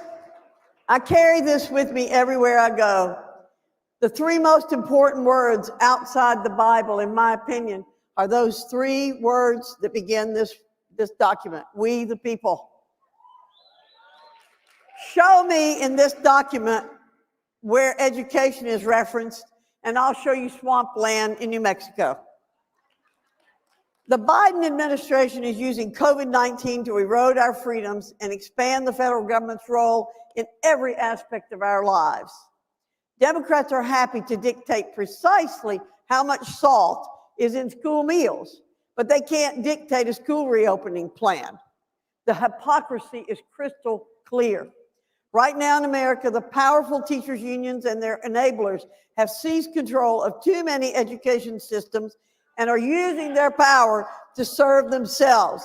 Instead of fighting to reopen schools safely, teachers' union leaders are tweeting about the dangers of in-person learning while sitting poolside in the Caribbean. Teachers' unions claim passing the socialist Medicare for All bill, defunding the police, and increasing taxes on millionaires are necessary for teachers to do their jobs safely. Remember that swampland in New Mexico? This isn't a reopening plan. These are hostage demands. Heck, we've even seen virtual schools closed because of snow. Does that make any sense? Nonsensical. But it's also sad because we've lost sight of what truly matters: students. When working with Betsy DeVos, we both lamented that our education system is prone to saying no instead of finding the will to get to yes. But most importantly, it's built around those who run it, not those it is supposed to serve, students. America's children are being robbed of precious time that they should be spending in classrooms alongside their peers. Studies show that school closures lead to significant learning loss, with students of color suffering the most, exacerbating an already existing achievement gap. Republicans understand that education is a gateway for students to achieve their greatest potential in society. At such a pivotal moment in this country, why in the world would we allow the next generation of entrepreneurs, business owners, civic leaders, and so many more to be left behind? Proud conservatives, both in Congress and in state houses around the country, recognize this grave threat. We won't stand idly by while America's families and students are left to fend for themselves. For over a year, the public's been told to believe the science, follow the science, and live by the science. But now that the science favors school reopenings, bureaucrats and teachers unions claim that schools are no longer safe for America's students. You've heard the Biden administration change its tune too many times to count. It's disappointing, but it isn't surprising. First, the Biden administration claimed it was going to reopen a majority of schools within 100 days, period. Then they said, well, actually, we'll make sure schools are open 1 day a week. It also said schools could reopen without teachers being vaccinated. Then they said, no, actually, the CDC director made that comment in her personal capacity, even though she said it at an official briefing. It also said that reopening schools hadn't led to increased community spread. Then they said, well, actually, most schools probably shouldn't reopen because we're worried about community spread. Now they're saying we need to pass a new stimulus bill so schools have the money to reopen, but just this week, the White House spokesman admitted this Pelosi payout of nearly $2 trillion won't be used this year to help open schools. Also, the Biden bailout bill will pay federal bureaucrats $1,400 per week for 15 weeks to stay home and not work if their child's school is still virtual. How in the world will this get our schools to reopen? 1 day per week of in-person instruction is an insult to the countless families who've been caught in this balancing act for more than a year. Students must safely return to the classroom. We cannot allow teachers' unions to hold hostage our children's future. Republicans are proud to fight for the millions of students and hardworking families who are stuck in the middle of this shameful saga. You've got my commitment that I'll work to reopen schools safely. Reopening the schools is truly reopening opportunities for America's students. So our nation's young minds are encouraged to pursue their American dream. And we need you to help us push those concepts. God bless you and God bless America. Thank you.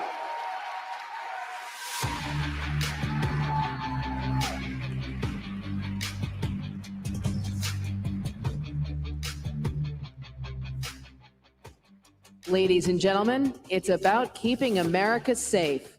Please welcome Arkansas Senator Tom Cotton.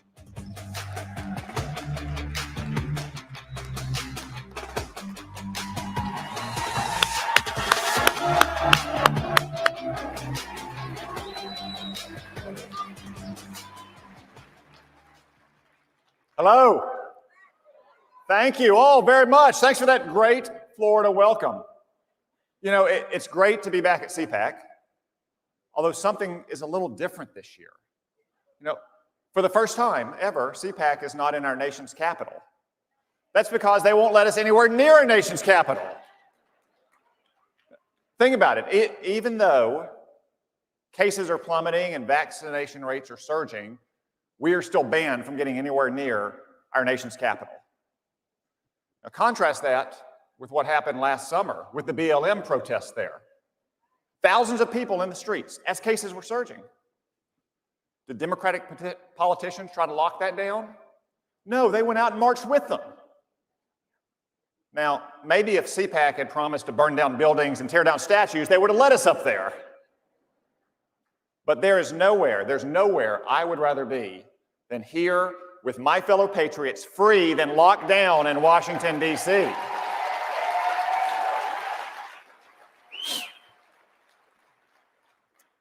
But just think about that contrast. That contrast strikes at the heart of our freedom. That your rights may depend on what you say, or what you believe, or the color of your skin. That's the opposite of freedom. And conservatives everywhere, and really just normal Americans who don't subscribe to every fad and fashion of the far left, see risk everywhere they turn.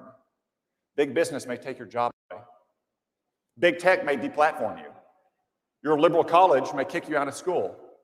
Your liberal governor may shut down your church. And why does the left do that? It's because they failed to heed the warning of Ronald Reagan in his farewell address. They lost what he called the unambivalent appreciation of America. Now, many on the left have concluded that America is a fundamentally flawed, irredeemable, wicked place. They have a lot of names for it, but whatever banner it flies under, it gets back to that anti-American idea. You can call it wokeness or political correctness, cancel culture. You can call it critical race theory, critical gender theory, critical whatever. Some people call it systemic racism. But here's their point. The key word is not racism. The key word is systemic. It doesn't matter so much what the system is guilty of, only that the system is guilty and it needs to be burned to the ground. So many liberals think that about America. And how do they plan to do that? They plan to do it by rejecting our beautiful Declaration of Independence and the central promise of America, that we are all created equal in the eyes of God and we all have equal rights under the law. But too many of them no longer believe that. That's why there's no more urgent task today than the defense of America and a simple, unapologetic patriotism. We face many threats in this country, whether from China or Iran or Islamic terrorism, but there is no more pernicious threat to America than the rejection of our founding principles and our heritage and our tradition.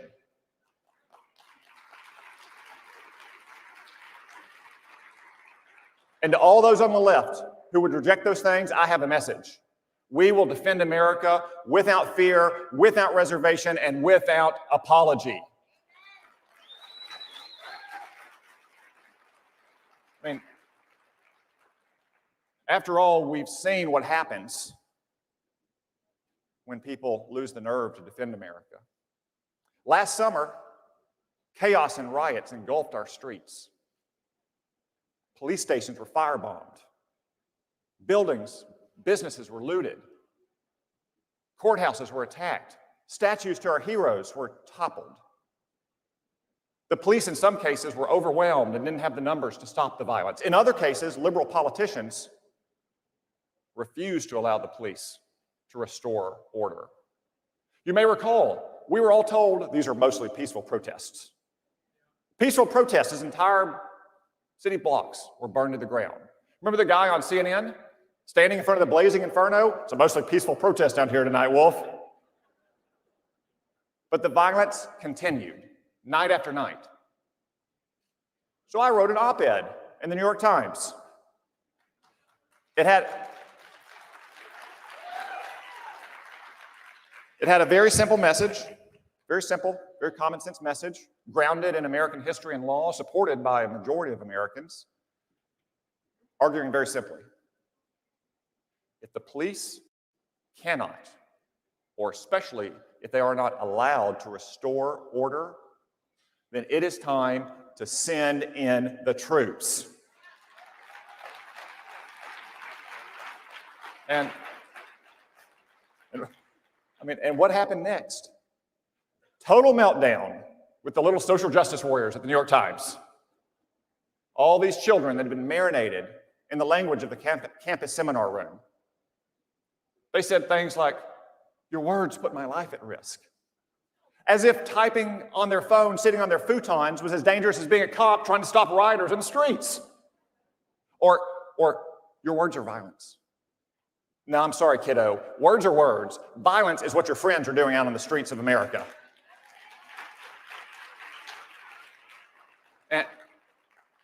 And of course, the New York Times editors, they caved and rolled over and they apologized.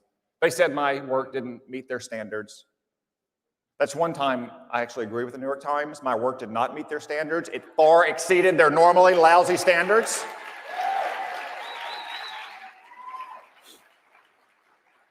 You know, some people on the left even called for me to apologize. So let me say again, I will never apologize for defending America.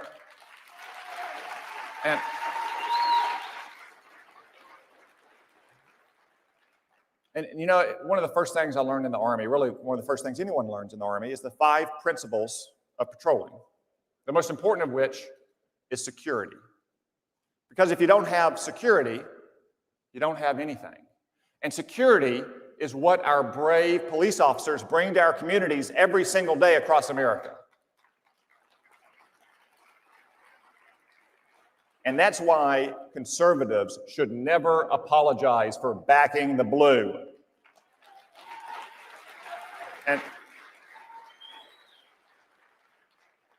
And whether it's a child mob at the New York Times, or a social media mob, or an actual mob in our streets, we will never bend the knee to a politically correct mob, ever.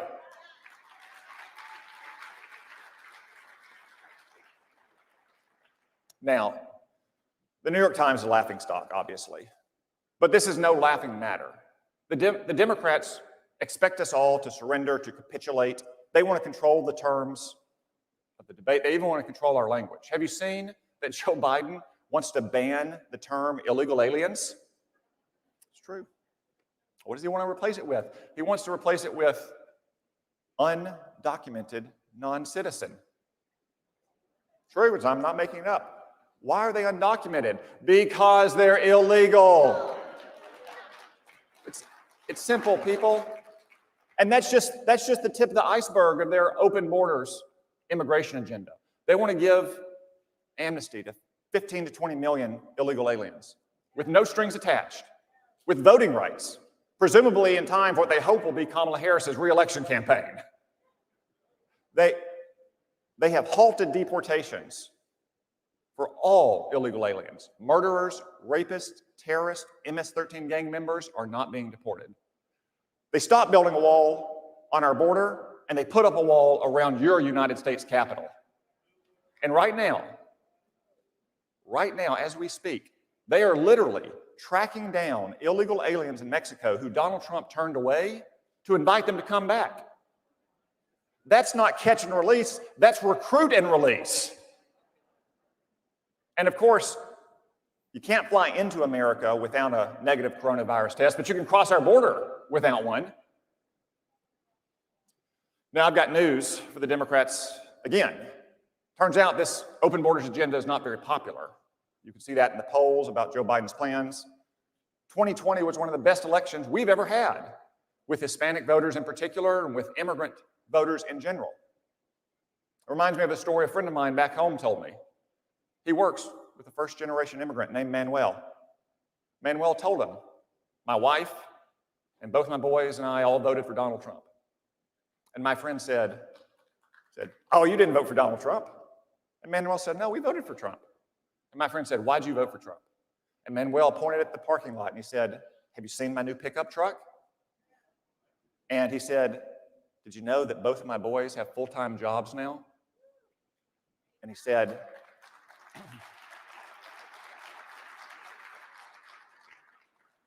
you know, I'm not offended by what Donald Trump does. And like so many Americans across the country, he said, we have Donald Trump to thank for those things. So, is it any wonder that people like him, immigrants who obeyed our laws and came here the right way, who earned their citizenship and earned the right to vote, are some of our most patriotic and loyal Americans? People who escaped oppression from countries like Cuba or Venezuela or China. More than ever, we need that kind of simple, unambivalent, unashamed patriotism, the proud love of a great country. Because America truly is a great country, it is worth fighting for, it is worth dying for, and it is worth defending our history. These radical liberals, they want to erase our history. They want to replace it with their crazy Marxist theories. They may say that it's about the Civil War or racism. Don't believe them. Look at what's happening in San Francisco. They're trying to rename schools named after George Washington and Abraham Lincoln and Dianne Feinstein. People, if Dianne Feinstein is not liberal enough for you, I don't know what to tell you.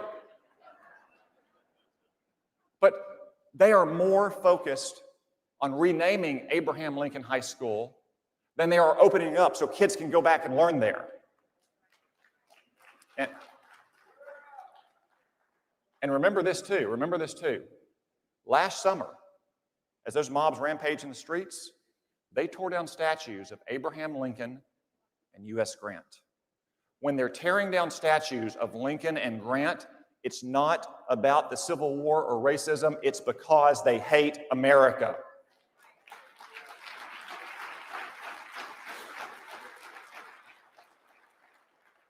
They want to erase and rewrite our history. These liberals read 1984 and thought it wasn't a cautionary tale, but a how-to manual. These are the same liberals that were burning our flag over and over again last summer in the streets. And what happened? The media celebrated them. Kamala Harris bailed them out of jail. Well, I think you all know what we should do with rioters in the street. We should lock up every last one of them.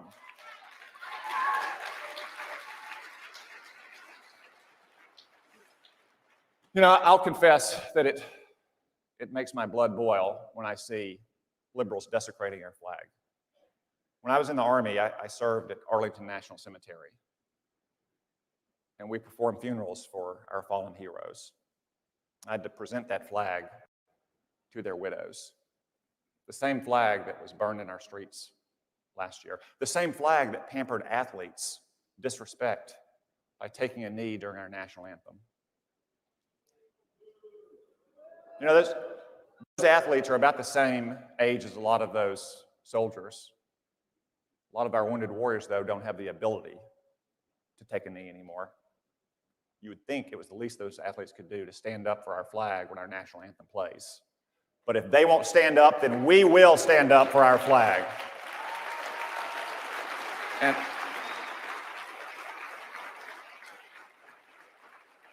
let me close with just one final story about the flag. You know, I used to get asked questions a lot, I still do, about why the flag is backwards on the Army uniform. And it goes back to the day of cavalry charges. When our soldiers would charge into battle, the flag would fly in the wind. And if you are on the right side of the formation and the flag is worn on the right shoulder, it would appear backwards. So our soldiers wear that flag backwards on their uniform still today to remind everyone that our Army always advances. It never retreats. And I think that's a pretty good lesson for us today. When America is under assault and conservatives are under attack, we will never retreat. We will never surrender, and we will always defend and protect the United States of America. Thank you all. God bless you, and God bless the United States of America.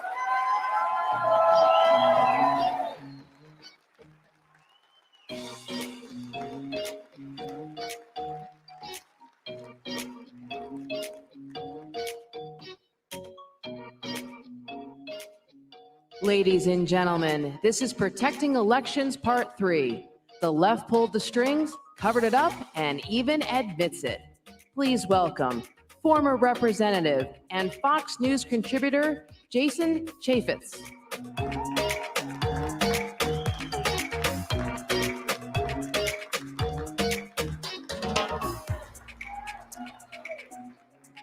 Well, thank you, thank you, thank you. It's an honor and a privilege to be with you. My name is Jason Chaffetz. I'm from Utah, and I am not Mitt Romney.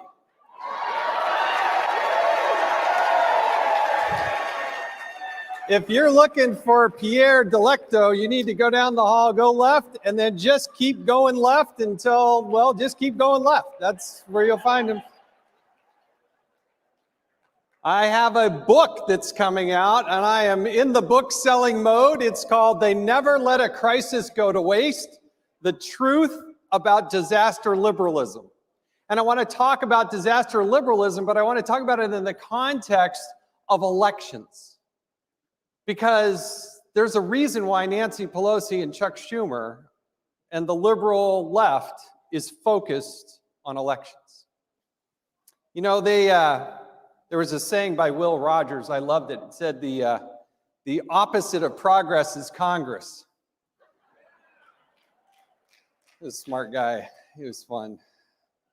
You know, in my lifetime, liberalism, it meant everything goes. Right? Liberalism is everybody's welcome, everything goes, there's no bounds. In fact, I looked it up on dictionary.com. Here's what it said. Liberalism, a political or social philosophy advocating the freedom of the individual. And I started giggling right then, and I kept going, and it said, parliamentary systems of government, nonviolent modification of political, social, economic institutions to assure unrestricted development in all spheres of human endeavor, and governmental guarantees of individual rights and civil liberties. And I thought, you know, something's changed in my lifetime, because that's not the liberalism that we have today. Today we have disaster liberalism. See, they want more control, more power, more money, and the solution to everything is government. You know, I was fortunate enough to be the chairman of the Oversight and Government Reform Committee. When the Democrats took control of the House, they changed the name of the committee. It's now called the Oversight and Reform Committee, because they don't believe government can do anything wrong. There's nothing to modify. There's nothing to change. There's no reform needed for government. They are the answer to all the solutions. It's conservatives who seek liberty and freedom and empowerment. And by the way, our rights come from God. They don't come from government.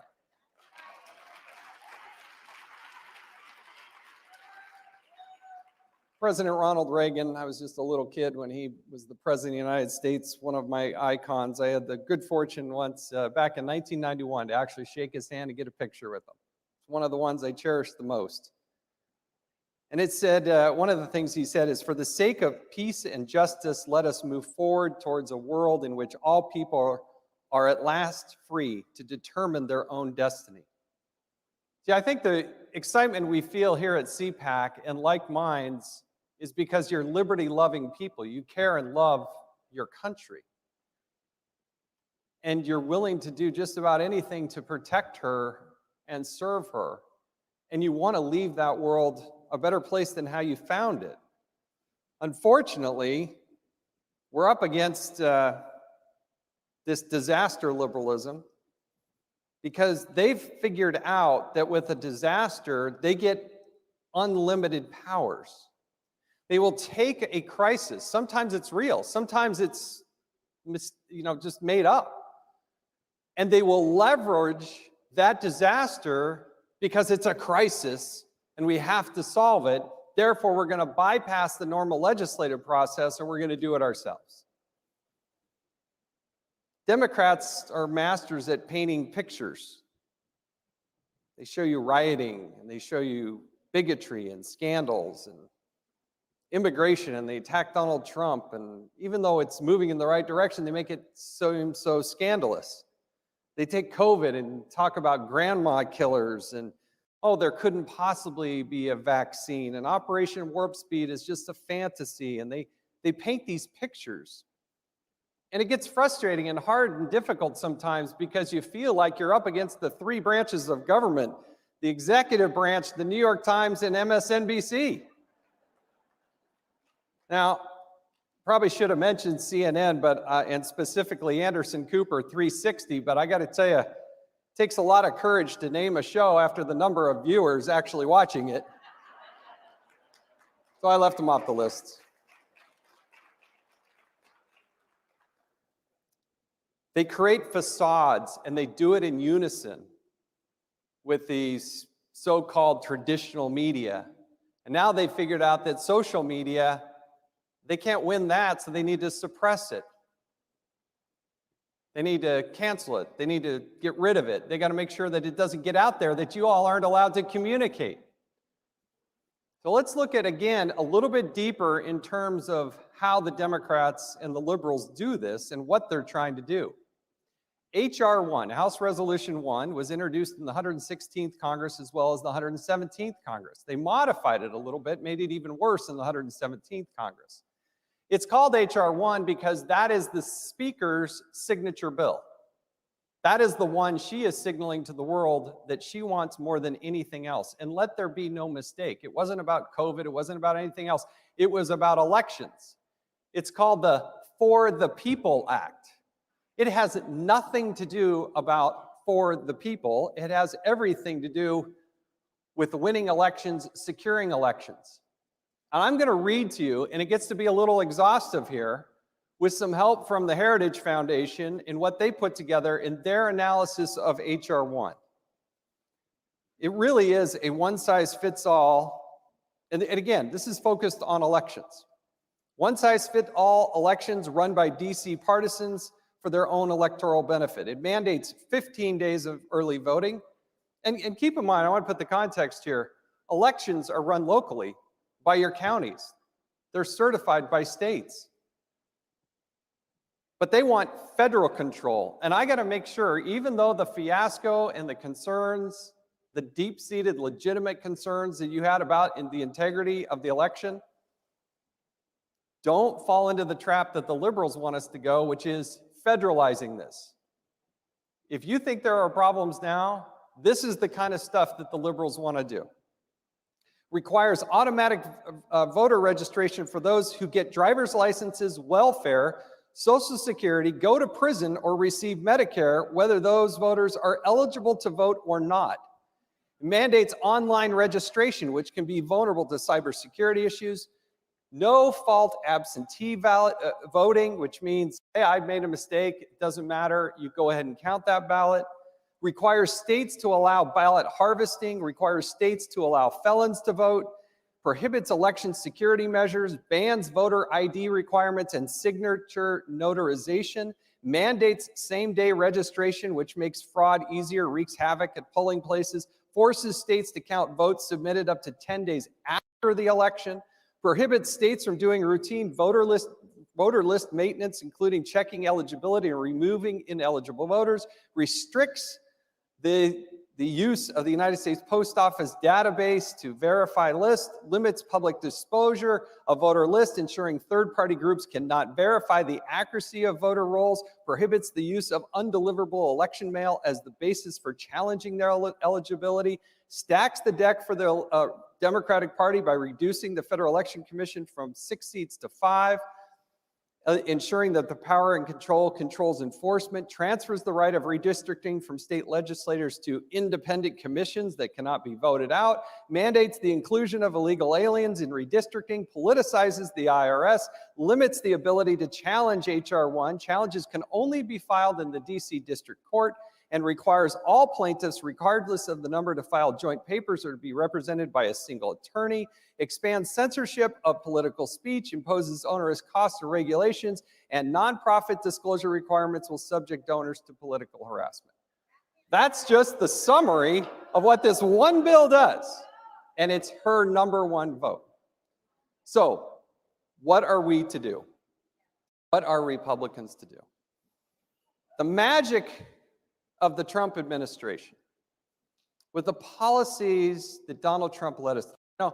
I think an honest assessment would say, I wasn't quite sure he was going to be the most conservative president, but his 4 years in office proved that he was the most conservative president.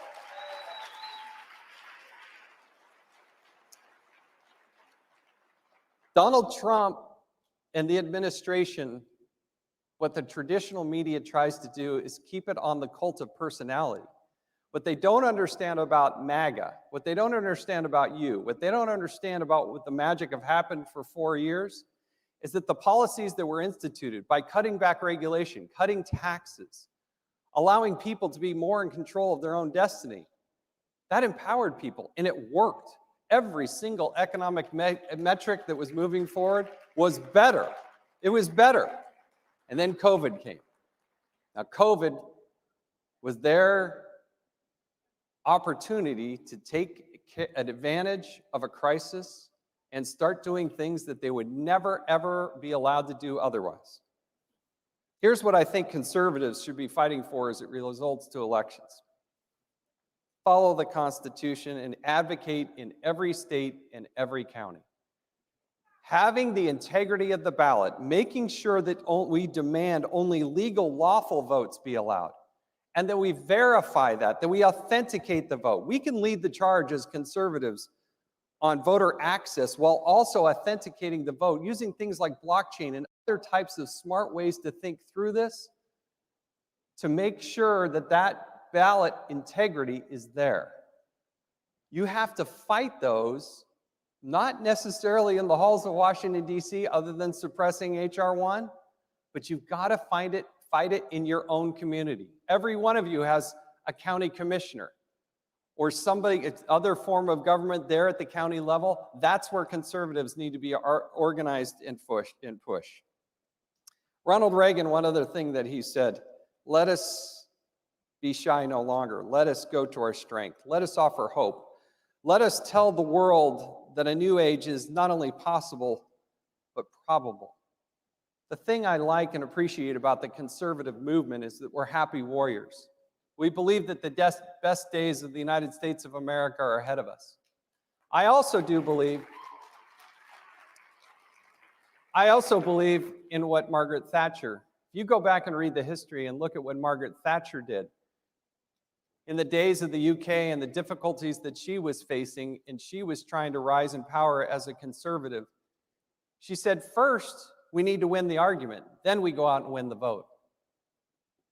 We're like minds here. We believe that Donald Trump was one of the best presidents to ever serve our nation.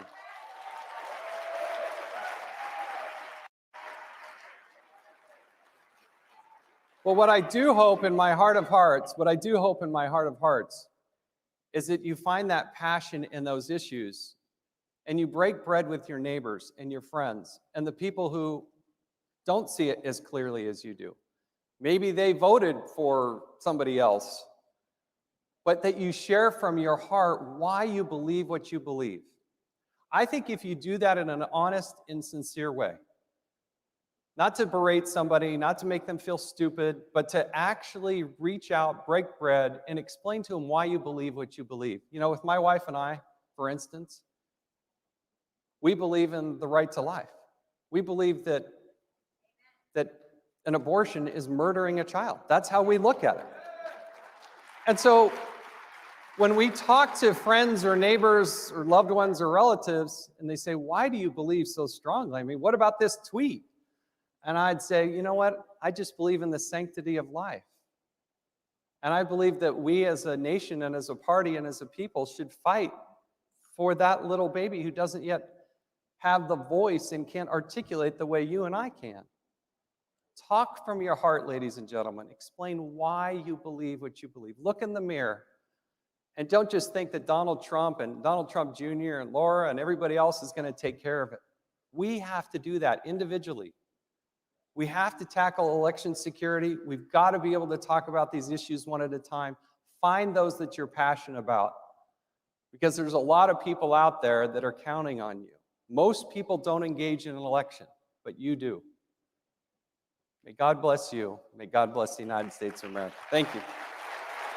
Thank you. Very kind.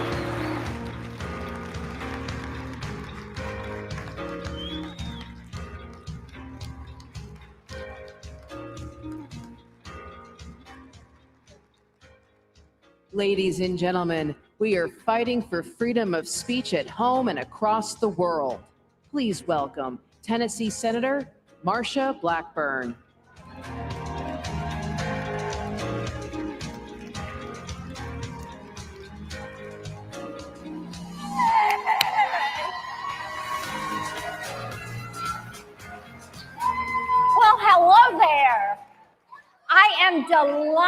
to see you all. I look forward to CPAC every single year. Seeing friends, being with happy warriors and fellow conservatives. I absolutely love it. This year is no different, but I'm going to tell you something that is different this year. And it's not just that we're all wearing masks and we have COVID-19 compliments of China. It is that we have a bunch of radical liberals in the White House, the House and the Senate, and they are determined to radically change this country. And it is very evident in the area of free speech. They are determined to take away your free speech and the First Amendment. Now, here is what the First Amendment actually says. Congress shall make no law. That is an order, shall. They can't do it.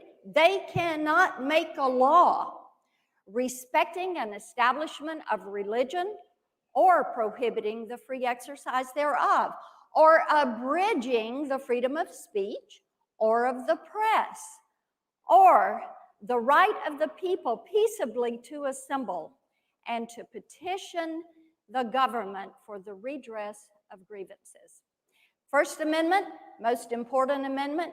If they take that one away, you can be certain they are going to come for your Second Amendment rights.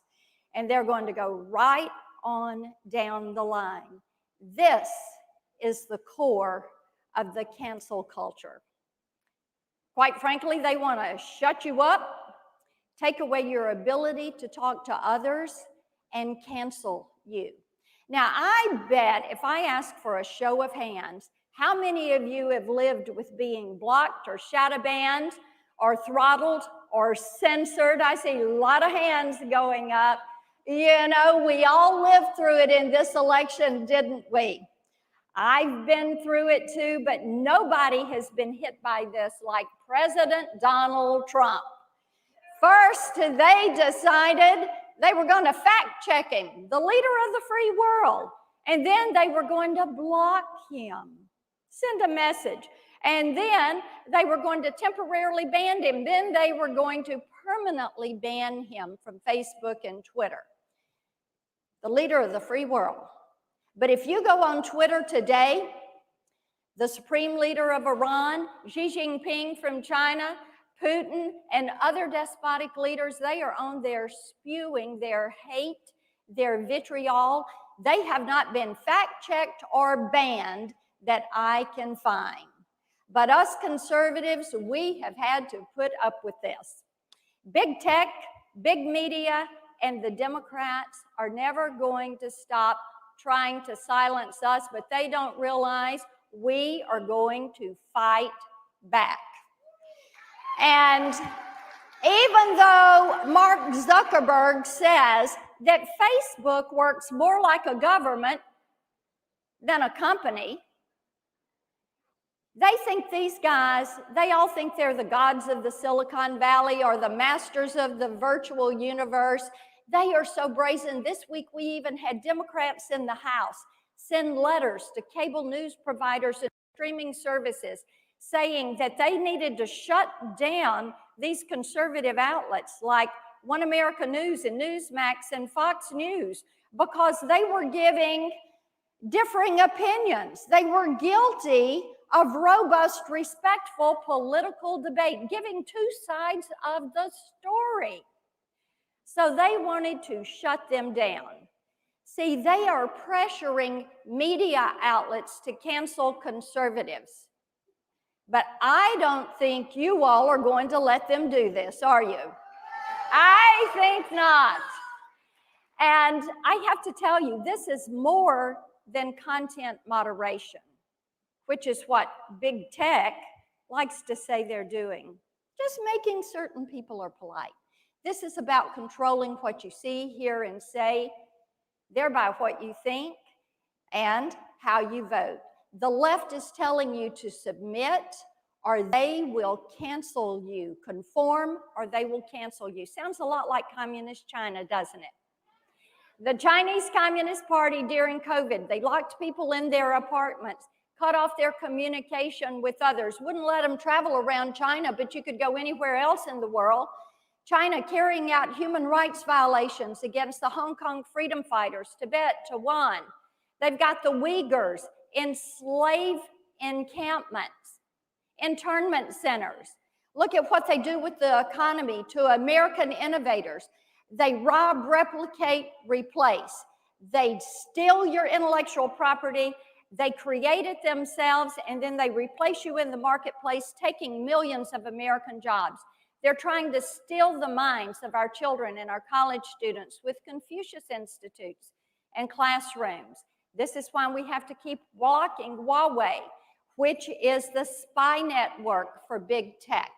They're trying to build a virtual you online. Thank goodness President Donald Trump understood China. He understood this, and he was standing up for the United States because China is trying to cancel the United States of America.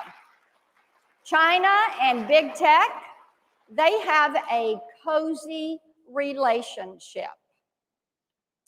And they have been allowing the Chinese Communist Party to spew all of their information. I can't find anywhere that they've been censored or blocked or banned. Big tech is aiding and abetting the Chinese Communist Party in their push for global dominance. And we are going to have to stand against it. So the question is, what are we going to do about it? And my question to you is, are you all ready to fight back against big tech, against big media, against censorship? Are you ready for the fight? All right, that's great. What we have is the Virtual You Protection Agenda. Let's start with online privacy. Big tech, this is what we will say to big tech. You cannot track, follow, listen, data mine, or share your information with a third party without getting your explicit consent. It is your privacy. When it comes to Section 230, and you've heard a lot about Section 230, haven't you? When it comes to censorship, they cannot come in and remove you, remove or block you or throttle you without telling you explicitly why. And to big tech, we say, we're going to take away from you these Section 230 provisions, and we're going to save them for little tech, the new entrants in the marketplace, so that we have choice and options. Dealing with China means we have to bring our manufacturing back to the United States of America. We have to continue to support what President Trump was doing to hold China to account. We have to end these Confucius Institutes so that they cannot steal the minds of our college students and spread their soft propaganda. We have to continue to block Huawei. Thank goodness President Trump did that. And make certain that their spyware is not getting into your electronics and networks. And on the First Amendment that is the most important amendment, it is we, the people, that are going to have to stand up and tell big tech and big media that enough is enough. We are going to have to tell them we will not stand for them to cancel conservatives. We will not stand for them shutting us down on social media. We will not stand for them ending conservative and religious TV programs, music and entertainment that is enjoyed by, we know, at least 74 million hardworking, tax-paying Americans.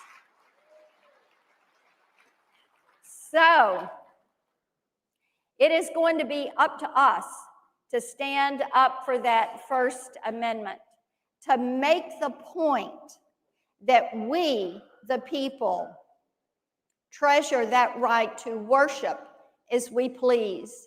We treasure that right to speak our mind and have an opinion. We treasure the ability to meet, to peaceably assemble, like we are doing here today. And we treasure our right to petition our government. And on that, I will say, Nancy Pelosi, let's get the fencing and the wire down and away from the U.S. Capitol. You know, it is important that we have robust, respectful political debate. But in order to keep this in this country, in order for us to have the ability to defend the Constitution, to defend our rights, to vote for the candidate of our choice, it is imperative that we continue the work that we in the U.S. Senate started with President Donald Trump, and that we stand up to China, that we stand up to big tech, and that we continue to protect the Constitution and all of our Bill of Rights. Are you with me? Are you ready to go to work? All right, let's go fight to make certain we protect the Bill of Rights. Stand up for freedom. Thank you all. God bless you.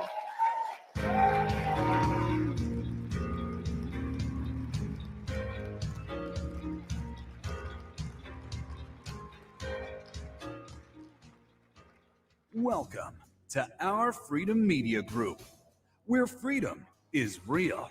Experience all our platforms for yourself now at www.ourfreedommg.com. Tired of restrictive social media platforms? Join Our Freedom Book. Tired of selective video upload and crowdfunding sites? Join Our Freedom Tube or Our Freedom Funding. With features that include live streaming, video calling and messaging, plus a 24/7 friend finder with map geolocation, American-owned and made in the USA. We're a place where your freedom of speech will be honored. Exercise your right on a secure social media platform without bias, censors, or bans, where your ideas can compete on a level field. If you're looking for a site that doesn't fact-check you and send you to fake jail, a site that cancels cancel culture, then Our Freedom Media Group is the freedom you've been waiting for. Sign up today at ourfreedommg.com, where freedom is real.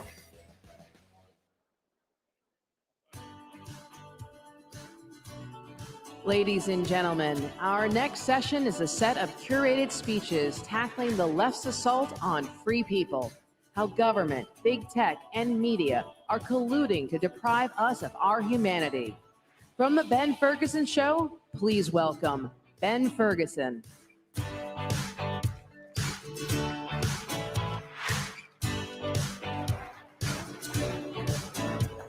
So I come bearing great news. I just got word while you've been in here that Mitt Romney has been banned from Twitter.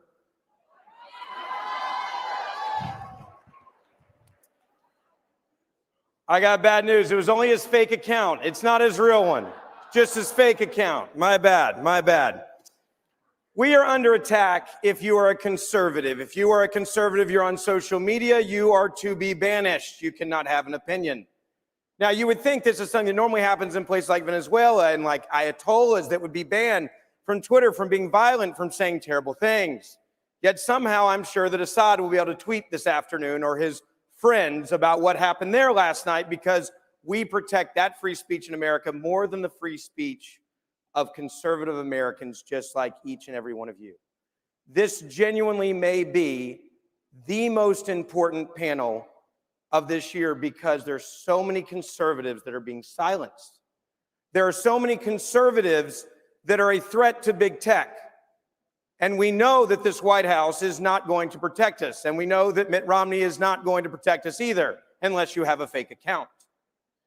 So what we've decided to do today is do something that I think is really, really important, and that is to break down what we have to do. Where are we safe? Where can we go? If you spend a decade, like I and many other talk show hosts, building a platform on places like Facebook, to realize that now you can't reach any of your followers. When you have other brands that you worked on that have nothing to do with politics and they threaten to shut them down. True story. I have a barbecue restaurant that they have threatened to shut down. I promise there's nothing political on there, but it's connected to me and my name. So therefore, we're going to hurt you, your businesses, your small businesses. We're going to destroy conservatives. We're going to make sure that you don't exist on the internet, which is kind of important to be able to reach people. They've already canceled us from everywhere else. So what do? Do we run? Do we fight? And where are we safe? So is there a safe place for conservatives? Well, my first guest that is going to come out and talk to you guys is a man that said several years ago, we got to find a safe place for conservatives because they saw it coming. You could see that they wanted to silence us. A founder, a CEO that started something called Clout Hub, where you have a safe place as a conservative, where you will not be banned for what you say. Pretty nice idea, right? We're the United States of America. We're supposed to have free speech. I want you to hear from this founder, Jeff Brain, who's going to talk to you about phase one of what we have to do to fight and how we fight to get our voice and our message heard. Give him a warm welcome.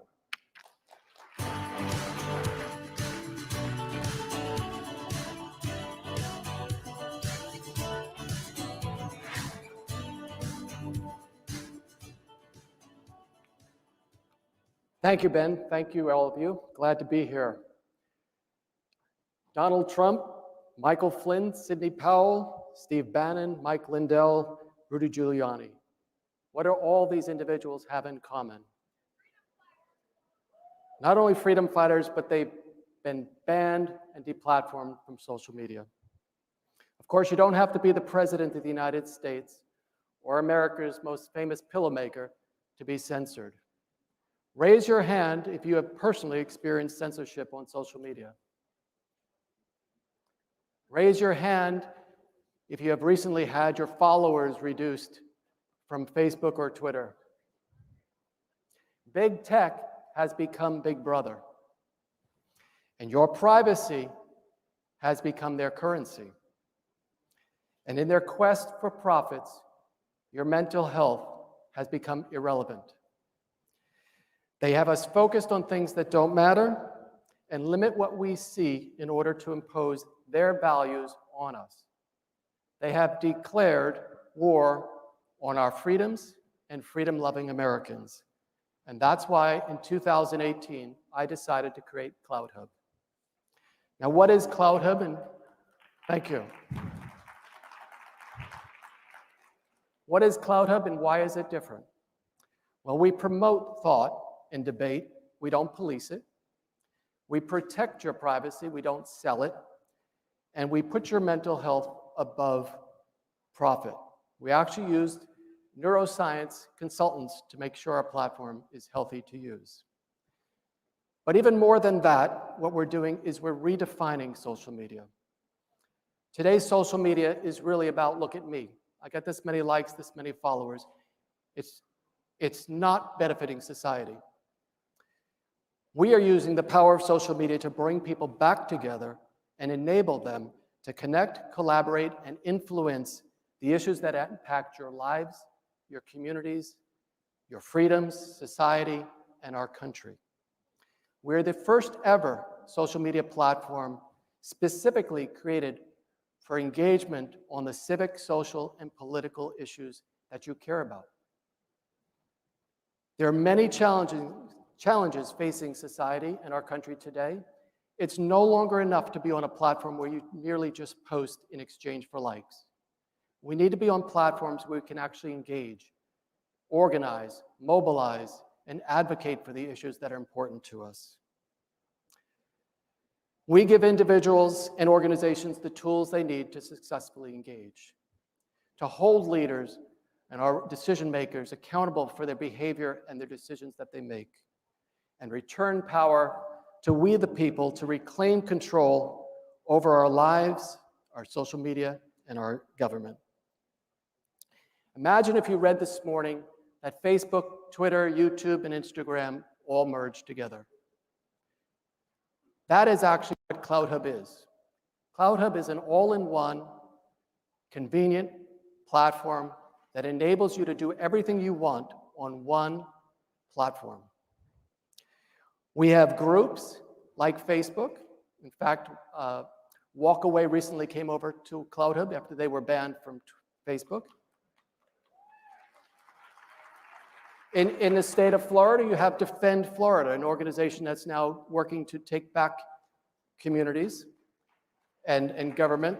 And they will be spreading across the United States with Defend Arizona, Defend Michigan, Defend California, and they are doing that on CloudHub. And we encourage you all to come to CloudHub, form your groups where you are safe to organize and mobilize.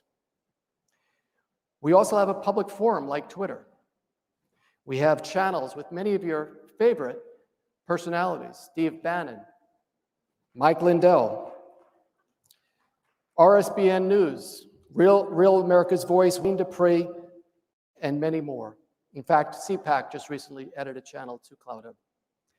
We also have video sharing, like YouTube, and a newsroom where you can see uncensored news. In the near future, we'll be adding a civic hub. We'll be adding, these are some of the tools that we'll have where you can actually engage with your legislators. In the Civic Hub, you'll access your federal, state, and local resources and legislators and decision makers. We'll be adding a faith hub where you can share and grow your faith. We'll be adding a private hub where you can, like Facebook used to be, where you talk privately with your friends and family, felt private. We'll be adding a business hub, an education hub, an entertainment hub, a sports hub, and a business hub. You can see we're not an alternative to Twitter. We're much more. We're connecting you to all the elements that advance your life and society. Now, we are a platform for everybody. Everybody is welcome. But already, General Flynn, Katrina Pearson, Dr. Gina Loudon, Dr. David Webb, John Solomon, Kevin Sorbo, Bernie Carrick, Wayne Dupree, Tracy Beans, Rudy Giuliani, Pastor Greg Locke, and as of yesterday, Paula White are getting involved. And they're getting involved not to post, but to help us change the world. They're ambassadors for us. They're actively engaged in helping grow our platform.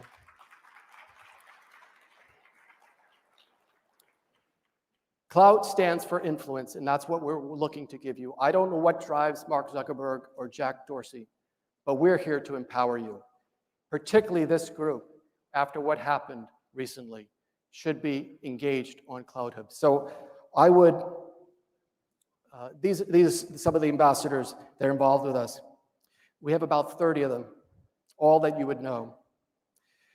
But I would encourage you, if you support free speech and believe that social media should become a force for good and a place where we can organize and take action, not just do, but take action and start to solve problems again, I encourage you to join us in the front lines of this revolution. Pull out your phone right now and join CloudHub. Download our app to ensure that you won't be the next victim of cancer culture. Make CloudHub your platform for civic engagement, debate, and organizing with other freedom-loving Americans. Share it with your friends. Help us create a new future for social media that empowers we the people to reclaim control of our lives and our country. Thank you very much.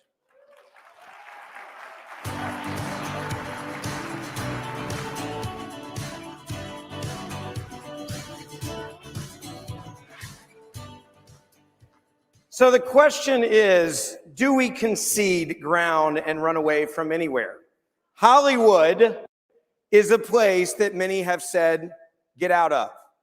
I just say get out of California, but that's for different reasons. Am I right? And by the way, if any of you are from California, God bless you with your recount, because it's going to be, that's what I'm talking about. I would have bet against it, I'm not going to lie, but I figured, I mean, especially when people are like running from the state, I'm like, well, all the conservatives leaving, you aren't going to get the signatures. And you did it. Well done. So the question is, what do we do when it comes to Hollywood? How do we fight back? Because I'm a fighter. I don't like to concede. But how do you even get in there, right? How do you even infiltrate Hollywood that hates and despises us. There's a man that's going to come out here right now, a director and a producer, who understands Hollywood and big media and what conservatives need to do. Please give a warm welcome to Robbie Starbuck.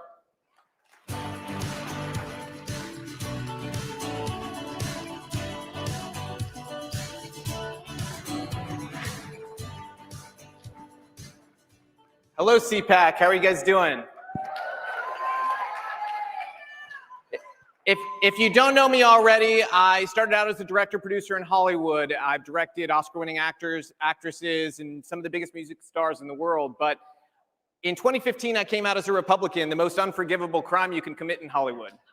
And then I endorsed Trump, which they didn't know that you could do something worse than come out as Republican, but that was it. That was not a very popular thing to do. But I would do it all over again a million times if given the chance, despite losing 85% of our business in that first year and my little girl being called a racist because her Cuban dad was conservative.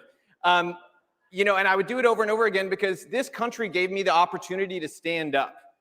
And that's something that a lot of people lose sight of.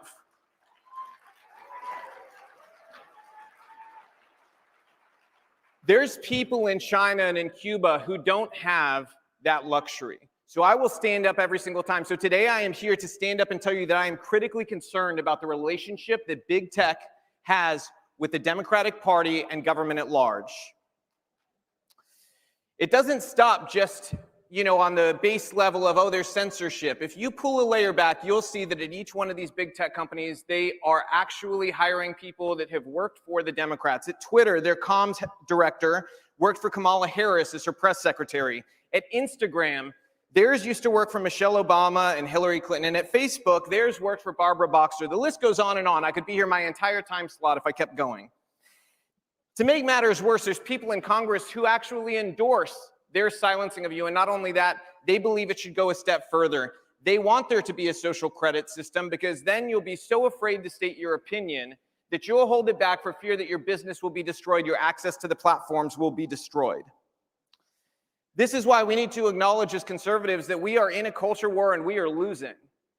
And if we want to win, we need to acknowledge that fact. Culture is an important question. They recently had Joe Biden on CNN, and they did something that I never thought CNN would do, but they asked him about the Uyghurs in China who are being raped, tortured, and children are being kidnapped, forced to praise China as their mother and to praise communism as their savior. They asked Joe Biden about it, and he said it amounted to a mere cultural difference.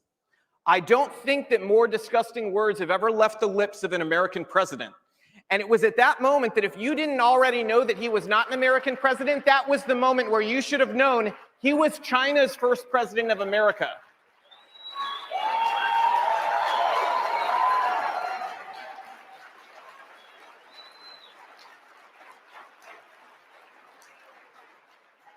And why is that important? That's important because our own culture is shifting. So if he can discredit that to just a mere cultural difference, what will the leader of the Democratic Party and the Democratic Party at large do when our own culture shifts to a point where, I can give you an example. Recently, a lawyer at PBS, yes, PBS, where they make children's show, a lawyer there called for Republicans' children to be put into re-education camps. So what happens if our own culture shifts to that point where that becomes acceptable? I think we all know the answer to that. And that's why we have to fight back. So I want to praise the people who are doing it right. People like the Daily Wire, who just hired Gina Carano after she was fired by Disney and Lucasfilms. Ron DeSantis and Josh Hawley, who are fighting through legislation. And now to all of us, what we need to do, we need to put the pressure on our AGs, our state legislatures, our congressmen, congresswomen. We need to pressure our governors to go ahead and bring that fight the same way that Ron DeSantis and Josh Hawley have, and people like Matt Gaetz, who's following after me. Our biggest donors need to match them with funding because we are not going to be given a seat at the table by these people in Hollywood. It is never going to happen. We have to build our own pillars of culture in academia, publishing, music, film, all around. And I'm not talking about something that's narrowly attractive. I'm talking about something that's broadly attractive to everybody because that's how the left got here. They used subtlety to change the minds of children, reaffirmed it at college, and then the kids came home hating the values their parents had raised them with. We can't allow that to happen for another generation, so I am calling us all to action. You know, Ronald Reagan once said that we had a time for choosing, and I'm saying that we have a time for choosing again. If we want this party to survive, we need to go back to his words. Reagan once said that we face the greatest enemy in man's long climb from the swamp to the stars, and that if we lose that war, that in so doing, we would lose this freedom of ours. He then said that history would record with the greatest astonishment that those who had the most to lose did the least to stop it. We need to make sure that that's not how history records us. He went on to tell a story about a Cuban refugee and two businessmen, where the two businessmen were listening to the refugee tell his story. One businessman turned to the other and said, "We don't realize how lucky we are." And the Cuban turned to them and said, "No, you don't realize how lucky I am. I had someplace to go to." And in that sentence, he told the entire story, because this is our last stand. This is freedom's last stand. If America falls, freedom falls. And so we all need to double our efforts. We all need to double our efforts and make sure that we left nothing on the table, because this is a fight worth having. This is a country worth saving. And freedom is something that should be a human right. And we are the fighters who need to ensure that the next generation has it.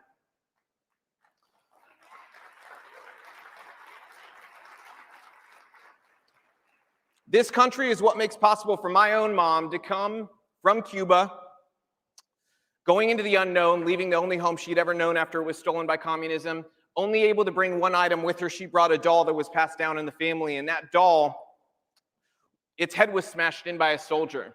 And I say that because I want you to know that that's what leftism does. It steals everything from you. And so this is our last stand. I hope you join me in fighting for freedom. That's why I'm able to stand up here. That freedom in America is the reason I can be here and say that I am running for Congress in the state of Tennessee in 2022.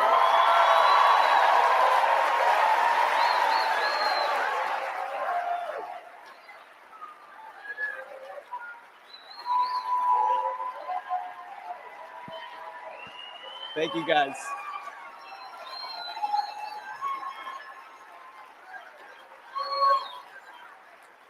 And lastly, I just want to say that this is my last remark. Mark Zuckerberg, Jack Dorsey, a wave of lions is coming in 2022. We will not allow you to get away with what you've gotten away with anymore.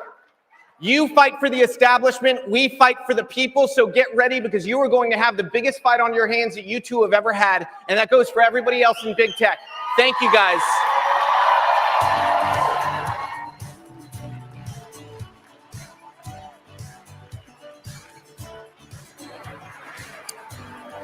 Well said.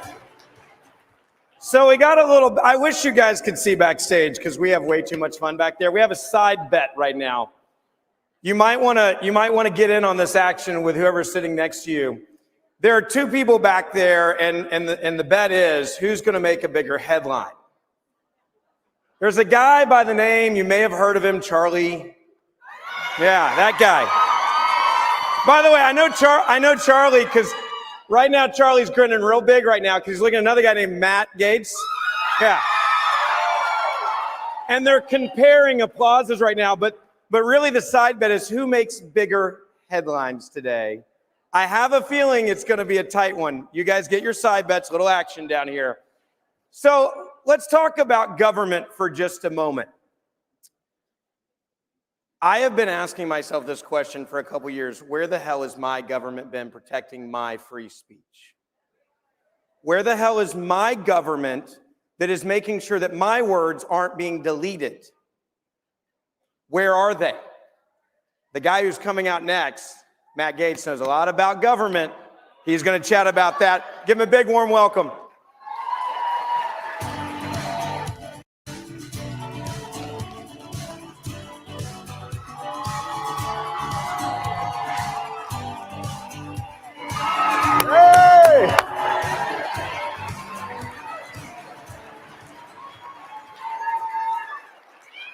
I haven't gotten that good a warm welcome since I was in Wyoming. My fellow patriots, don't be shy and don't be sorry. Join me as we proudly represent the pro-Trump America First wing of the conservative movement. We're not really a wing, we're the whole body. We're the main attraction in the greatest show on earth. It's our ideas that fill the stadiums with cheering fans, and while the establishment owns the think tanks, we're the ones doing all the thinking in the populist movement as conservatives. Turns out populism is popular, and everyone can see who the fakes and the phonies are and where we could find the real deal. A year ago at CPAC, I was the first Republican in Congress to swear off donations from federal lobbyists and political action committees. Their money is no good with me. Now, I can't say I started a movement. Not a single other Republican joined me. But it turns out I was ahead of the curve because the woke corporations turned around and canceled us. Many Fortune 100 companies will not donate to pro-Trump Republicans. Some have even pulled their sponsorships of this conference. American business should be worried about business, not wokeism. We gather here today in the shadow of Disney, a corporation that recently canceled its own founder, Walt Disney. Look out, Mr. Potato Head, you're next. I'm sorry, I think now he's going by Potato X. Can't be Mr. Potato. And see, to me, the whole concept of the Mr. Potato Head was he could move the parts around. I mean, Mr. Potato Head was America's first transgender doll, and even he got canceled. So while I stand alone in the House Republican Conference in my rejection of PACs and lobbyists, I am never alone when I stand with you, the great people of the greatest country that has ever existed.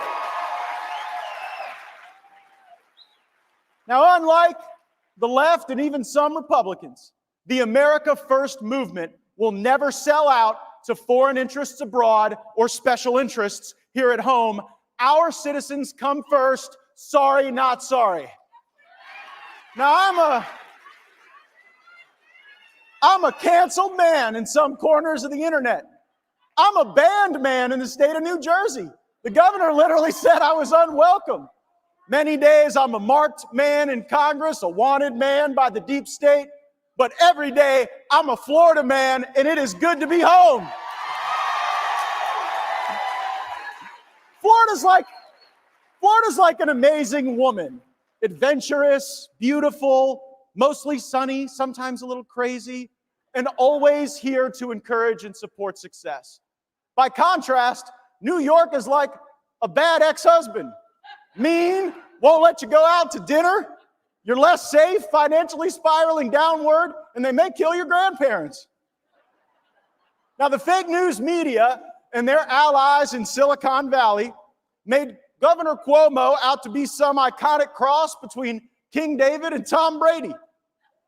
What a big lie that turned out to be. According to former aides, Governor Cuomo was offering to replace staff meetings with strip poker. Meanwhile, they were stripping Granny out of the COVID ward at the hospital and tossing her in the nursing home, just enough time to infect everybody and then go back to the hospital so that deaths could be recategorized for politics.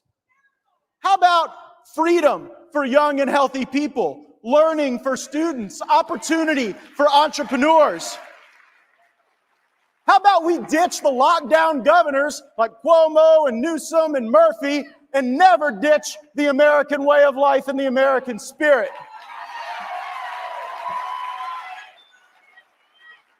Now, speaking of all this bias, it was awful the way the media treated Ted Cruz. I mean, the left and the media were more worried about Ted Cruz going to Mexico to spend his own money than they are about the caravans coming through Mexico to take ours. The greatest threat to our liberty is big government, and the second greatest threat to our liberty is big business. And there is no bigger business than big tech. The flow of digital information impacts every aspect of our lives. If we win the debate but lose the internet, ours will be the last generation of American greatness. They'll open the borders, lock down our businesses, and squelch even the faintest whispers of dissent. And here's what I don't get. Leaders in both parties have no problem flooding the deserts of the Middle East with American cash and American blood over the mirages of democracies potentially emerging far, far away. But they won't lift a finger here in our country to do what is necessary to preserve our republic, and that is to ensure access to the digital world for everyone, regardless of their politics. Elon Musk calls Silicon Valley sanctimonious valley for a reason. And the terms of service on Twitter can never be more important than the values that undergird our Constitution. We need more than a legalistic definition of the First Amendment. We need a culture of free speech in America. Now, when big tech and big government team up, America starts to look more like China. And the Chimerica dream is shamefully a nightmare for our people. All technology means is doing more with less. When big government fuses with big tech, government only becomes more efficient at acquiring and centralizing power. Tyranny with greater ease and lower cost. Bill Clinton famously joked that China's attempt to control the internet would be like trying to nail Jell-O to the wall. It turns out the Middle Kingdom has done even more nailing than the 42nd president. They even send their spies to nail some of our politicians. Conservatives rightly rail against the evils of socialism, yet the China model perhaps embodies something more dangerous, and we're heading in that direction. A captive capitalism, a corrupt linkage between business and government that enriches the elites and reduces the rest of us to interchangeable parts, just producers and consumers. And we should never let the virtue of disagreement and debate go away for the ease of clicks and memes. We were promised that technology would disrupt and democratize power. But what happens when all of the technology companies ultimately get the power and the government all at once? There are no checks and balances when they can control, alt, delete anyone for any reason. Now, in China, this means that the government assigns people a social credit score, where you live, where your children go to school, professional opportunities, access to government programs. It all depends on what government and tech think of you. Just look at what's happening in the Biden administration today, a revolving door with Twitter, Facebook, Google, Amazon executives rolling into the government to create a unified system. And maybe we would feel better if government was getting big tech's brightest. Sadly, we're not. Listen to how things have changed. Prior to social media in Silicon Valley, the most significant investor and customer was the Department of Defense. Our best minds worked on bombs and radar and stealth, often in partnership with DARPA. Jeff Bezos' grandfather was actually the number 4 person at DARPA. But as commerce moved online, the incentives for focused digital talent moved too. Today, America's sharpest minds are focused on memes, not munitions, likes, not lasers, ratios, not robotics, and hyperviral, not hypersonic.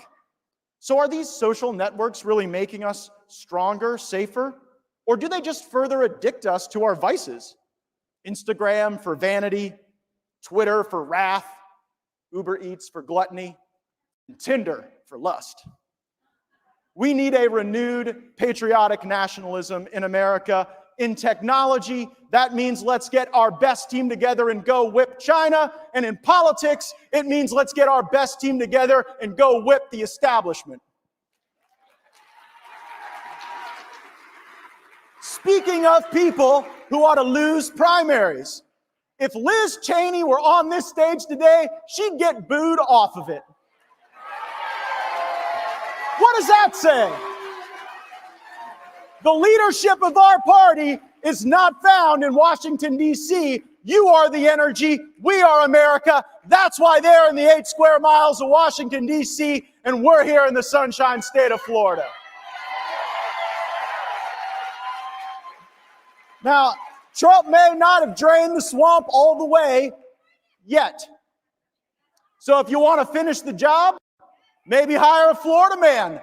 We've drained swamps before.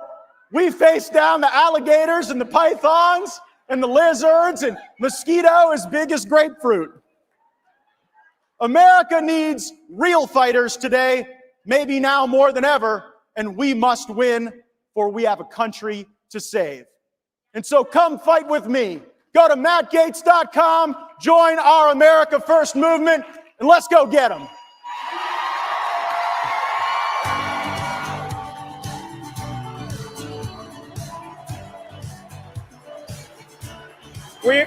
We almost played you off stage, but we didn't want to censor you, brother. We didn't want to censor you. He may be the only speaker that gets an extra 4 minutes. Give him a round of applause. I feel like these notes in my hand from that I got here, a guy named Charlie Kirk, he's back there. I feel like we should auction them off. I feel like we should auction these off for a kid to get a scholarship next year. So maybe at the end we might be able to do that if I can approve and get that done. I tell you what, social media is important, and the proof of it is the man that's about to come out here. A man that figured out the algorithm to inspire and connect young conservatives in this country to stand up and not be ashamed, especially on college campuses. We know how bad college campuses are. We know how hard it is to be a conservative. I remember meeting literally at CPAC, 21-year-old, and I'm a young guy, Charlie, and they were like, he's starting this new thing, and it's going to be called Turning Point, and they all the people around had matching clothes on. How many of you remember that, right? They were showing we're here, and they're like, they're going to build this thing. I was like, dude, if this happens, this could change college campuses nationwide, and guess what? It did. Please welcome Charlie Kirk to the stage, my friends.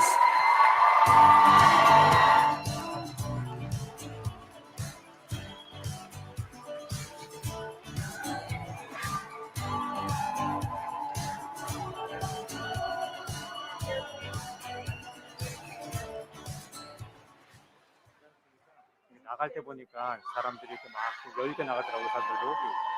한번 생각해 보세요. It's an honor to be with you guys today. You might be saying, what on earth is Charlie wearing? What kind of tie is this? This is a 1990 Rush Limbaugh tie. And I thought, what better place to honor one of the greatest Americans, quite honestly, ever to live than at CPAC. Let's just remember for a moment the legacy of Rush Limbaugh. I mean, he impacted my life. I know a lot of people here had their lives impacted by Rush Limbaugh. I was honored to be able to call him a friend the last couple of years. And his generosity, his commitment, his wisdom, how relentless he was to defend our country, never betraying his audience. And my goodness, did we lose a legend last week. So let's give it up to Rush Limbaugh and his family, an absolute gift to our country, Rush Limbaugh.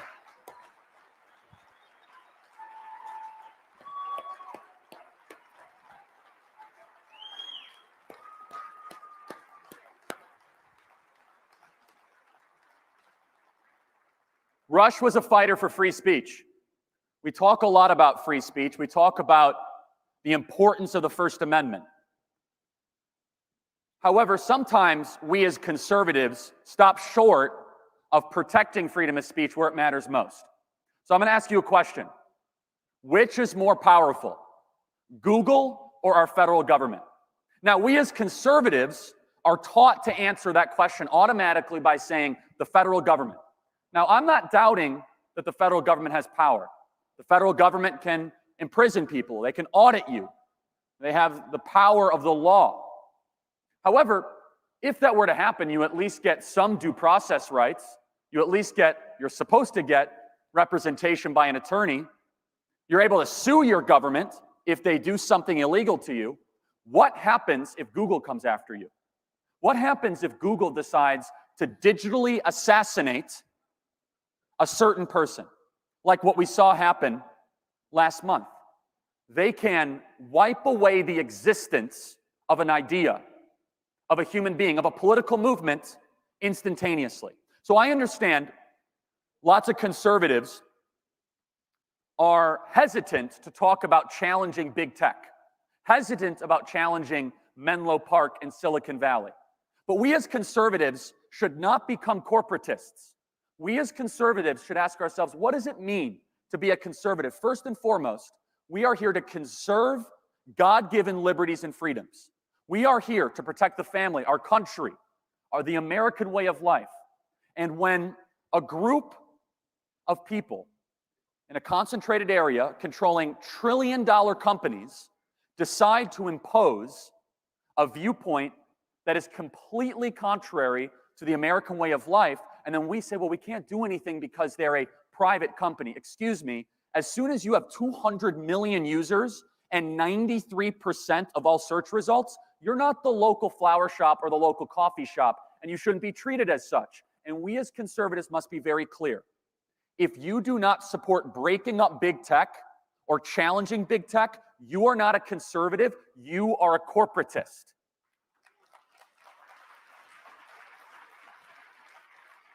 You see, the founding fathers were very worried about the centralization of power. I love limited government.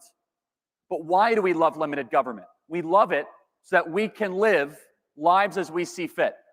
The founding fathers loved liberty. They believed liberty was given to us by God, not by government. But the founding fathers never imagined that a small collection of companies could potentially be more powerful than our own government. Google is more powerful than our government, and there is no check and balance against them. People say, start a competitor. Well, then they'll wipe you out like they did to Parler. People say, well, what harm has Google actually done to the country? Well, besides addicting our children to their smartphones all day long and destroying the humanity of an entire generation, besides censoring different political opinions, even beyond that, they have the potential power to obliterate any political movement. And we saw it with one of the most grotesque and dangerous acts of political interference in American history. 1 month out from the election, Hunter Biden's laptop, that story was given to the New York Post. Anyone who tweeted about it, anyone who posted about it, immediately had their account suspended. Just look at the New York Post. We have now given the entire future of American politics to basically 2 or 3 companies. And so what's the solution here for us as conservatives? What does this mean? Well, number one, we must identify the problem. And I'm going to just say something that needs to be said. Any Republican that takes money from NetPAC or from Google should leave the Republican Party. Any Republican that is funded by Google has no place in the Republican Party. We, as conservatives, must treat donations that you get from Silicon Valley like we treat donations from Planned Parenthood. We would never put up if a Republican came on stage here and said, oh, I'm financed from Planned Parenthood. Then why do we tolerate big tech companies financing our lawmakers? There are 2 governments in our country. There's the federal government and the government of Menlo Park. The ability to process and share information is critical to the future of our civilization. For all the lawmakers that are passing through here, or for people that want to win elected office, there are 2 things that conservative grassroots care about more than anything else. Number one, restoring election integrity in our country for fair and free elections. And number 2, it is challenging big tech. It is giving us the ability to speak freely on social media. We should never take a default position just to defend corporations. I love free enterprise. That's why I want to challenge these corporations, because they don't. They are not believers in capitalism. They're not believers in free enterprise. They use technology, and they use our own slogans and our own phrases, and our own books against us as an excuse for us not to challenge them. So in closing, I want to say this. We as conservatives are very careful about identifying existential threats, and we should be, because we as conservatives believe the biggest problem in your life is probably you and your actions. That personal responsibility, self-discipline is inherent in being a good citizen and leading a happy and full life.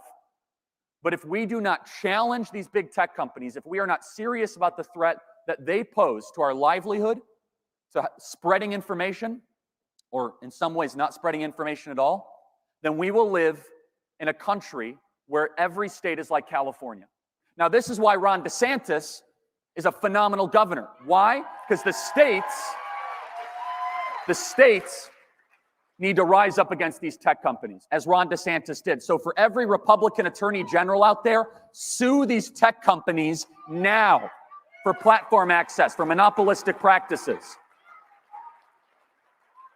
We, as conservatives, have more power than I think we realize.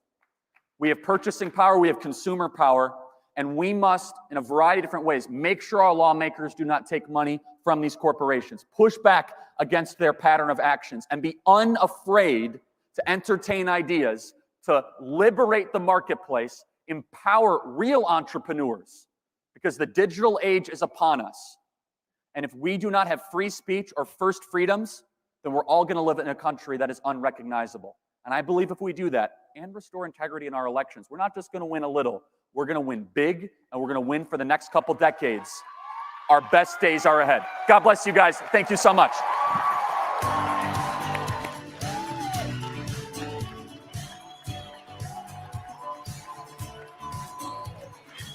Thank you, brother. Well done.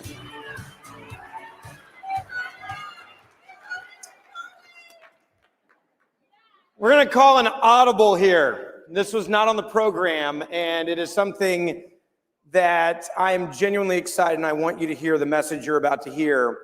There is a guy that's been described as the outsider, the Ted Cruz of the Republic of Korea.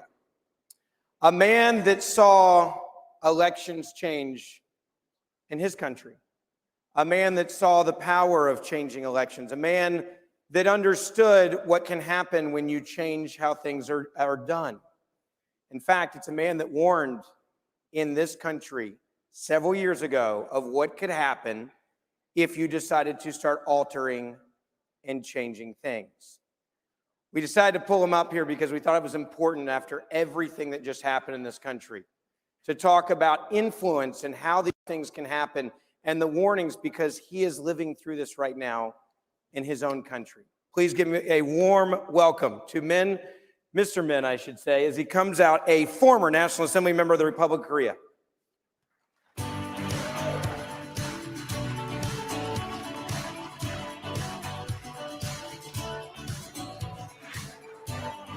Thank you very much. Thank you very much.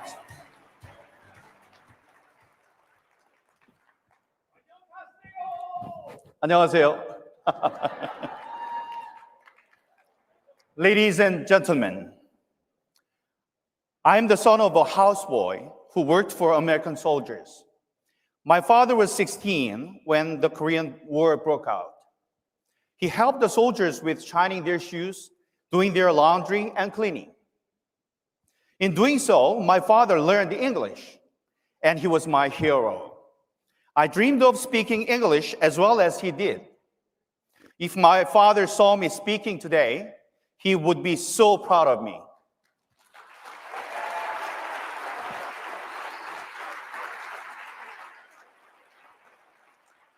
We all know of the American dream. In Korea, we also have the Korean dream. We call it a dragon rising up from the ditch. Growing up, we did not even have the bathroom in the house. Despite such difficult circumstances, I worked extremely hard and became a dragon out of the ditch.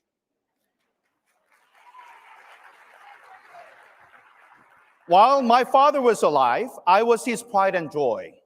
I graduated from South Korea's Ivy League Yonsei University and joined the major South Korean broadcasting network, KBS. I was Washington, D.C. correspondent, and the main evening news anchor. I was the Korean version of Tom Brokaw or Peter Jennings. Following my career as a journalist, I was the presidential spokesperson for former President Park Geun-hye, and after that, I was elected to the National Assembly. So, what am I doing here? On April 15th last year, I lost in the general election. Just like President Trump, my loss was due to election fraud. I have since been fighting diligently against election fraud in South Korea. However,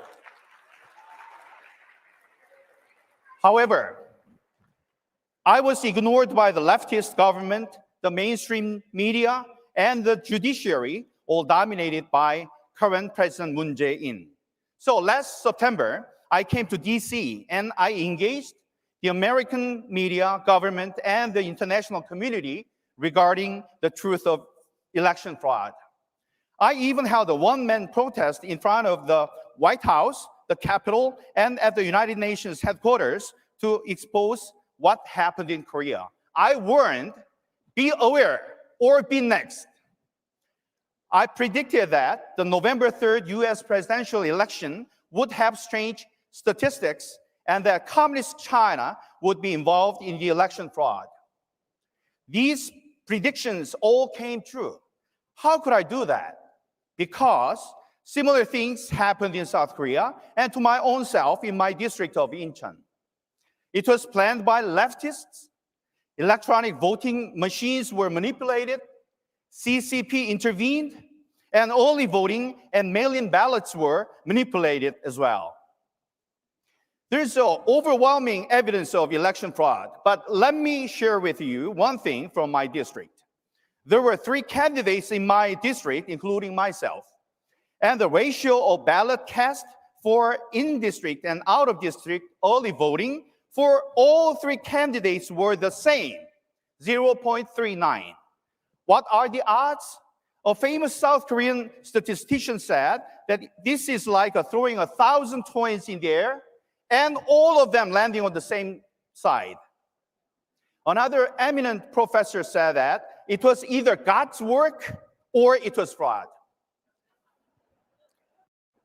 Election fraud is the biggest threat to democracy. Many South Koreans were shocked that it had happened in the US, and we hoped that justice would be served for President Trump and the truth will prevail. However, it did not happen. I was sorry and the Korean patriots were sorry. But let's not be disheartened. Let's work together.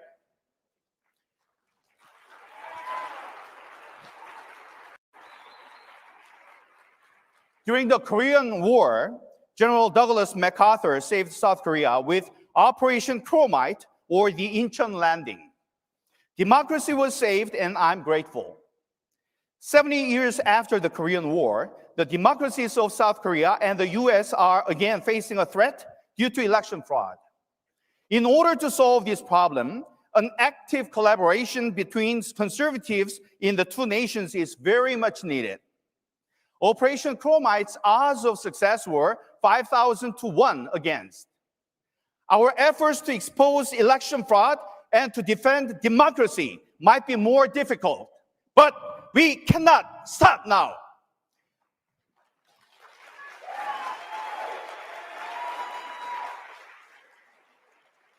The memorial for Operation Chromite is in the district I represent, Yeonsugu-ul Incheon.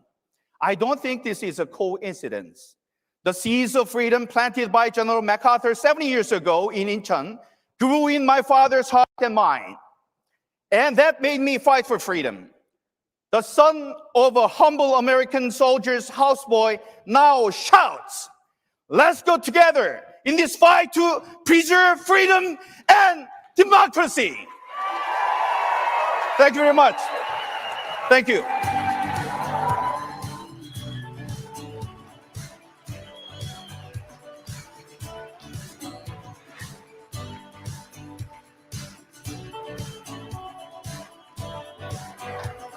I told you it was going to be a good audible there. That was a good audible. So where do we go from here is the question, and how do we win this battle? Because I'm not going to concede, and clearly because you are here in the great state of Florida, you're not going to concede either. How do we win this battle against big tech? I go back to what the governor said this morning in the great state of Florida when he said, we're taking on big tech as a state. That is how we are going to win this battle. It's not going to be in Washington over the next 4 years. I can promise you that. In fact, we had many Republicans that did not fight to bring in and rein in big tech as they were going after many conservatives as we were yelling at them to please help us out. And they did nothing but tweet about it, and they didn't pass any legislation to stop it. It's a problem in this country. First of all, I mean this when I say this to every one of you. You know when you see those posts on social media of people that you like and you agree with, share them. We have to get back to grassroots. It's no longer good enough to see it. It's no longer good enough to like it. You have to help spread the word because the algorithms are against us. We know that. Second, find out who your local elected officials are that represent you at the state legislatures and go talk to them, because right now, that is how we are going to beat big tech in this country. They're the ones that are going to have to rein in big tech. They're the ones that are going to have to do exactly what Governor DeSantis said we are going to do in the legislature in this state. That is how we win. And finally, make sure that every friend and family member you know does not keep giving their money, their time, their information to companies that disdain our values. Why do we continue as conservatives? Because I will say this, liberals do it better than we do. They vote with their dollars and they make sure they don't give money to anybody they disagree with. And we, for far too long, as a conservative movement, continue to give our dollars for convenience to organizations and people just like Amazon who say, hey, we're going to take down places like Parler. And we have to stop doing it in this country. We have got to protect freedom of speech. We have to make sure that the next generation of conservative, and it's fun to be here being a little bit older. I came to my first CPAC, I think, when I was 17. We have got to make sure they even have a place to have an opinion that disagrees with the big tech and what the liberal media tells them they have to agree with. We have to have a place for them to fight, protect, and defend this country's freedom of speech so that they don't grow up in a society where they can't say anything at all. God bless you guys. Thanks for supporting CPAC. Thank you for coming out. And we'll see you next year.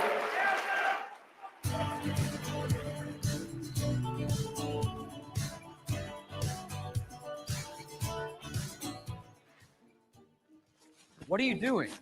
Need a box and a shipping label? No, I missed the sign-up period for my health care.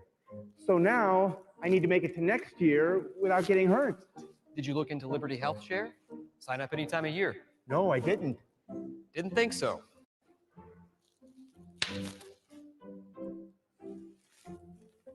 Ow!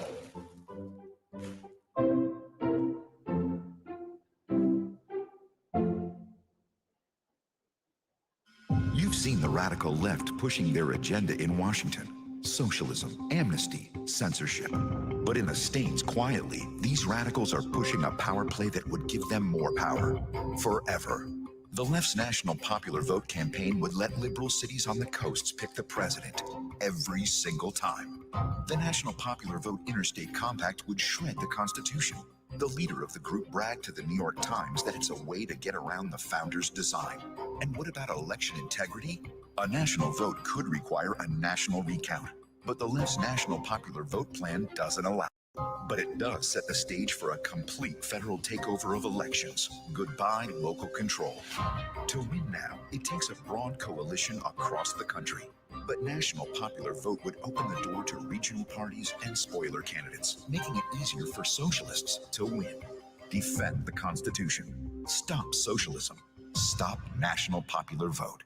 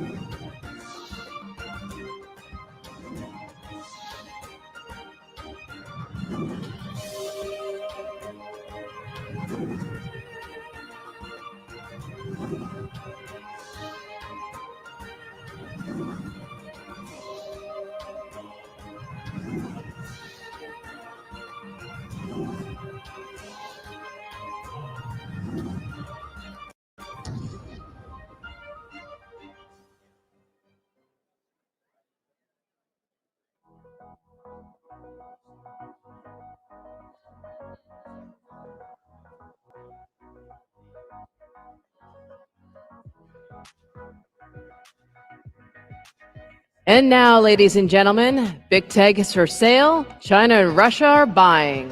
Please welcome our panel. From the Buck Sexton Show, Buck Sexton. From the Hudson Institute, Rebecca Heinrichs.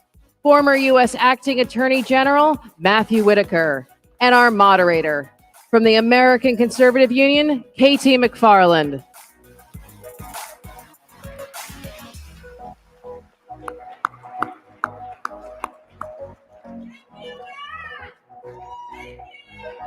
Children. Thank you, Matt. Thank you for all being here. This is where we get the really serious, wonky part of CPAC, which means you do not immediately now head for the doors. Look, China, Russia, big tech. What could possibly go wrong? You know, if we'd had this conversation 10 years ago, even 5 years ago, we wouldn't have thought, well, that's a problem, right? Russia, we beat Russia during the Cold War. They're finished. China, as even Joe Biden said a year ago, hey, man, they're not going to eat our lunch. They're our friends. They're not competitors. And we would have all happily turned over every bit of our personal information to Amazon, Google, Facebook, you name it. But here we are, and the world is a very different place. And we now have a pretty serious conversation to have. I want to start with China. You know, China's plan, and they've been quite open about it in recent years. 10 years ago, they weren't. Now they're very open about it. They plan to replace the United States as the dominant world power, economically, technologically, militarily, politically, diplomatically. Their original plan was to do it by mid-century. They've pulled up the timeline between the pandemic and the election of Joe Biden, who they know will be very soft on China. They've now pulled up the timeline. They think they're going to get there within the decade and maybe within the next 5 years, and they might. The next issue, though, is Russia. Russia, we thought they were gone. They were done. They can't compete as a serious world power. What did Barack call them?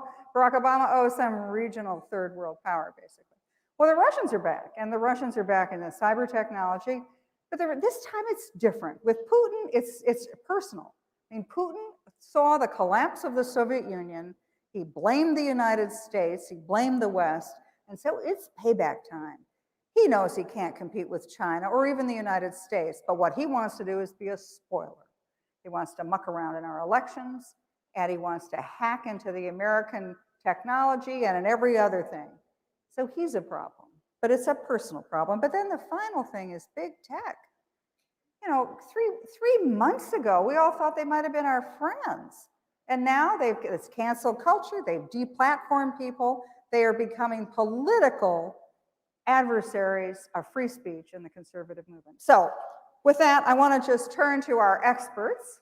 And I'd like to start first with Buck Sexton, who's going to talk to us about the Russia threat, and then Rebecca Heinrichs about China, and then our former Attorney General, who's going to tell us about big tech. And we're going to ask them all, what are we going to do about it? So Buck, would you like to take off? So I would ask that you think about how you view the success of the Russian information operation in 2016. Because most conservatives think about this in the context of it was wildly exaggerated, it didn't change the election, and that's all true. But there's also a follow-up to that. Russia was actually more successful in 2016 with the pretty minimal hacking that they did in terms of the election and Facebook and all the things you know about than they ever could have really imagined. When you look at the cascade of effects that came after that, and yes, this is only possible because of the Democratic Party and the Russia collusion hoax. KT, you could speak to that in more detail than I can, having been closer to that, and the way the Democrats turned this into a weapon. But what Russia was able to do was create the grounds for one, a 4-year-long story that they still cling to. I mean, you will see people on news today still who say that Russia collusion was real, that it still happened in some capacity. Collusion's not a crime. We didn't say conspiracy. They play that game. But also, you have the beginnings of big tech now in full-out censorship mode because of the 2016 narrative of Russia hacking the election. And all the people, the Democrats, woke folks on the left, decided something must be done about this to stop it. That's actually the justification for why people like me, even, and many others at this conference, are being censored on social media. It all goes back to that 2016 hacking. And then when you add to this that Putin right now, they actually just put Navalny, who's the most well-known critic of Moscow and essentially anti-corruption crusader, they sent him to a penal colony. That was just a few hours ago, that was reported. So that's what you don't want to have happen. Russia now, and we can talk about some of the specific platforms they use, is in a position where they can say, if American political tech, or American tech rather, can be politicized to squash dissent on effectively a partisan basis, why can't we? Think about the precedent that has been set. Think about the layers here. You had 4 years of Russia collusion nonsense against Trump, then you had big tech weighing in, and now you have actual autocrats around the world saying, if Twitter and Facebook can block conservatives from having speech, guess what we can do in Moscow? And I haven't even gotten to the fact that they're still more skilled at hacking than the Chinese, although the Chinese are a bigger threat. But I will leave it there. Pretty scary. Rebecca, what are the Chinese up to? What I'd like to do is start off by saying, why do we talk about China and Russia? Why are those the two big countries we talk about most? And that is because when you think about the threats to the United States, you think about what is the country's objective and what is their ability to carry out that objective. And of those two countries, China, as KT said, has the desire, the will to replace the United States as the global superpower, and now they have the greatest ability to carry that out, economically, militarily, and then tech. And I'm going to talk most about that third basket. Russia, still a very serious problem, doesn't have the same kind of engine that China has economically. They have a lot of nuclear weapons, and so they are a serious competitor that we care about greatly, and they have the desire to undermine the United States, but they don't have the engine and the ability like China has to carry out just the amount of destruction that China can to undermine the United States and replace the United States as the global preeminent power. Why does it matter for the United States to remain the global preeminent power?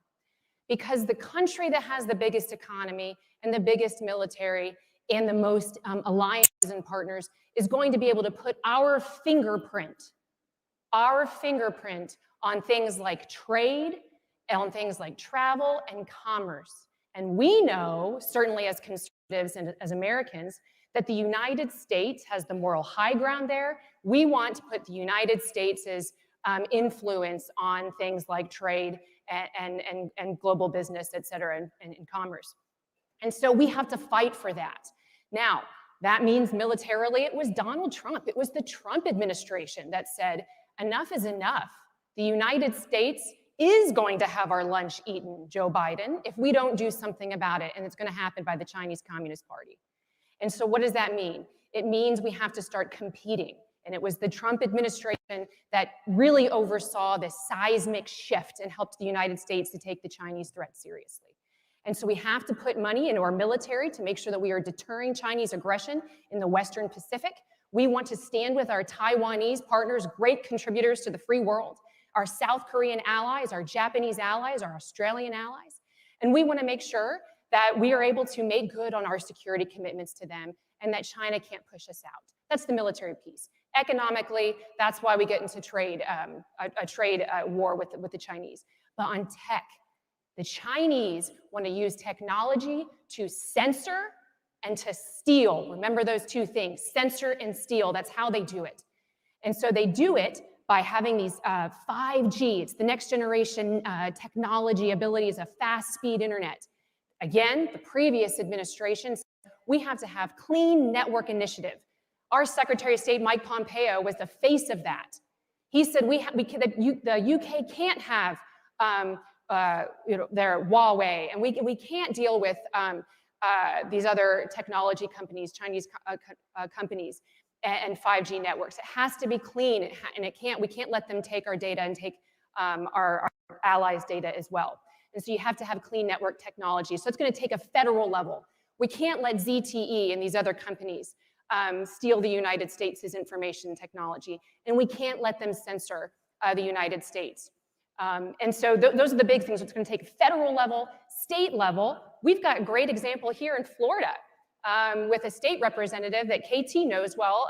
Her daughter is a state representative here, introduced a piece of legislation to make sure that Floridians have to concede, they have to agree to have their data handed over to technology companies, to take ownership of their own technology. So it's going to take federal level work, state level work, and it's going to take individual. This is my last point. You individually have to care that your data is not being sucked up by the Chinese Communist Party and by big tech. You have to care enough, because they can muscle us out, but they can also win by our acquiescence, and that's something that we can't do. So look and see what technology you're using. Do not buy commercial technology and drones off the shelf that are made in China. There's no distinction in China between the private sector and the military. They take all of it and they apply it, put it in artificial intelligence and quantum computing to sift through all of that information, data, and weaponize it against us. And I will leave it at there to continue our discussion. Well, I think that leads pretty easily. It's great. So between the two of you, we're now on the big data and big tech, and are they the enemy? Yeah, well, obviously, how many people here have lost followers on social media recently? Oh. How many have lost 10,000 plus followers on social media? I know both KT and I have experienced that when the purge happened on Twitter, and the same thing happens on Facebook, and big tech is not our friend, and they are too powerful, they are too ubiquitous, they are too important. And I know that all of us here could talk for hours on this subject. But the real thing that I want to leave you with is it's not just losing followers. It's not just not being able to communicate. I mean, our First Amendment rights obviously protect our speech in the public square. But right now, Twitter, Facebook, and other social medias are controlling and regulating your speech. I think inconsistent with American values, quite frankly. I think American company that doesn't allow everyone to speak, no matter if you, in fact, I think most of us grew up and believe to this day that I may disagree with what you say, but I will defend your right to say it to the death, quite frankly. That's not what big tech's about. Big tech is now manipulating data and thereby manipulating public opinion and elections by what you see and how you see it. As much so as how they study the color of the background to see how effective and persuasive messaging can become. We are being manipulated beyond what our brains can comprehend. That's not even the scariest thing, my friends. The scariest thing that I've seen, and then many of you have iPhones, and your iPhone reminds you sometimes, do you want this app you're using to use your location all the time or only when you're using it? Well, if you've seen what's behind it, which I have, and I'm sure several of you have, that data and that location data is now being anonymized and sold to see the behaviors of individuals. But if you anonymize location data at someone's house, there's only 2-3 people that live in that house. And then you can follow that little dot. And I've seen it done to the extreme where they followed a terrorist until he was eliminated by his cell phone location data. Because one of those apps, and you have lots of apps on your phone, follow you everywhere you go. And so that power that we have now given and we don't control is the scariest thing as I look at what our future holds. Because like this title of this panel says, KT, that data is for sale and it's being bought by people that don't like us very much. Not just marketers, not just people that want to sell you things, but countries that are hostile to our interest and the American interest. And so I wish I had better news. As a former acting attorney general and a proud supporter of Donald Trump, I wish I could tell you that in the 4 years we accomplished a lot, and we did. But on this front, I fear that big tech is winning. Because with the Biden administration and their stance towards big tech, I don't think they're going to fight back on your behalf. And I don't think your ability to speak freely about how you feel about current events and issues of the day and who you support politically, I don't feel like those rights are going to be protected by this administration. So what does that mean? That means what we always have to do. We have to regroup. We have to stand for something and then convince others, changing hearts and minds, knowing that we are up against a massive mountain. But I think it's possible. I think we are seeing with this bill that's in Florida, and I think a lot of the individual personal information protections that we could see both move federally and then the states, I think we can take back some of the control, not only of the content that we create, but the personal information that we don't even know we're giving up. So I'll turn it, it's gonna be a great discussion, so I'll turn it back over to you, KT, and let's go at it. Okay, so Buck, you're in the media world hours a day on the radio and television. How do you stop it? I mean, are the Chinese everywhere? Because it just seems like they're in our media, they're in our economic institutions for sure. They're at the Confucius Institutes. I mean, can you stop it, and should you stop it? I think it's fascinating when you look, we're talking about Russia and China, and Russia is clearly the secondary concern, despite what you may have seen in the media for leading up until now, of course. But the Russians are very good at hacking.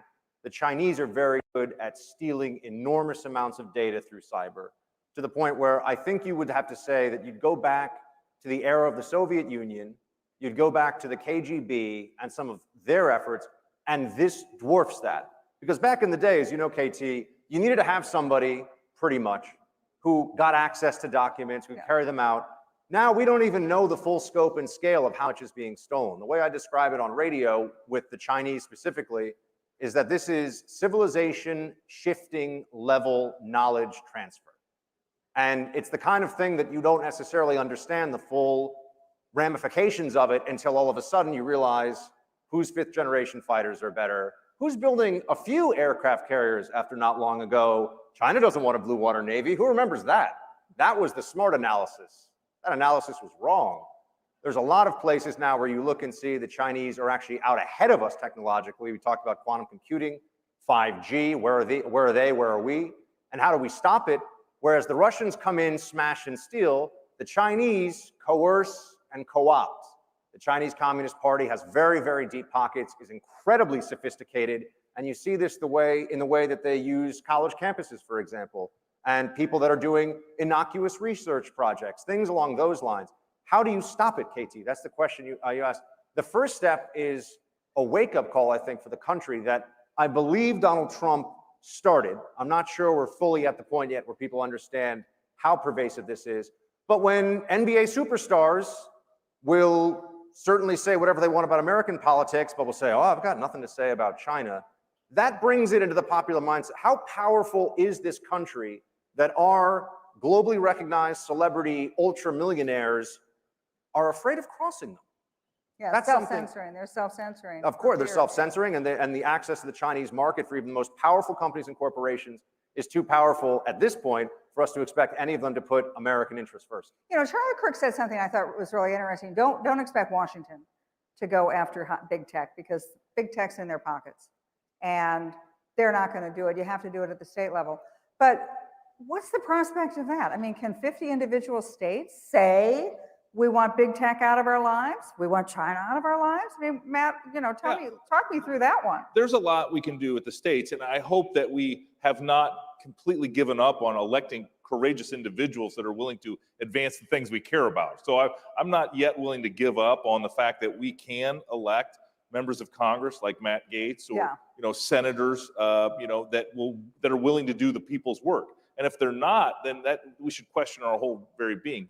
But I think in the near term, I think you're absolutely right. I think state legislatures around the country are going to have to lead on this front. And but it's always been, they've been the laboratories of innovation.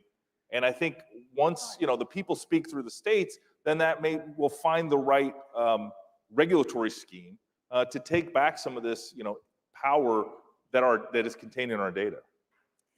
You said something really interesting, Rebecca. You were talking about the Chinese plan to replace the United States technologically. So are we still, I mean, we think of ourselves, right, as we're the technological superpower. The only thing the Chinese have is what they steal, and the Russians don't have much of anything. But are we really still the cutting edge of technology? Are we the drivers of world technology? Because, you know, technology drives the future. And if we're not there, then who has the commanding heights of technology?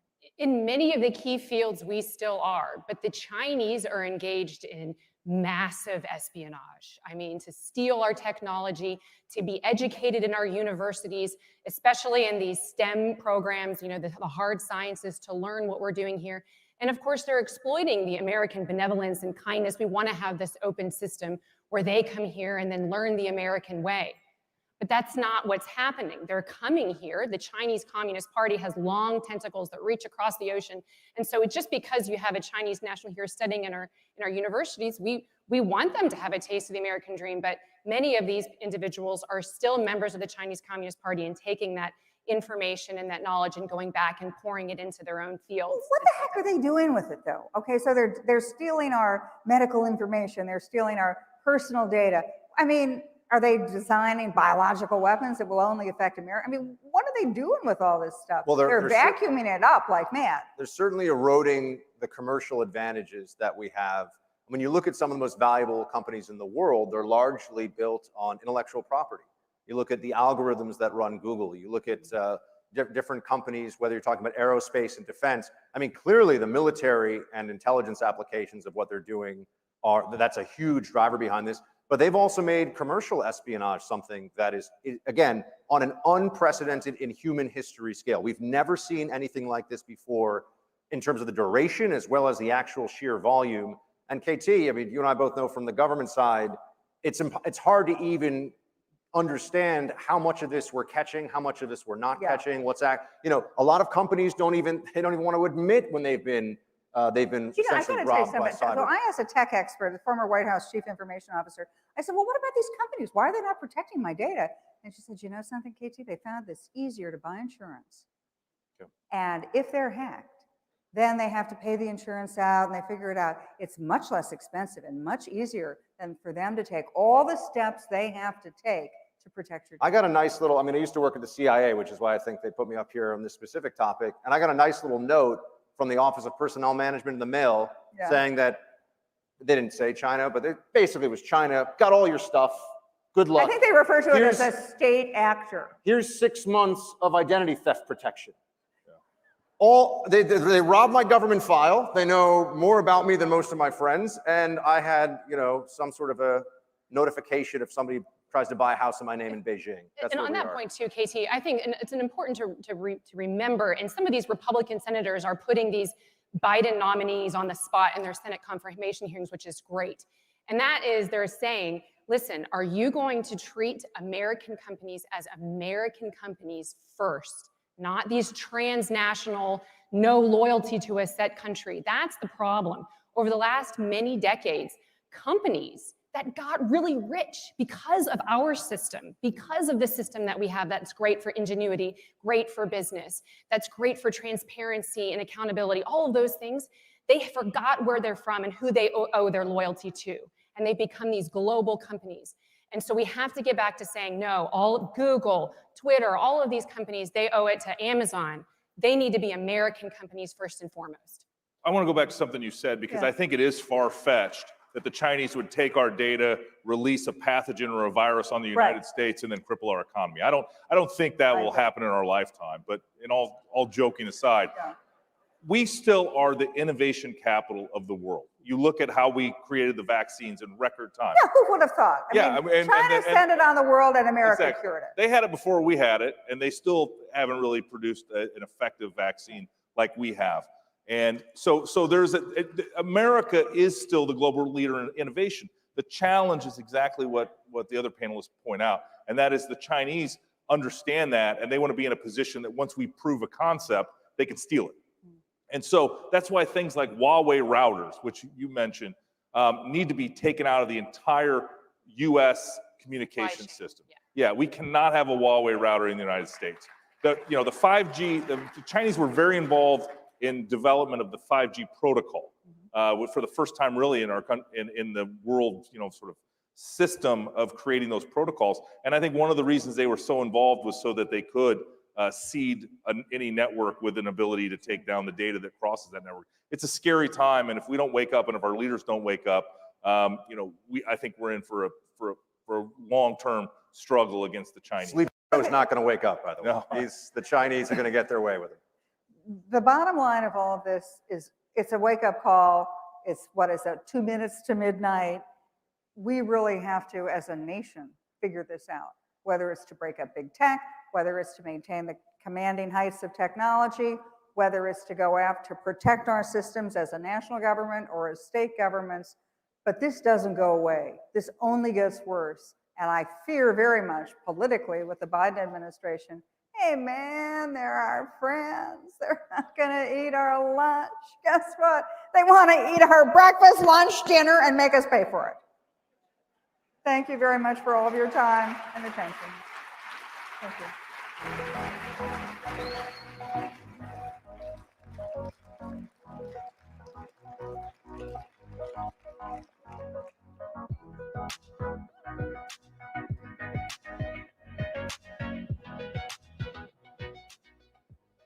Don't you agree we need voter ID and clean election rolls? Well, your Judicial Watch is in federal court right now fighting to make sure your elections will be fair and honest.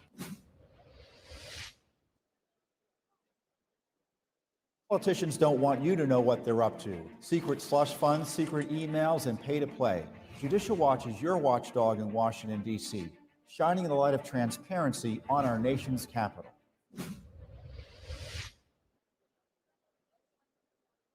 Want to catch the latest news on government corruption, waste, fraud, and abuse? Remember there was an impeachment? Do you remember that? Then check out Judicial Watch's weekly update with Tom Fitton.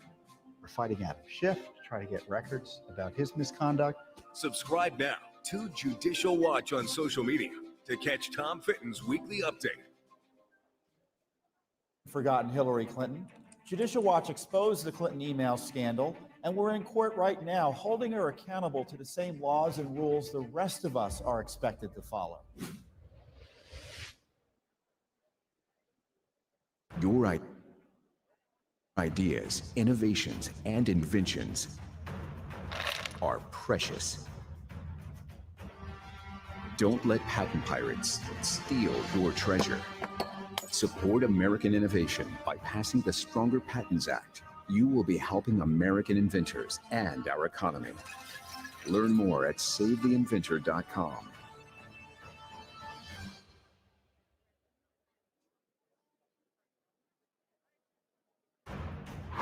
Stolen inventions tell no tales. Stop big tech and their patent pirating ways. Support American innovation by passing the Stronger Patents Act. You will be helping American inventors and our economy. Learn more at SaveTheInventor.com.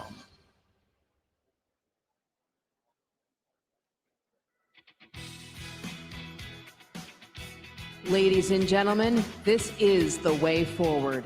Unlocking our churches, our voices, and our social media accounts. Please welcome Florida Senator Rick Scott.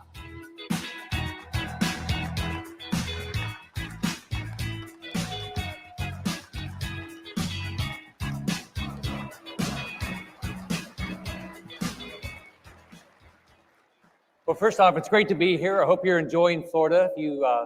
If you haven't moved here yet, I hope you move here for lower taxes, much better weather. So hope you're enjoying Orlando. So I just got in from Washington, and I want to make sure you're all aware of President Biden's new slogan: open borders and closed schools. As you may know, my colleagues recently voted for me to be the chairman of the National Republican Senatorial Committee. So you know what that really means. It really means that my Republican colleagues in the U.S. Senate, they have to hate me. Right? You have to raise $1 gazillion And now you have to navigate all the infighting in the Republican Party. Sounds like a lot of fun, right? Should be pretty easy. So now many people are saying that my job is to mediate between warring factions on the right and mediate the war words between the party leaders. Didn't sound like much fun. Well, I've got some news for you. I'm not going to mediate anything. Instead, I'm going to fight for our conservative values.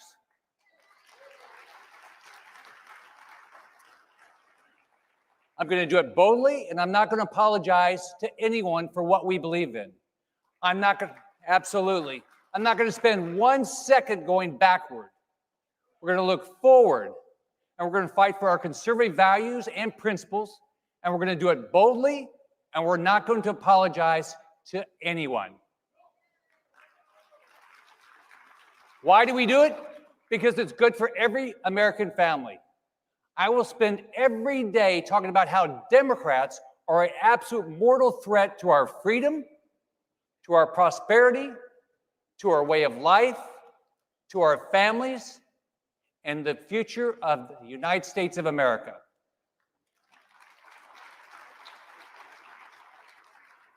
We are going to go right at these radical left-wing fanatics every second. And we're going to expose them for exactly what they are. We're not going to stand down, and we're never, ever going to retreat. Now, let me make sure there are 3 things that are abundantly clear right up front. First, both of the impeachments of President Trump were nothing more than unserious political vendettas and political theater.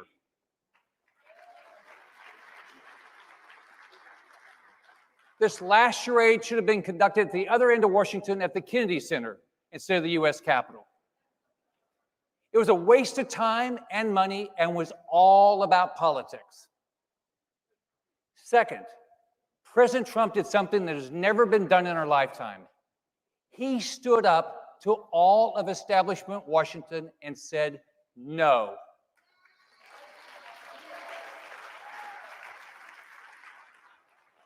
No, I will not accept business as usual. No, I will not allow any bad trade deals that favor communist China and hurt American workers. No, I will not cozy up to Iran or back down from supporting Israel.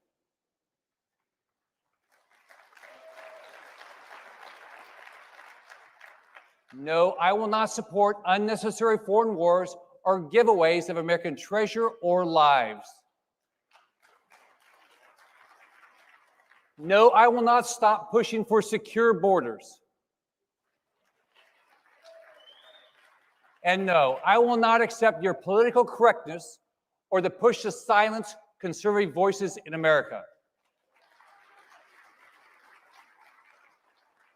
Now, of course, President Trump has flaws, I have flaws, we all have flaws. I've known him for many years. By the way, you can make sure when he speaks, or he'll probably call me tomorrow and he'll say, "Nice speech, Rick, except for that part about that he had flaws." You know that's going to happen. But look, it was high time for someone to go to Washington and say no. And I'm thankful and glad that President Trump had the guts to do it.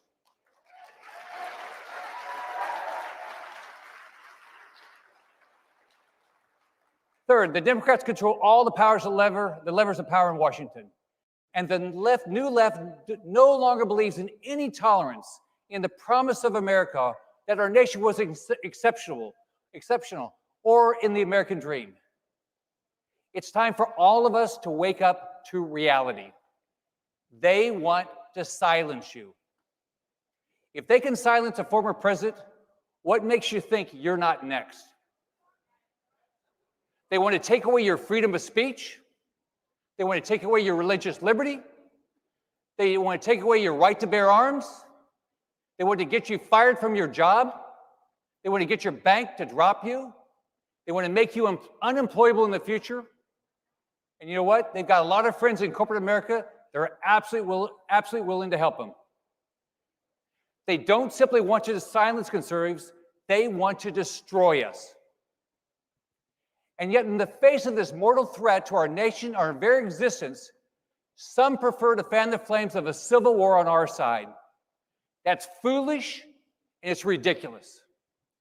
We have absolutely serious work to get done. We don't have time for that. Let's be honest.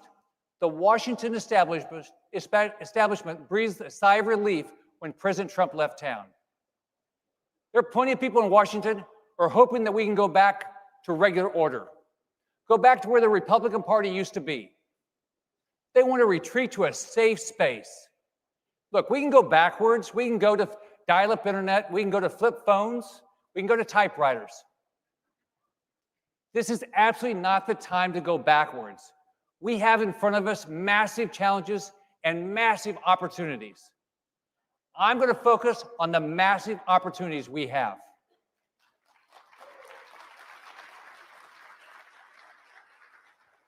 We will not win the future by trying to go back to where the Republican Party used to be. If we do, we will lose the working base that President Trump so animated. We're going to lose elections across the country, and ultimately we're going to lose our nation. We're not going to let that happen.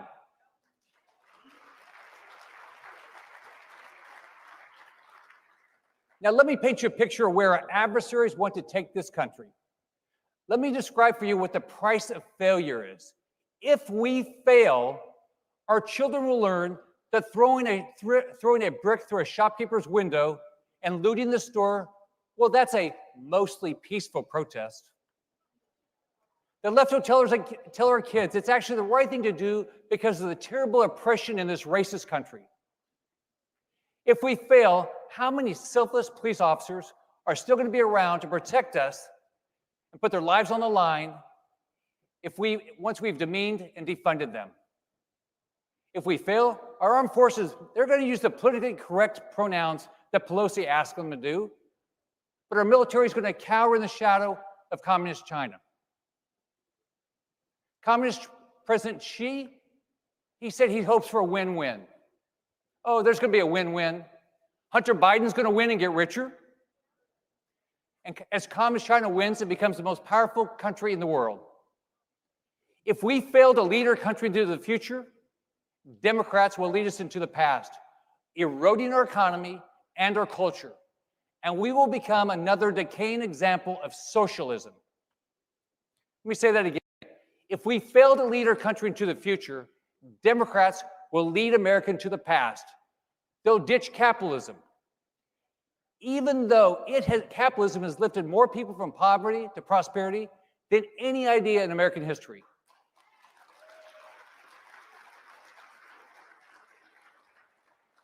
Calling someone a capitalist will become an insult. In fact, it already is on some college campuses. But don't worry, in their phony Washington-run utopia, Chuck Schumer will tell you what kind of work you're allowed to do. AOC will tell you how you're allowed to do it. Nancy Pelosi will tell you how much you'll be paid for it. And Kamala Harris will tell you how little you're allowed to keep after you pay your, quote, fair share. In a socialist system, politically incorrect thought can't be tolerated because truth can't be tolerated. So don't think out loud. Don't suppose you have freedom to worship or that the churches they closed down during the coronavirus are essential. Don't complain about men, women, women's sports. Don't think you have the right to bear arms. Like socialist dictators, our adversaries will confiscate your weapons. If any of this sounds impossible to you, you've got to wake up. This stuff's already happening.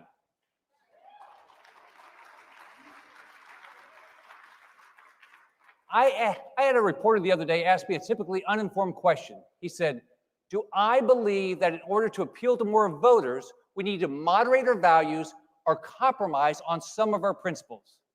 My response, hell no.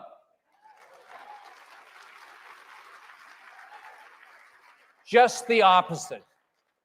I believe we need to start acting like we really believe our principles.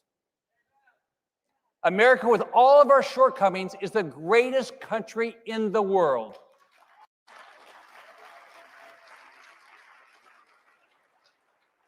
America is, in fact, not racist. We need to stand up and say our fundamental principles are not only right and true, they are the only ideas that work.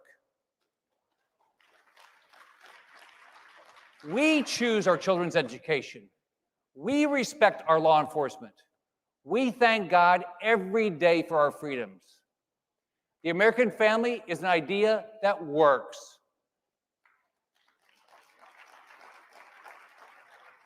We believe family should be the center of our lives and is crucial to civilization. Religious liberty is an idea that works. But Democrat mayors and governors say you can protest, but you can't go to church. Our flag, that's an idea that works if we all respect it. It's why my father chose to put his life on the line and serve this country in World War II, and why I had the opportunity to serve in the U.S. Navy.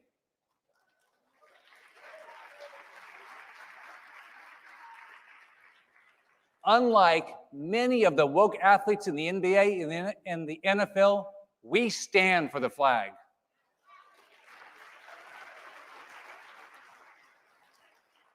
Why is our nation so divided? Well, our unique individual differences as human beings become divisions without our flag, our national anthem, and our unique American identity. Our nation's founders were brilliant men who designed a system that works. It's the best system of governance in world history. And the memories of the men who built it must be honored, and we'll never allow our history to be erased.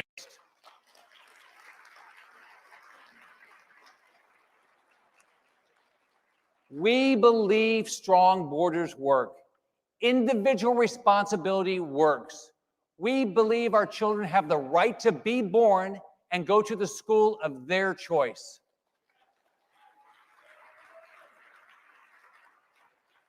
School choice works. Lower taxes work. The Second Amendment works. Funding our police works. Capitalism works.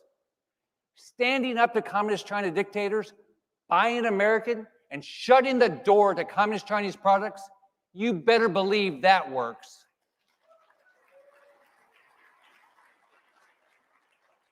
We believe that freedom, not socialism, is always a new idea. These are our principles, and we will never compromise or moderate them to appease anyone.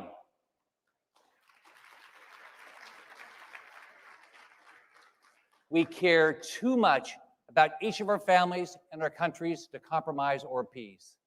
These principles can and will lead us to a majority coalition in America. Are we perfect? No, but we are free to repair our faults. And the conservative principles that beat in our hearts are the only ones that actually lift people to better lives and build a great and compassionate nation.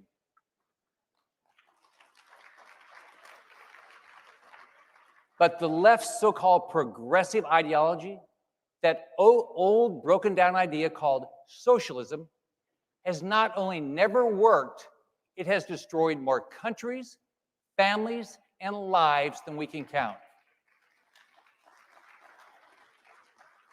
Venezuelan children are starving today. That's socialism. Refugees are risking their lives today to flee Cuba's squalid hospitals, rationed food, and relentless oppression. That's socialism. Communist China is jailing and murdering its own citizens today because they've spoken the truth about the Wuhan virus. That's socialism. Let me leave you with this. We have generations of young people who have effectively been brainwashed by the liberals who have captured our education system. They're now attempting to capture the boardroom of every corporation and even our military leadership. Many of these young people were not taught our real history in middle school, high school, or college. They think socialism is a cool new idea. Think about that. The most disastrous and discredited idea of the 20th century, an idea that always leads to poverty and oppression. They think it's as new as the iPhone 12. It's now on each of us to explain why the Democrats' old socialist plans are a coming disaster. We've got to explain why globalist socialism is destined to fail even more spectacularly in today's fast-moving world than it has in the past. That is what I'm going to fight for. That is what I'm asking you to fight for. Our battle to win the future starts today. In Washington, they're doing the opposite, looking backward and forming a circular firing squad. They are busy assigning blame and avoiding responsibility. You and I don't have the time to waste going backwards. The people in Washington have that covered. All we've got is us, the power of our ideals, and the truth. And that is plenty. Now it's time to get to work, making this great country better than it has ever been. Thank you, God bless you, and God bless this great nation. Have a great day.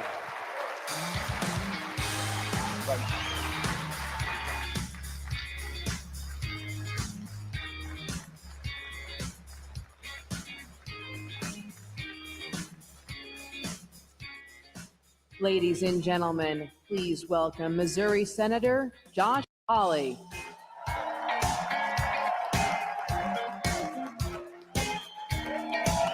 How are you?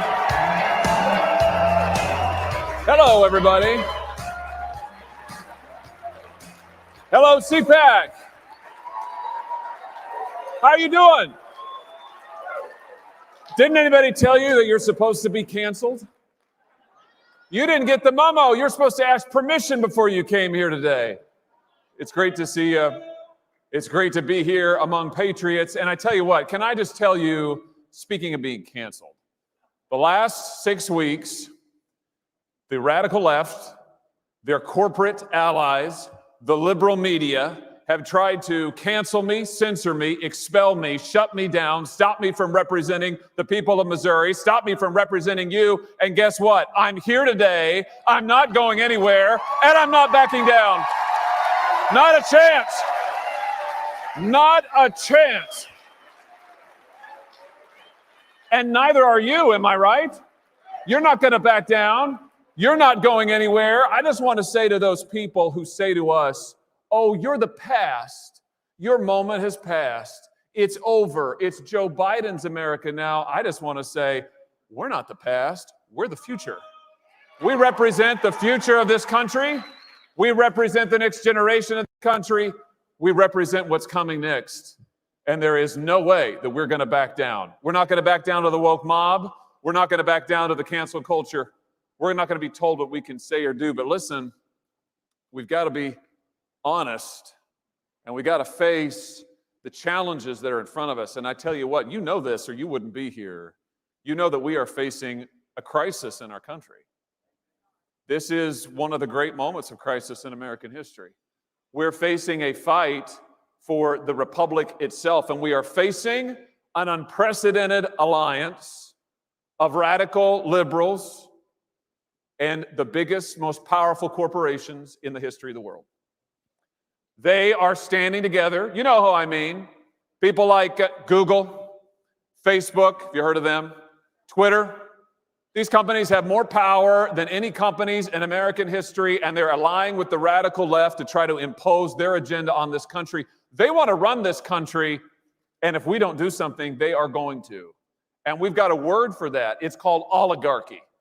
And that's what we're facing in America right now. And we've got a basic choice. We can have a republic where the people rule, or we can have an oligarchy where big tech and the liberals rule. And that is the choice. That is the challenge that we face today. It's a perilous moment. We have to stand up and take our stand on the Constitution of the United States and the Declaration of Independence. Because last time I checked, the Declaration of Independence said that our inalienable rights to life and liberty come from God and not from government. Is that right? I mean, am I forgetting something? And I also thought, last I checked, I thought that the Declaration said that our rights come from God, not from Google. Is that right? I mean, last I checked. But that's the fight of our time, to make the rule of the people an actual thing again, to restore the sovereignty of the American people. You know what? That's always been the fight. That's the fight of liberty. That's been the fight of liberty since the beginning of human history. You've always got a small group of people who think they know best and they ought to be in charge and they ought to be able to tell us what to think and do. And today, that's the big corporations and the liberal elites. That's the oligarchy. And what are we fighting for? It's the same thing our founding fathers fought for. We're fighting for the rule of the people. We're fighting to be able to have our own say. We're fighting to be able to run our own government. We're fighting to have real self-government in America. And that's what we're about. You know, you can see where the oligarchs want to take us. Just look at the last 2 months. The last 2 months, the big tech corporations have deplatformed conservatives left and right, shut them up, shut them out, shut them down. Heck, they censored the President of the United States. If they can censor him, they can censor any American citizen. And I've got my own experience with this, unfortunately. You know, on January the 6th, I objected during the Electoral College certification. Maybe you heard about it. I did. I stood up.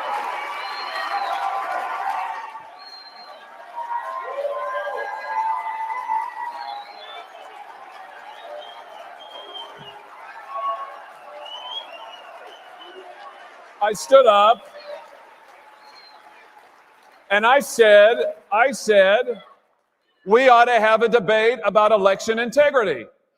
I said it is the right of the people to be heard, and my constituents in Missouri want to be heard on this issue. And so I did what, by the way, our Democrat friends, my Democrat colleagues have done in every single election where a Republican president has won the last 20 years. Do you know they've objected to 11 different states in certifications over the last 25 years, 3 different presidential elections?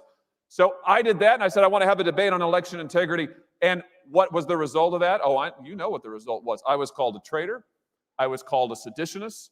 The radical left said I should be resigned, and if I wouldn't resign, I should be expelled from the United States Senate. Well, as I said a moment ago, I'm not going anywhere. I'm staying right here. I'm going to stand up for you. Because if we can't have free and open debate in this country, we're not going to have a country left. If we can't have free and open debate according to the laws in the United States Senate, what good is the United States Senate? Why do you send anybody to Washington at all? I thought it was an important stand to take. And for that, the left has come after me. They've tried to silence me. They canceled a book I was writing called The Tyranny of Big Tech. These people have no sense of irony. Still going to get published, by the way. It'll be out soon. Not long to wait. They did all of that. It didn't work. But listen, that's just a slice of what they've done. A lot of people have had it a lot worse. I mean, they made lists of Trump voters. You know this. You can find online lists of Trump voters so they could go and try to punish them. One outfit in Washington's keeping a list of everybody who ever worked for Donald Trump, including White House interns, to try to make sure they can never get another job in Washington again. I was struck by this story about a gal named Cara DeMoplin. She's a lady with a business online. She does a consulting on how to get babies to sleep. Now listen, before you say, what do we care about that? I've got 3 little kids at home, including a newborn. My baby Abigail, my wife and I welcomed her on November the 9th, so she's just over 3 months old. Thank you. So we're really interested in sleep. I can tell you, the Hawley household, we care about sleep. My wife knew of this gal, Cara DeMoplin, who had an Instagram online thing where she counseled people on how to get their babies to sleep. It was great. She had like 4 million followers. What happened? She supported Donald Trump. So what did they do? They came after her. Tried to shut down her accounts, tried to run her out of business. I just heard this morning, that a Christian worship leader at a church in this country who has worship albums he put out, he just got a call this morning from his corporate distributor, and they told him they're not going to distribute his next album. What was his sin? He supported Donald Trump in the election. This is what corporate America and the radical left is doing. This is what they're doing left, right, and center. And they're going to keep on doing it unless we do something about it. Now, the real question is, how do we get here? How do we get to this point that these oligarchs, these massive corporations in hock with the left can do what they're doing? And you know the answer to that. The answer is that the policy experts in Washington, D.C., And the elected officials there for decades on end have let them do it. They have given them the power. How did big tech get so big? Washington gave away the store. That's how they got so big. Washington subsidized Google and Facebook. Washington subsidized Twitter. And what are these companies, these other mega corporations, these multinational companies, what have they done to repay the favor? No, you know, they've shipped our jobs to China. They paid our workers poverty wages. They have violated all of the principles that we hold dear. That's what they've done. That's what these companies, that's what they live to do. And the left is just fine with it. Because the left and these companies together, these oligarchs, they can impose their agenda on the rest of us. And that's exactly what they're trying to do. So what are we going to do about it? I mean, that's the real question, isn't it? In this moment of crisis, our country needs us to take a stand. In this moment of crisis, our country needs us to stand up and to say, we will not be ruled by giant corporations and the liberal elite. We will not be told what to do by these modern day oligarchs. What we need is a new nationalism, a new agenda to make the rule of the people real in this country and give the people America back. Give it back to them. Give it back to you. No more rule by oligarchs, rule by the people. That's what we've got to do. And I can tell you how I would start. I would start by breaking up the big tech corporations. Just break them up. Break them up in the name of the rule of the people. For the good of the American people and our liberty, we need to break those corporations up and cut them down to size. You know what? The Republican Party, once upon a time, we were the party of trustbusters. You know it? I mean, we invented the concept, basically. It's time to reclaim that legacy. It's time to reclaim that legacy. And not just for big tech, but for all of the huge multinational corporations that have sold us out to China, that have sold out our workers, that have sold out our jobs. They need to be broken up. And we need to have free, fair competition in this country again. That's what it means for the people to rule. We've got to stand up to China and not allow them to continue to push us over, to take our jobs, to cheat on trade. We got to put American workers first, not illegal immigrants. Can I just say, by the way, on that subject, just on the subject of immigration, you know, we get told all the time, oh, if you believe in a border, if you think that borders actually matter, if you think that citizenship actually matters, well, my goodness, I mean, you're a bigot. You're backwards. Can I just try to enlighten our liberal friends for a second? We believe in borders because we believe in citizenship. And we believe in citizenship because we believe in America. Citizenship, you know, where I come from in Missouri, I grew up in rural Missouri, small town right in the middle of Missouri. It's a working class town full of good folks working hard to make it every day. And I can just tell you, where I grew up, we believe in citizenship because we're proud of it. We're proud to be Americans. And when you come to America, you join a family. And in this family, we stick up for one another. We protect one another. We believe in one another. That's what citizenship means. That's why it's worth protecting. That's why we need a border. Do you agree? I mean, that's what it is.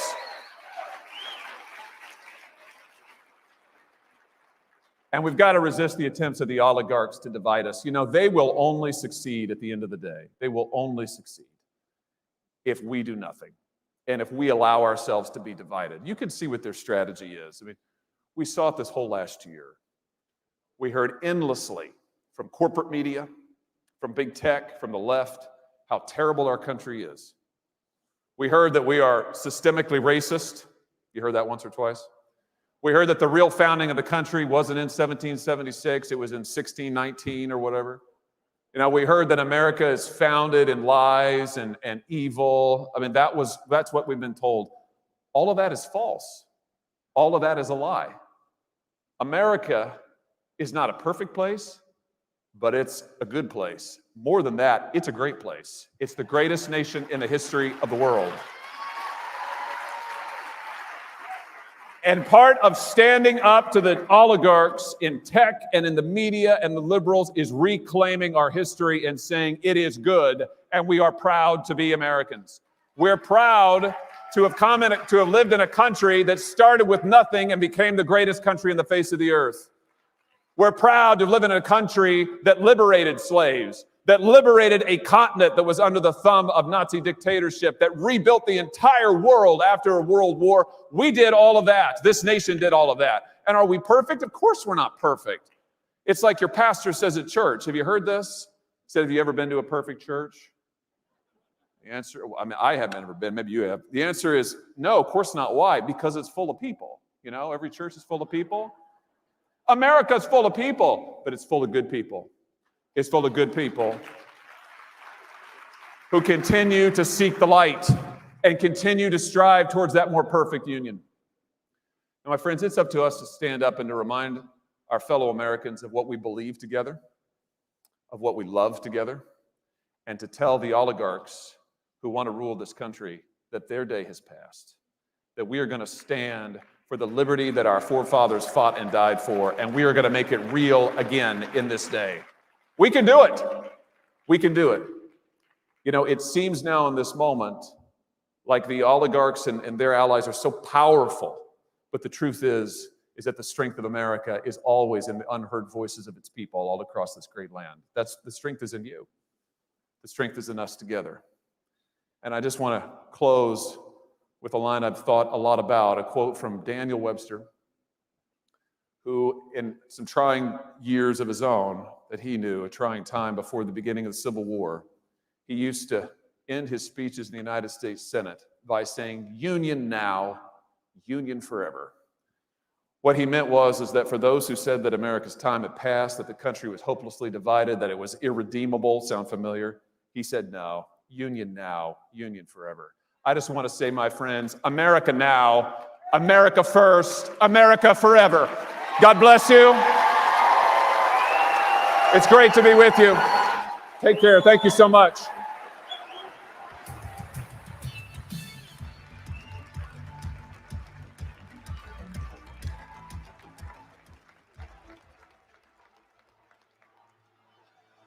This corridor is more than an energy project. It's an attack the weak against the strong. We as conservatives have ultimate faith in people. This is Bethlehem, the birthplace of Jesus. Give it to God. He is doing this for a reason. This is about veterans as they see themselves. This is one sick person. There is a way to find justice. At home with me, Paula Dean. I show you how to be happy in a hurt. Absolutely beautiful. We have a history. We should learn from the history. I think the best way you can thank me for being a veteran is be a good American. Mr. Gorbachev, tear down this wall.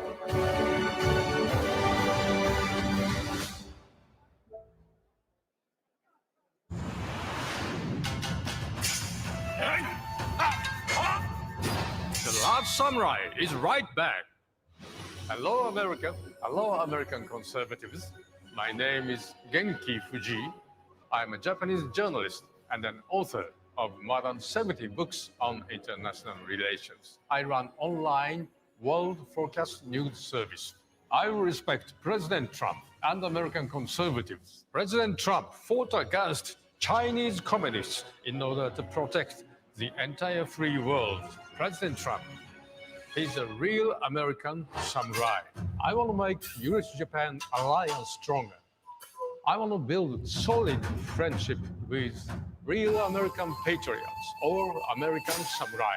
Let's fight together for freedom. Let's slash the cancel culture. Let's start US-Japan samurai to samurai alliance.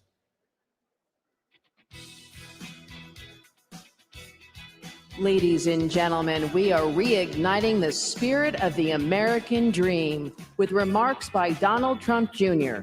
Please welcome Kimberly Guilfoyle.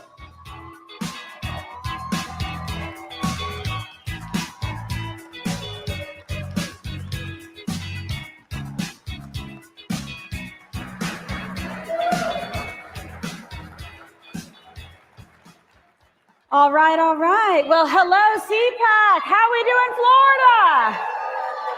How are we doing, America?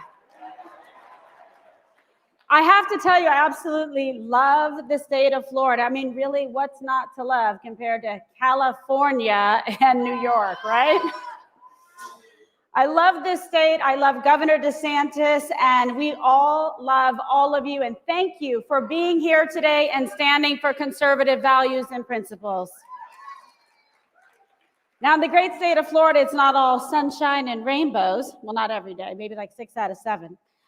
Because I got to remind you of one thing, that Joe Biden, I cannot believe it still, is in the White House. But Joe did not disappoint, because just like we told you, he is leading from behind.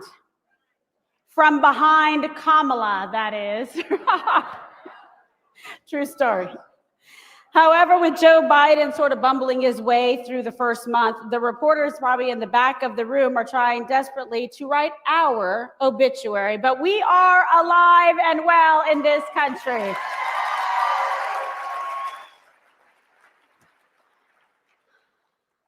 The press wants you to believe that the American conservative movement is fractured.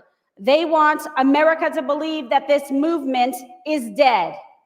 News flash to those out there, we aren't going anywhere.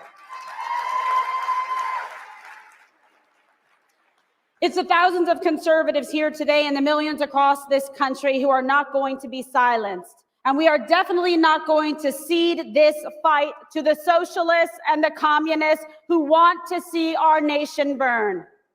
The fight for liberty, the fight for conservative values, and the fight for the heart and soul of this nation will not be abandoned. That fight continues right here and right now with all of us.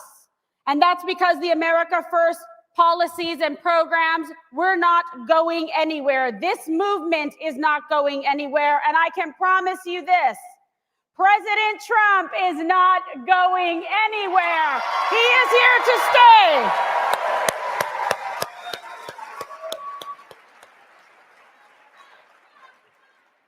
That's the good news.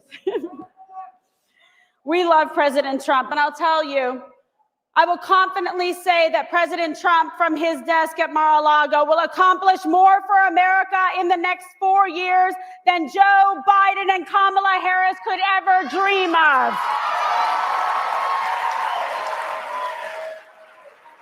That is because we are not giving up. The Republican Party is being reborn thanks to President Trump.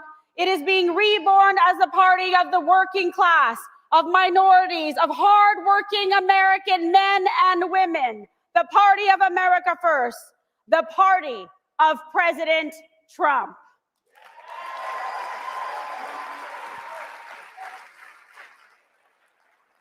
And we bid a farewell to the weak-kneed, the spineless, and the cowards that are posing in D.C. pretending that they're working for the people. Let's send them a pink slip straight from CPAC. What do you say?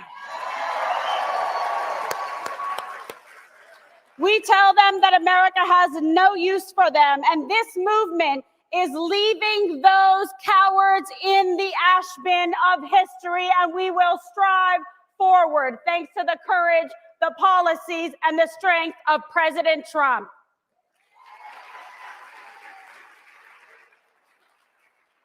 Instead, we will chart a new path, a path driven by bold conservative solutions, a path where we don't kowtow to the demands of the leftist mob, and a path where we are willing to stand up and fight for what we believe in and what we hold true.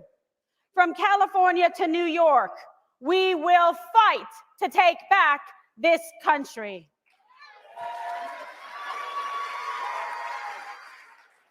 However, to do so, we must do 3 important things.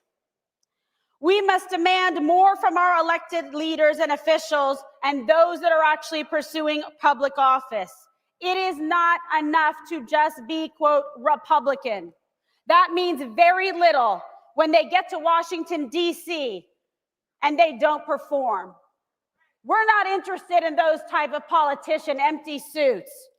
We want fighters like President Trump, warriors for this country, for America.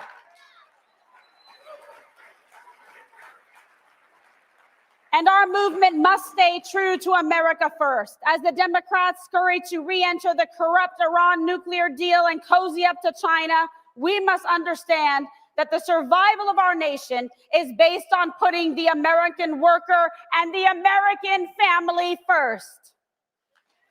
And finally, we must take our message into every corner of our nation. America first means all of Americans, all of us united together as a country. Our ideas, our conservative values, and the solutions that we champion are the key to lifting up everyone in this country. As a movement, our message must transcend party lines, socioeconomic lines, and cultural lines. As one America we put first. If we can accomplish that over the next 4 years, I can promise you we will be winning elections. It will only be the start of what is going to happen because, yes, ladies and gentlemen, the best is yet to come. God bless CPAC. God bless Madam Mercedes Schlapp and the entire team, your family, the military, the veterans, law enforcement, first responders. God bless President Trump, and thank you, President Trump, on behalf of a grateful and humble nation. God bless this country. And ladies and gentlemen, it gives me great pleasure to introduce to you the son of the greatest president this country has seen, a leader of the warrior MAGA movement and conservative values, Donald Trump Jr.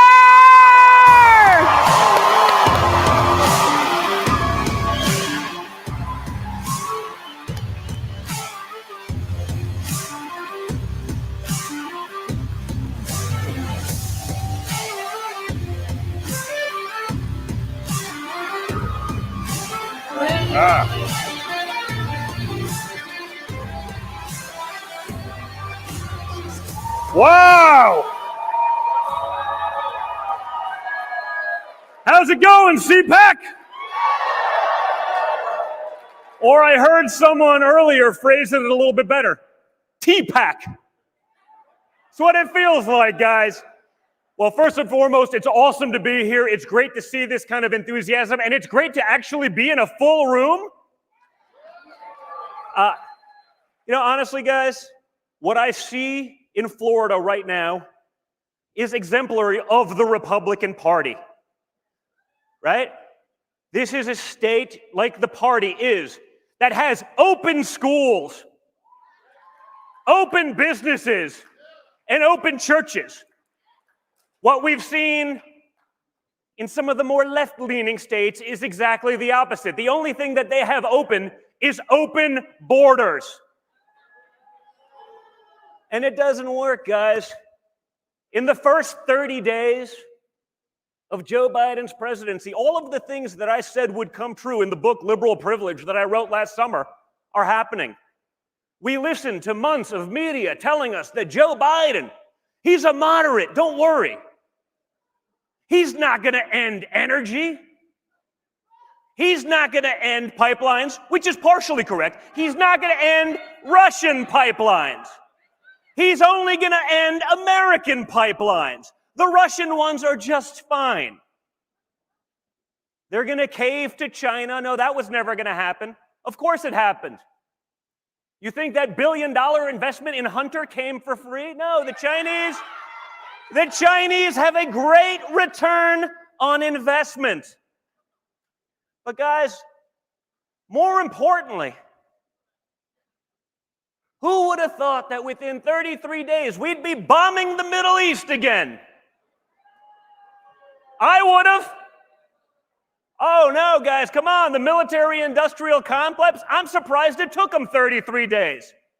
I guess they waited till the first month, so they couldn't say that was part of the first 30, but it was only shortly thereafter where we started bombing the Middle East. Speaking of bombing the Middle East, have you seen Liz Cheney's poll numbers?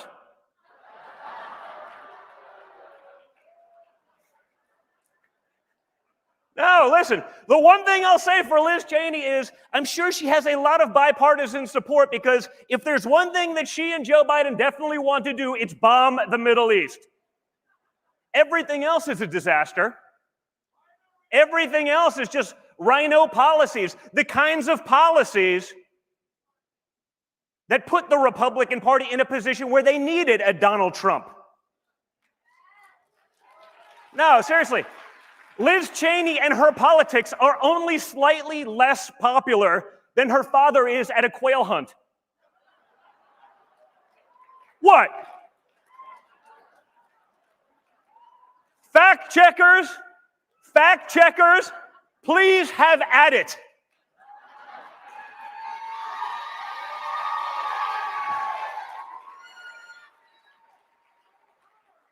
Fact check true.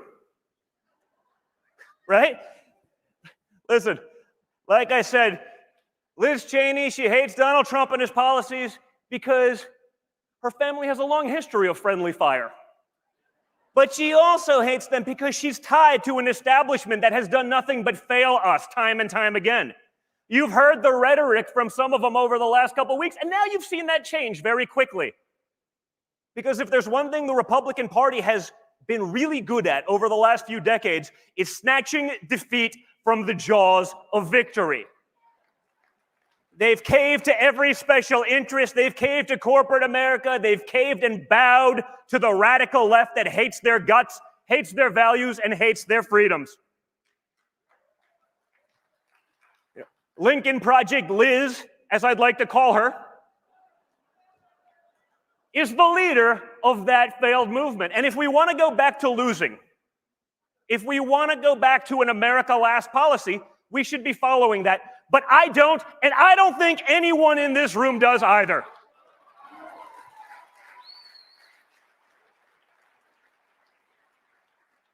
So, you know what, guys? The first 30 days has been a disaster. The lies the media told you wouldn't happen are all happening. But hey, at least they have a diverse cabinet. Right? No, yeah, it's very diverse. That's what we saw, right? What is the policy of the SBA? Well, first and foremost, we appointed a woman. Well, that's wonderful. Is she competent? Because there's competent women and there's incompetent women, just like there's competent men and incompetent men. We've seen that. We know that to be a fact. But when you don't have policy to address the incompetence and think you can get away with it by just talking about diversity blindly, it's sort of a problem, isn't it? This month alone, they've banned the Muppets. Right? I mean, if there's things that you thought were sort of above cancellation, you would be wrong. There is nothing the radical left won't cancel. Hasbro now wants a gender-neutral Mr. Potato Head. These are the issues of our times, folks. I mean, if Hasbro really wanted a gender-neutral Mr. Potato Head so badly, they should just slap a picture of CNN's Brian Sletler on the cover of their next potato.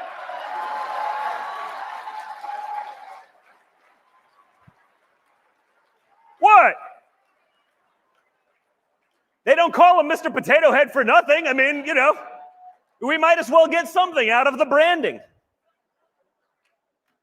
But guys, we can talk about all of these things. We can talk about the liberal hypocrisy, liberal privilege. Just look at how magically, in 33 days, children in cages turned into migrant shelters for children. Now, mind you, nothing actually changed. If you look at the pictures, there's nice bars on the walls. Nothing changed other than the media's outlook. Where is the outrage about this? Where is the outrage about an asinine immigration policy that is encouraging people to bring children, unaccompanied and otherwise, into a country? Guess who gets hurt? our low-wage earners, who for the first time in modern history under Donald Trump started seeing real wage growth.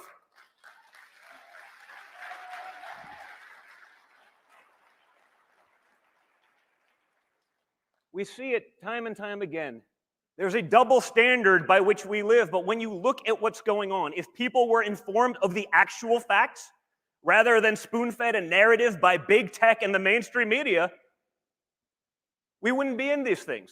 There was a poll that came out just this week that said 1 in 6 people would not have voted for Biden had they known about the Hunter Biden scandal. Yeah, where is Hunter? Guys, I'm sure he's making billions in China right now. Don't worry. Don't worry.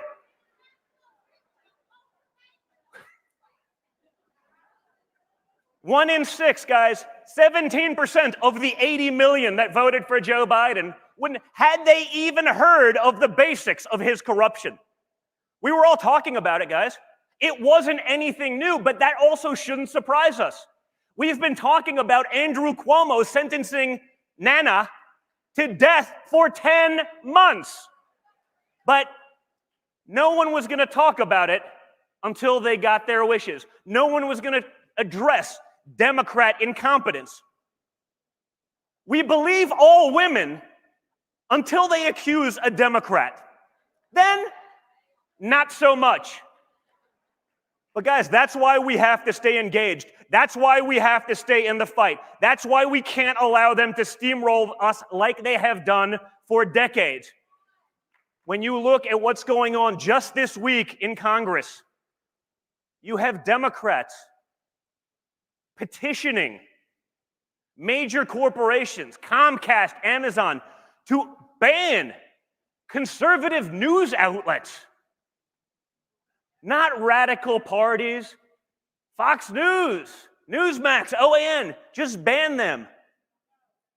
You don't see Republicans saying, let's talk about CNN as a place of disinformation. I mean, as a recipient of their ire for a couple of years, I can assure you that they were lying about Russia collusion. We all know that now, but no one actually brings it up because they can get away with it. They are able to do that. Big tech will silence you if you come out against it. They will crush you. They will call you racist and everything else. Just like, imagine, we'll bring back Cuomo, right? Imagine Ron DeSantis did what Cuomo has done over the last couple of years. He wouldn't be getting an Emmy. He'd be in jail. Right? Credible accusations of harassment swept under the rug. Verbal harassment swept under the rug. Hiding evidence from the DOJ swept under the rug. No problem. Give him an Emmy. Remember Fredo when he was talking about it? Oh, for months. Oh, where's Fredo? He's so quiet these days. Why isn't Fredo talking about these things right now? Again, liberal privilege. No, we can't address that. Really, you can't address that. But you had no problem joking around with massive Q-tips, making clowns of yourselves for months prior. That's what we're up against, folks. But together, we can win these fights. We have to be vocal. We can't be put in the corner. We must be out and engaged. And that's where you guys come in. So, I'm looking forward to Sunday. I imagine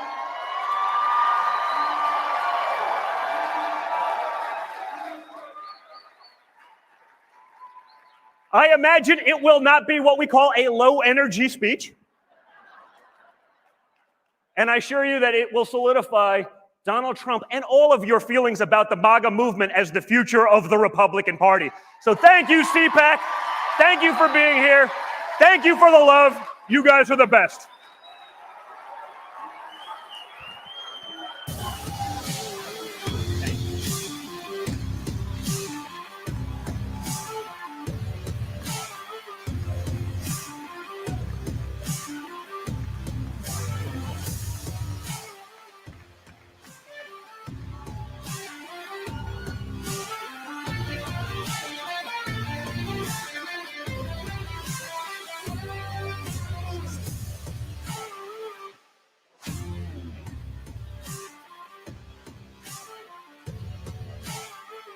What are you saving your ammo for? This is the moment that matters. I could go through life and I could live in the comforts of life and I could go on for 80 years and then make money, do the formula of life.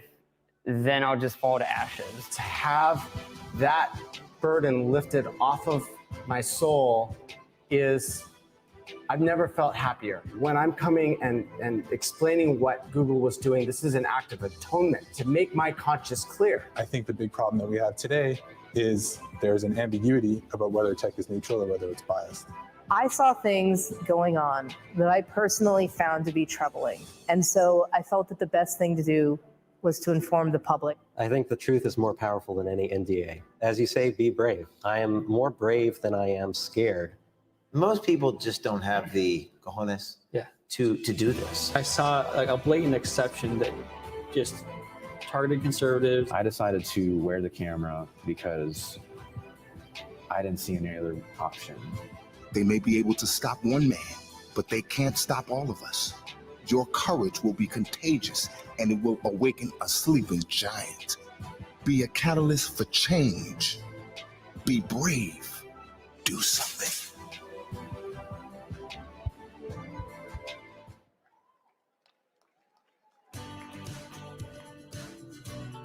And now, ladies and gentlemen, from Project Veritas, please welcome James O'Keefe.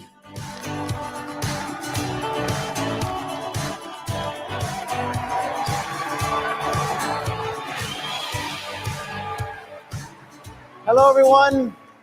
Hello, everyone. Thanks, CPAC, so much for having us. Project Veritas, CPAC edition, uncanceled. Everyone's saying, what can I do about the censorship? You know, most recently, just this week, one of our Twitter accounts was canceled. Project Veritas Action, our second organization, was suspended. Twitter said that we were evading permanent suspension. I'm not sure what they mean by that. We've had this account for years. This comes on the heels of Project Veritas's Twitter account being suspended. The reason given to us was because we violated people's privacy. But we're doing reporting, investigative reporting. We confronted this guy outside of his house, the Facebook vice president. We caught him on a hidden camera talking about censorship. This is what reporters do. And Twitter suspended our account 2 weeks ago, saying we were posting people's private information. Again, we don't know what they mean. Now, CNN does the exact same thing. Drew Griffin confronts people outside of their homes, but not Facebook vice presidents. No, he confronts non-public figures, private residents. And unlike CNN, they didn't blur the number on the house. So what we're doing is what journalists have done for decades. And they didn't blur the number, I'm blurring it for you. But that tweet by CNN remains online. Now, we tried to appeal the suspension. They told us we could. During the appeal, we were suspended. The media called Twitter. Twitter changed their minds and suspended us permanently, saying to CNN that we violated the company's, quote, anti-doxing policies. We're not sure what they mean by that. We're just reporting information the public has a right to know. And we were suspended on Twitter permanently. But unlike what Brian Fung said, now we have Anna Cabrera and Brian Stelter saying the opposite on the air. This is part of a much broader crackdown, as we mentioned, by social media giants on accounts that are promoting misinformation. Misinformation, that's not what Twitter told us. They said we were violating people's privacy. Brian Stelter, again, just making stuff up. But Project Veritas, a very controversial conservative group, got swept up in a Twitter policy by violating multiple rules on the site. But we didn't violate multiple rules on the site. We violated one rule, according to Twitter, anti-doxing and privacy. They're just lying. They just make stuff up. Anna Cabrera then says this. Project Veritas, a conservative activist organization, at least that's how they couch themselves. I have never couched myself as an activist organization. That's psychological projection on behalf of CNN. They're the activist. And you know what? Usually I demand a retraction. Usually we have the retracto alpaca. But they lie so much. You know, we already sued the New York Times for defamation. And you know what? We're going to go ahead and sue the hell out of CNN for what they said here. You know, we're going to start going on offense. You want to lie about me, Brian Stelter? How about you lie to a federal judge? How about you lie under oath? How about you perjure yourself, Brian Stelter, Anna Cabrera? We're going to sit you down under oath, and you'll be forced to do something you've never had to do, and that's tell the damn truth.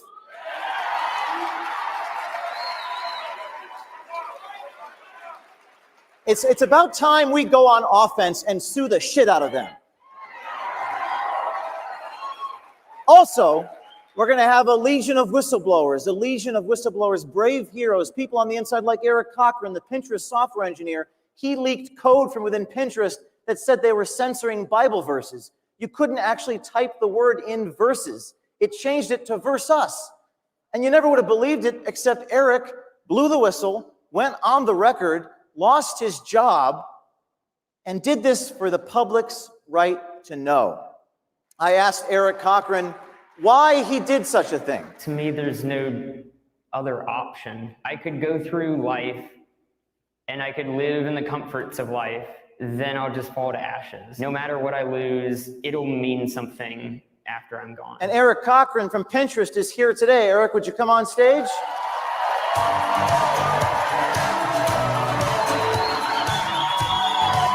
2 years ago, my life changed drastically after uncovering hidden censorship of live action in the pro-life movement.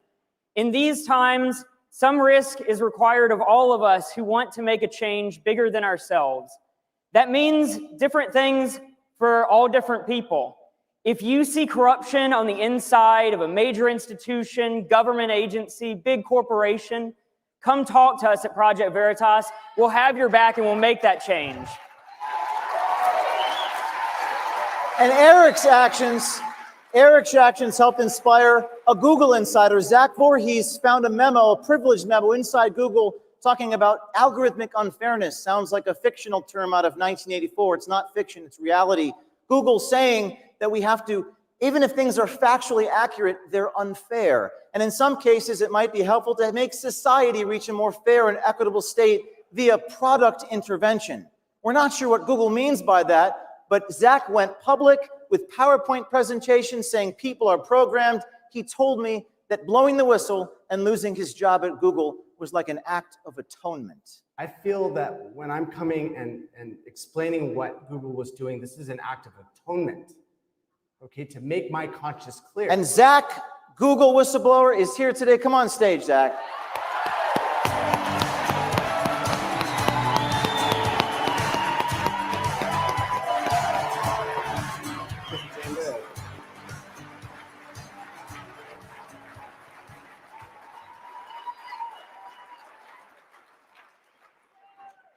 Google, Facebook, and the big tech oligarchs represent the Trojan horse for totalitarianism, sacrificing American freedoms at the altar of their cancel gods. And they would have gotten away with it if it weren't for James O'Keefe and the brave employees at Project Veritas. Thank you. Let's give them a round of applause. Now, what you almost know is that CNN and Washington Post don't have that much power, but they have power because of Google's algorithms prefer CNN. This man came to us, actually I met him at CPAC 2 years ago, and he recorded all of his colleagues of CNN bemoaning how the network isn't really doing journalism at all. Teaching what we were and what we could be and what we've become. That's just awful. We could be so much better than we are. Now it's just entertainment. That's all it's become. This is a 25-year veteran of CNN recorded, and in fact, one of our insiders is still on the inside of CNN and gave us access to Jeff Zucker's 9 a.m. conference calls, which I recorded for 2 months, and I thought I'd dial into the 9 a.m. and tell Jeff Zucker hello. Hey, Jeff Zucker, are you there? Hey, this is James O'Keefe. We've been listening to your CNN calls for basically 2 months, recording everything. Just wanted to ask you some questions if you have a minute. Do you still feel you're the most trusted name in news? Because I have to say, from what I've been hearing on these phone calls, I don't know about that. And we got a lot of recordings that indicate you're not really that independent of a journalist. Okay. Thank you for your comments. So everybody, in light of that, I think what we'll do is we'll we'll set up a new system. Yeah. I'm surprised he let me finish my comments. So one of the CNN insiders came public. He told me it was a choiceless choice to blow the whistle. I decided to wear the camera because I didn't see any other option, because I noticed that I was in a very unique position in space and time to just do something to protect the Republic. Gary Porch, would you come on stage from CNN?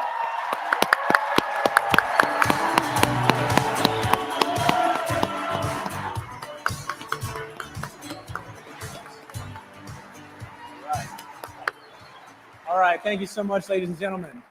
Listen, CNN, I did not betray CNN. CNN betrayed me. They betrayed you. They betrayed the rest of the American people when they abandoned their journalistic mission. This right now is our 1776. The new battle for our republic is the battle over information of whom is allowed to see what at what given time. Truth is now subjective. That's why we do what we do. If you have a story in government, media, or education, come find us. We will protect you and tell your story. Thanks, guys. Thank you, Gary. And now we move on to Facebook. Facebook CEO Mark Zuckerberg recorded talking about how bad the vaccine is, something that you're not even allowed to say inside Facebook or you'll be banned. In fact, me playing the video of Mark Zuckerberg making his comments might make me get banned, so I'm not going to play it. But we were also filming people inside Facebook saying they do shadow ban. Facebook shadow bans. Yeah. Facebook's notorious for it. And they say they don't, but it's clear that people's content don't comes up because it's been defiltered off the queue. So they're saying that they do this when under oath they say they don't do it. The two whistleblowers inside Facebook, Ryan and Zach. I saw a blatant exception that just targeted conservatives. And then there was Zach McElroy, who said he violated his own non-disclosure agreement for your right to know what's going on. I think the truth is more powerful than any NDA. As you say, be brave. I am more brave than I am scared. And here they are, the two Facebook whistleblowers.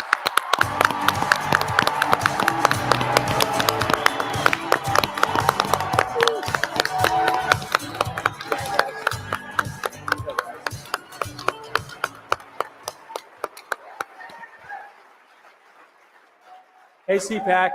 I filmed with the hidden camera for 9 months straight while working for Facebook. And I got to tell you, it was 100% worth it. I have zero regrets. We need more people to stand up, to come forward, to fight against big tech censorship.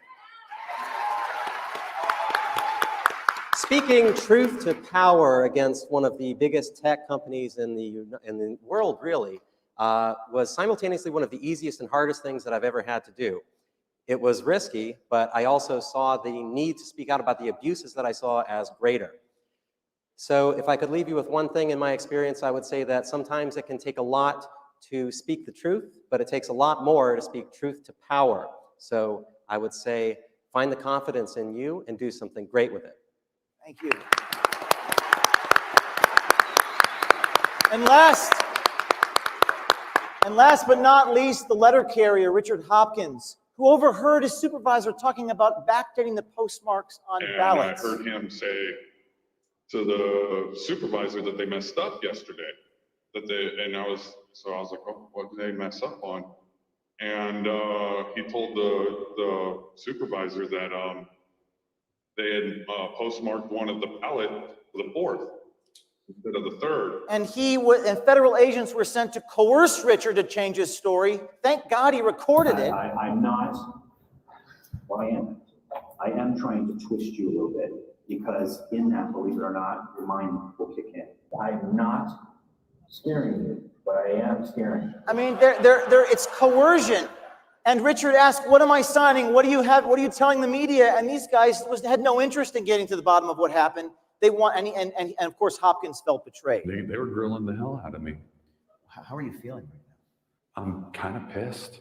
I feel like I just got played. He watched the Washington Post with a headline that said he recanted his statement, according to anonymous sources. He recorded the whole interaction. So who are these sources when he had the tape itself? And he said he had a family. He said what he went through, losing his job with the post office, was worse than his combat experience overseas. Yeah, I've got a daughter. My daughter's 4, so she doesn't know anything about this. I'll tell y'all, I'd rather be out back in Afghanistan getting shot at by Afghans, honest to God, than, having to be in this kind of position. Richard Hopkins, come on stage.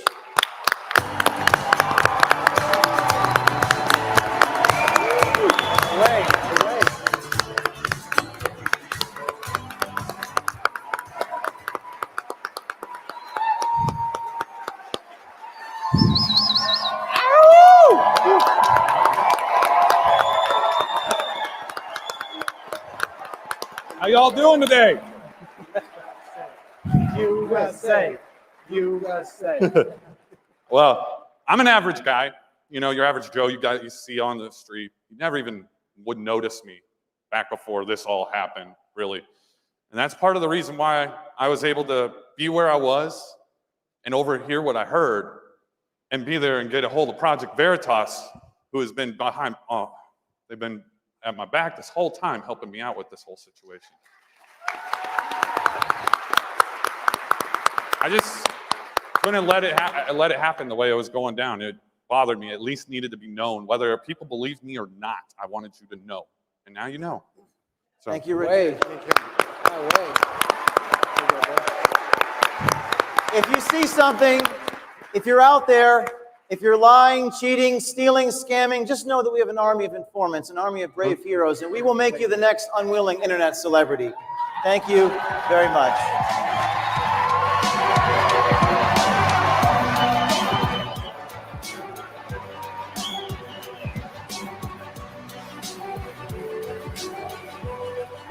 Thank you all.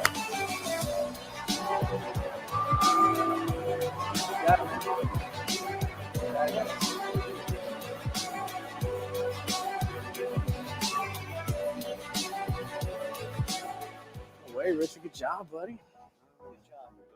That was awesome. Ladies and gentlemen, from the Dan Bongino Show, please welcome Dan Bongino.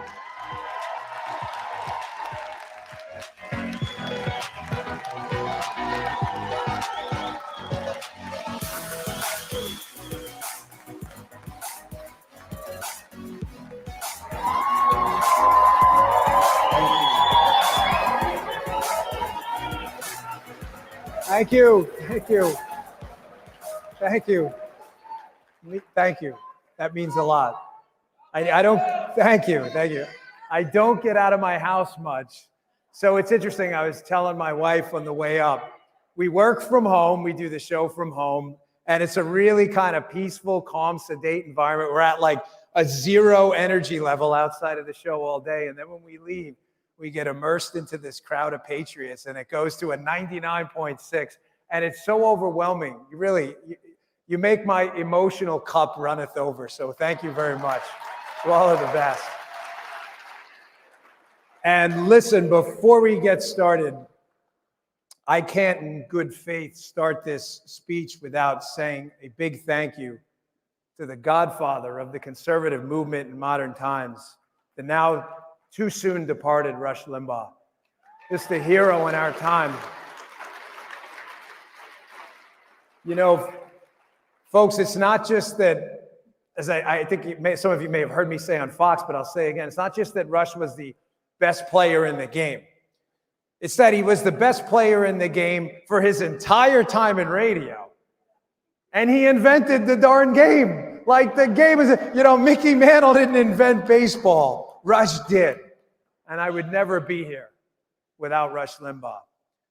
Sadly, I'm going through kind of a similar fight, now. We'll be okay and everything, and I appreciate everyone's wonderful wishes. Your positive energy and prayers are just infectious. Thank you. They are. But I can tell you, and I'm sure many people in this room have been through that and some sadly worse, but it really does change things. And it's almost been a blessing. They say, gosh, that's weird. No, it's not. You really see things more clearly. See everything more clearly. Things you thought mattered don't matter anymore.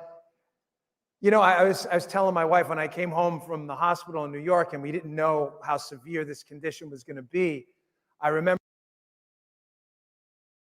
remember driving by this area that hadn't been built yet in Florida. It was still under construction. And I always thought to myself, gosh, I'll live long enough to see what goes there. And I didn't really have that answer that week. And your attachment to things just changes. But I'll tell you one thing that's really like laser focused my attention on all of this is what matters more than anything? Ladies and gentlemen, all the rest is BS. What matters more than anything is the fight right now. And there is no more time to sit down on our knees and cry and do this victim stuff because we lost. That stuff is over. All of everything else is bullshit. I'm sorry. Right now, the fight is all that matters. You have to understand that.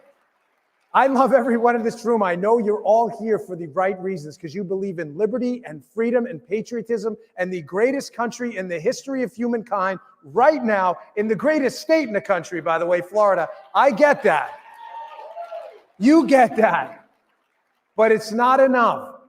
There are a lot of folks out there who are really beat up. I get it. I get it. Election night and the days later were devastating. Anyone telling you otherwise is full of it. It was devastating. But there's no more time for that now. None. It is up to you as evangelists for the cause to go out there and get everyone off their knees, get everyone out of bed, dust off, get off the mat. There you go. Get the dust off, stand up, and get back in the fight now. There's no more time. The left, right after the election, it's a fact. You may not like them, and I certainly don't like their ideas, but right after the darn election, what were they doing? They were out there in their pink hats in 2016, marching the next day. They were, you saw it. I get it. A lot of us are beat up and are down. We lost a great advocate for the cause in this election, President Trump. But he's not done. You're not done. And listen to me. There is no done. There's no done. Forget that. Take done, throw done out. There's no done. Get immediately back up and get back in this fight tomorrow. Everyone. There's no time for this BS. None. I think about this great quote from Aeneas all the time. A victor is not victorious. Remember this. Tattoo this on your brain. A victor is not victorious until the vanquished considers himself so. Are you vanquished? You're damn right you're not vanquished. Everybody has to get up. You're not vanquished until you consider yourself defeated. I don't care if we lose every single seat in the House and Senate. If we are 0-535, if we don't have a single person on the Supreme Court and lose every election nationally, if one of you in this room does not consider themselves vanquished, you are not. You're not. You're not. It's the time for feeling sorry for ourselves is done. And I'll tell you why. We are right. We are on the right side of this. Believe it. Be proud of it. Stand up and fight for it like your expiration date is around the corner. There is no time to waste. It's not a matter of, what I think. It's a matter of what you are doing. Thoughts are great. Thoughts and talk. I do a talk show. Talk is great. I love it. I live to speak to you every day on my show. I love it. But it doesn't mean squat if it doesn't motivate you to do something. Pick a candidate in a primary. We've got a hell of a lot of rhinos out there, folks. I'm really sorry. The Democrats are next. That's 2022. But primary season starts now. It started yesterday. You're a day late. No more complaining about the rhinos. We got them. Get them out. Go. We're not going to miss you. Please get lost. I was talking to someone backstage. That guy right there in the seersucker. Sorry, dude. Didn't mean to point you out. Nice guy, by the way, with a cool suit on. I love that. And what did I tell you? I was talking about the 80-20 rule. 20% of the Republicans do 80% of the work. Right? Unbelievably, all 20% are here at CPAC right now. Right? We're done with the 80-20 rule. Let's make it in this election the 50-50 rule. And then let's make it the 80-20 rule the other way. That 80% of the party actually believes in ideas that are right. We are on the right side of this. Folks, you know, when I love to talk about issues, taxes, healthcare, school choice, my bread and butter. I love it. It's all great. I could talk about Milton Friedman until the cows come home. But the hard reality is there are more pressing issues right now. You know, having been obviously an investor and promoter of Parler, Rumble, and other parallel technology platforms, well, thank you. And more ahead, by the way. I'm a doer. I'm not a talker. I talk for a living, but I do stuff because the do matters. The do changes the world. Talk is great. The do matters. I'm just telling you, those issue fights are fantastic, and I love them, and I will talk them to death. But the hard reality is the fight right now is for the very fabric of this country. That's not a joke. That's not hyperbole. I am not kidding. These people are playing for keeps. Make no mistake. William Wallace in the corner over there. They, look at horse blinders, everyone. They are not kidding. They want you silenced, bankrupted, fired from your job, embarrassed, humiliated, and in the case of Donald Trump, they want him in prison. This is not a joke. Just put it in your search engine, just not Google. You will see it yourself.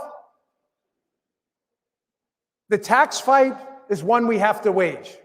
The healthcare fight, school choice and regulations. But how are you going to wage it if we can't speak? How are you going to do that? Listen, when I was a kid in college, maybe not a kid, a young adult, whatever, I had a bumper sticker on my car. Not kidding. It said, question authority. I thought that's what we did here in the United States. I thought that's what we did, right? We respectfully question authority. And sometimes, sadly, throughout our history, we couldn't do it respectfully because they didn't respect us back. What happened to that?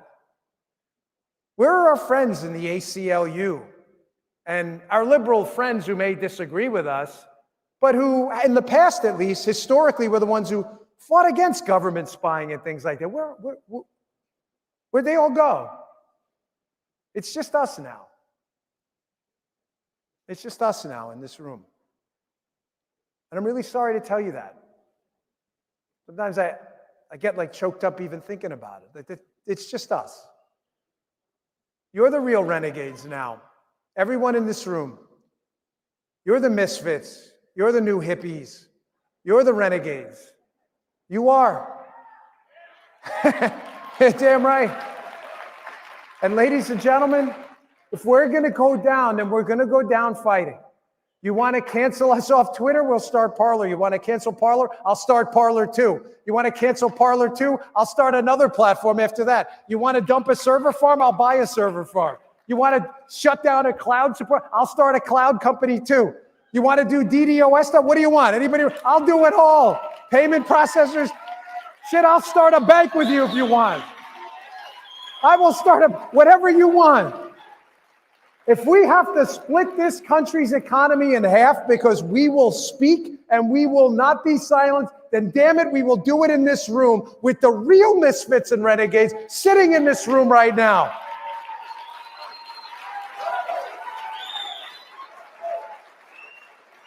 Because you will get nothing. You will get nothing from these conformist lemmings on the left and these media buffoons who are the useful idiots of our time.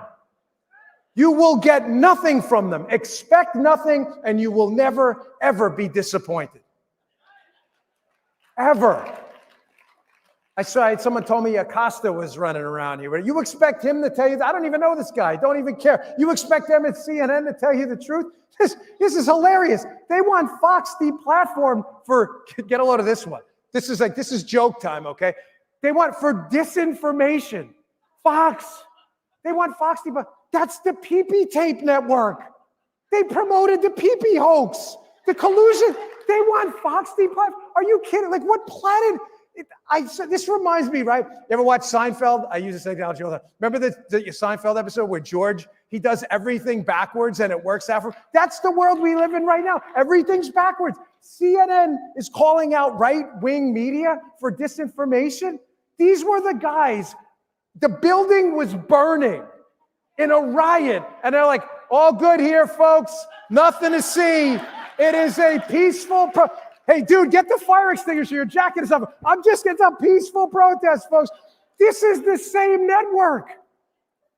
You had Rachel Maddow on TV for 3 years talking about how Donald Trump was colluding with Russia, only to we find out later that her buddies at the Lincoln Project had the ties to Russia. Or the Lenin Project, we should call it maybe, right? The Vladimir Lenin Project. You didn't hear any about that. But they want us deplatformed for disinformation and misinformation. Don't forget what I'm telling you. You are the real renegades. You're the misfits, man. You're the new hippies of our time. You're the counterculture revolution right here because you actually want to talk. And you know what? You want other people to talk too. You know why? There's nothing I love more than going on Hannity with Geraldo. I love it.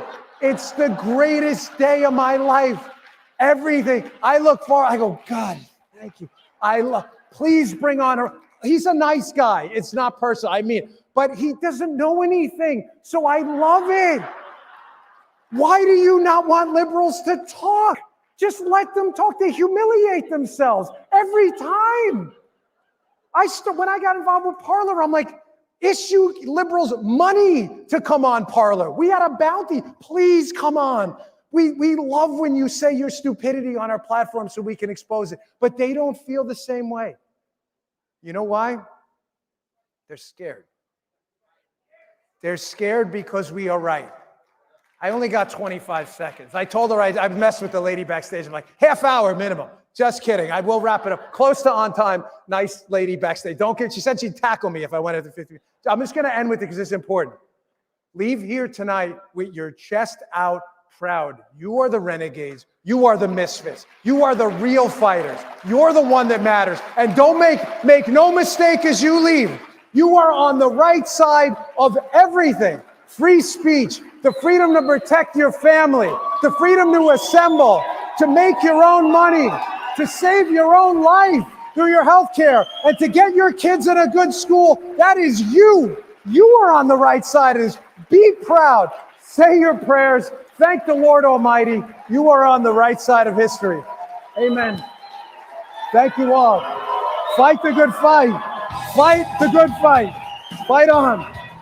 Fight on. Everywhere.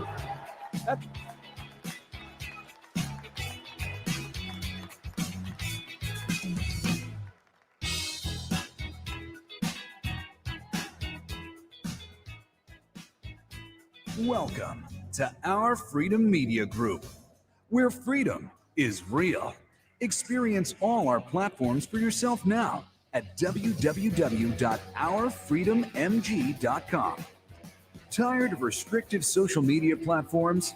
Join Our Freedom Book. Tired of selective video upload and crowdfunding sites? Join Our Freedom Tube or Our Freedom Funding. With features that include live streaming, video calling and messaging, plus a 24/7 friend finder with map geolocation, American-owned and made in the USA.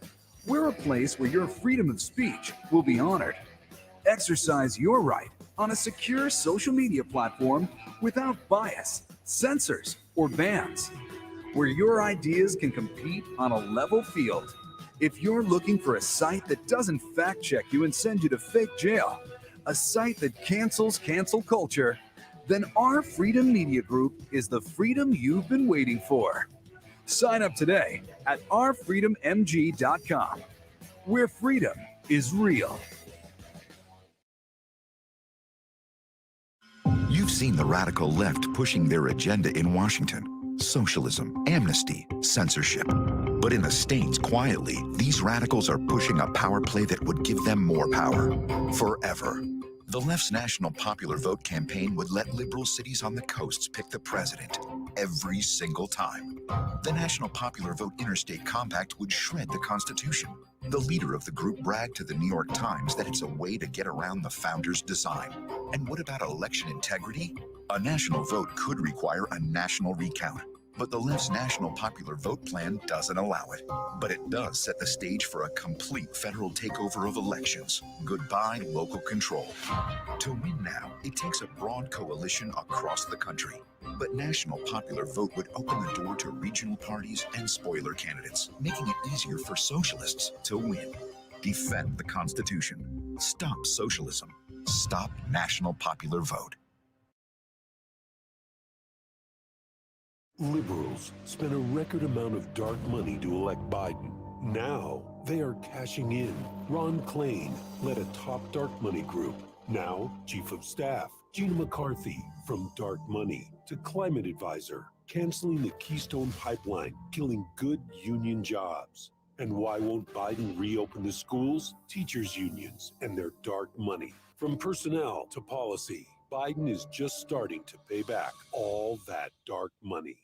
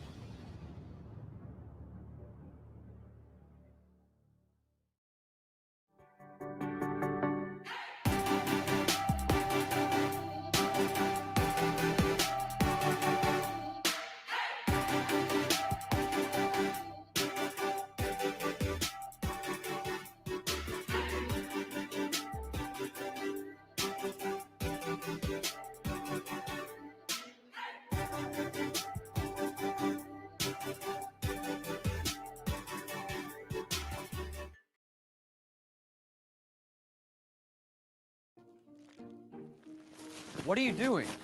Need a box and a shipping label? No, I missed the sign-up period for my health care. So now I need to make it to next year without getting hurt. Did you look into Liberty Health Share? Sign up any time of year. No, I didn't. Didn't think so.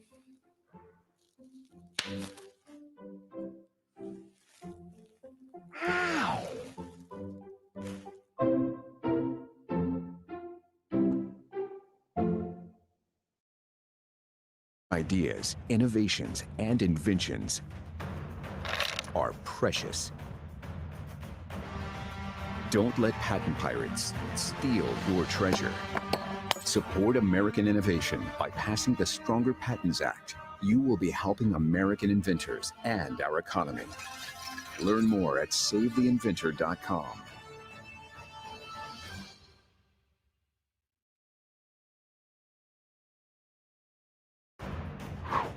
Stolen inventions tell no tales. Stop big tech and their patent pirating ways. Support American innovation by passing the Stronger Patents Act. You will be helping American inventors and our economy. Learn more at SaveTheInventor.com.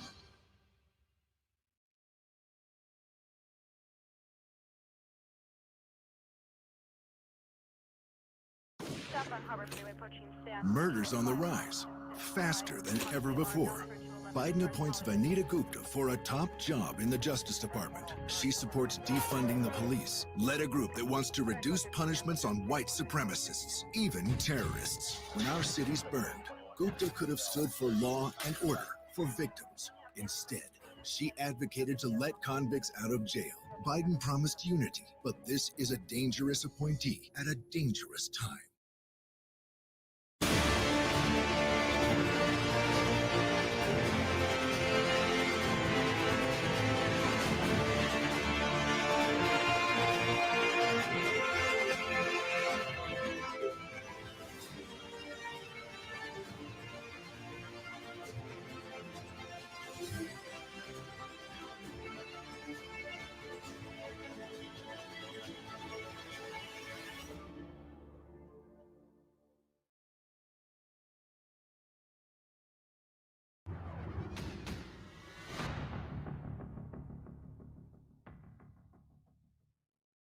Comey was spying on Trump. Well, the reason he was writing the memos was to create a record so that he could destroy him. I'm paraphrasing, admittedly, but that's pretty clear what was going on. This report confirms they went in to confront him with that ambush interview because they were trying to make a case against him. You had the FBI director under Obama playing spy. We're talking about spying on the Trump campaign, spying on President-elect Trump, spying on President Trump. Comey was the chief spy, and he was designated as such by Barack Obama because they met about this very issue a day or two before in the Oval Office with Barack Obama, Biden, Susan Rice, all the king's horses, all the king's men in there. And Comey was the go-to guy.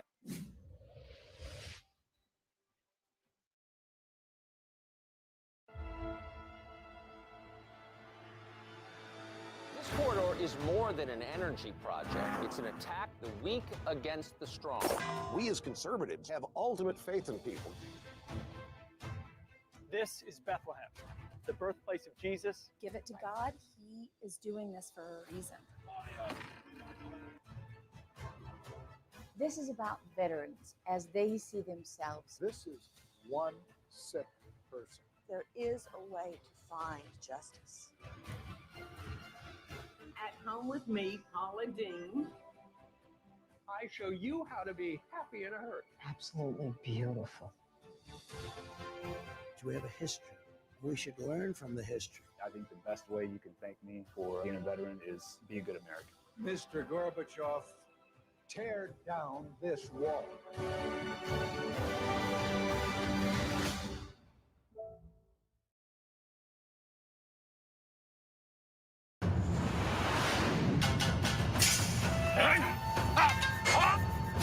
The last samurai is right back.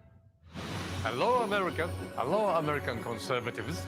My name is Genki Fuji. I'm a Japanese journalist and an author of more than 70 books on international relations. I run online World Forecast News Service. I respect President Trump and American conservatives. President Trump fought against Chinese communists in order to protect the entire free world. President Trump is a real American samurai. I want to make US-Japan alliance stronger. I want to build solid friendship with real American patriots or American samurai. Let's fight together for freedom. Let's slash the cancel culture. Let's start US-Japan samurai to samurai alliance. Don't you agree we need voter ID and clean election rolls?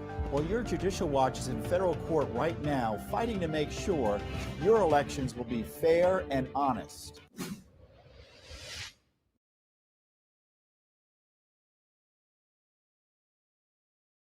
Want to catch the latest news on government corruption, waste, fraud, and abuse? Remember there was an impeachment? Do you remember that? Then check out Judicial Watch's weekly update with Tom Fitton. We're fighting Adam Schiff to try to get records about his misconduct. Subscribe now to Judicial Watch on social media to catch Tom Fitton's weekly update. Forgotten Hillary Clinton.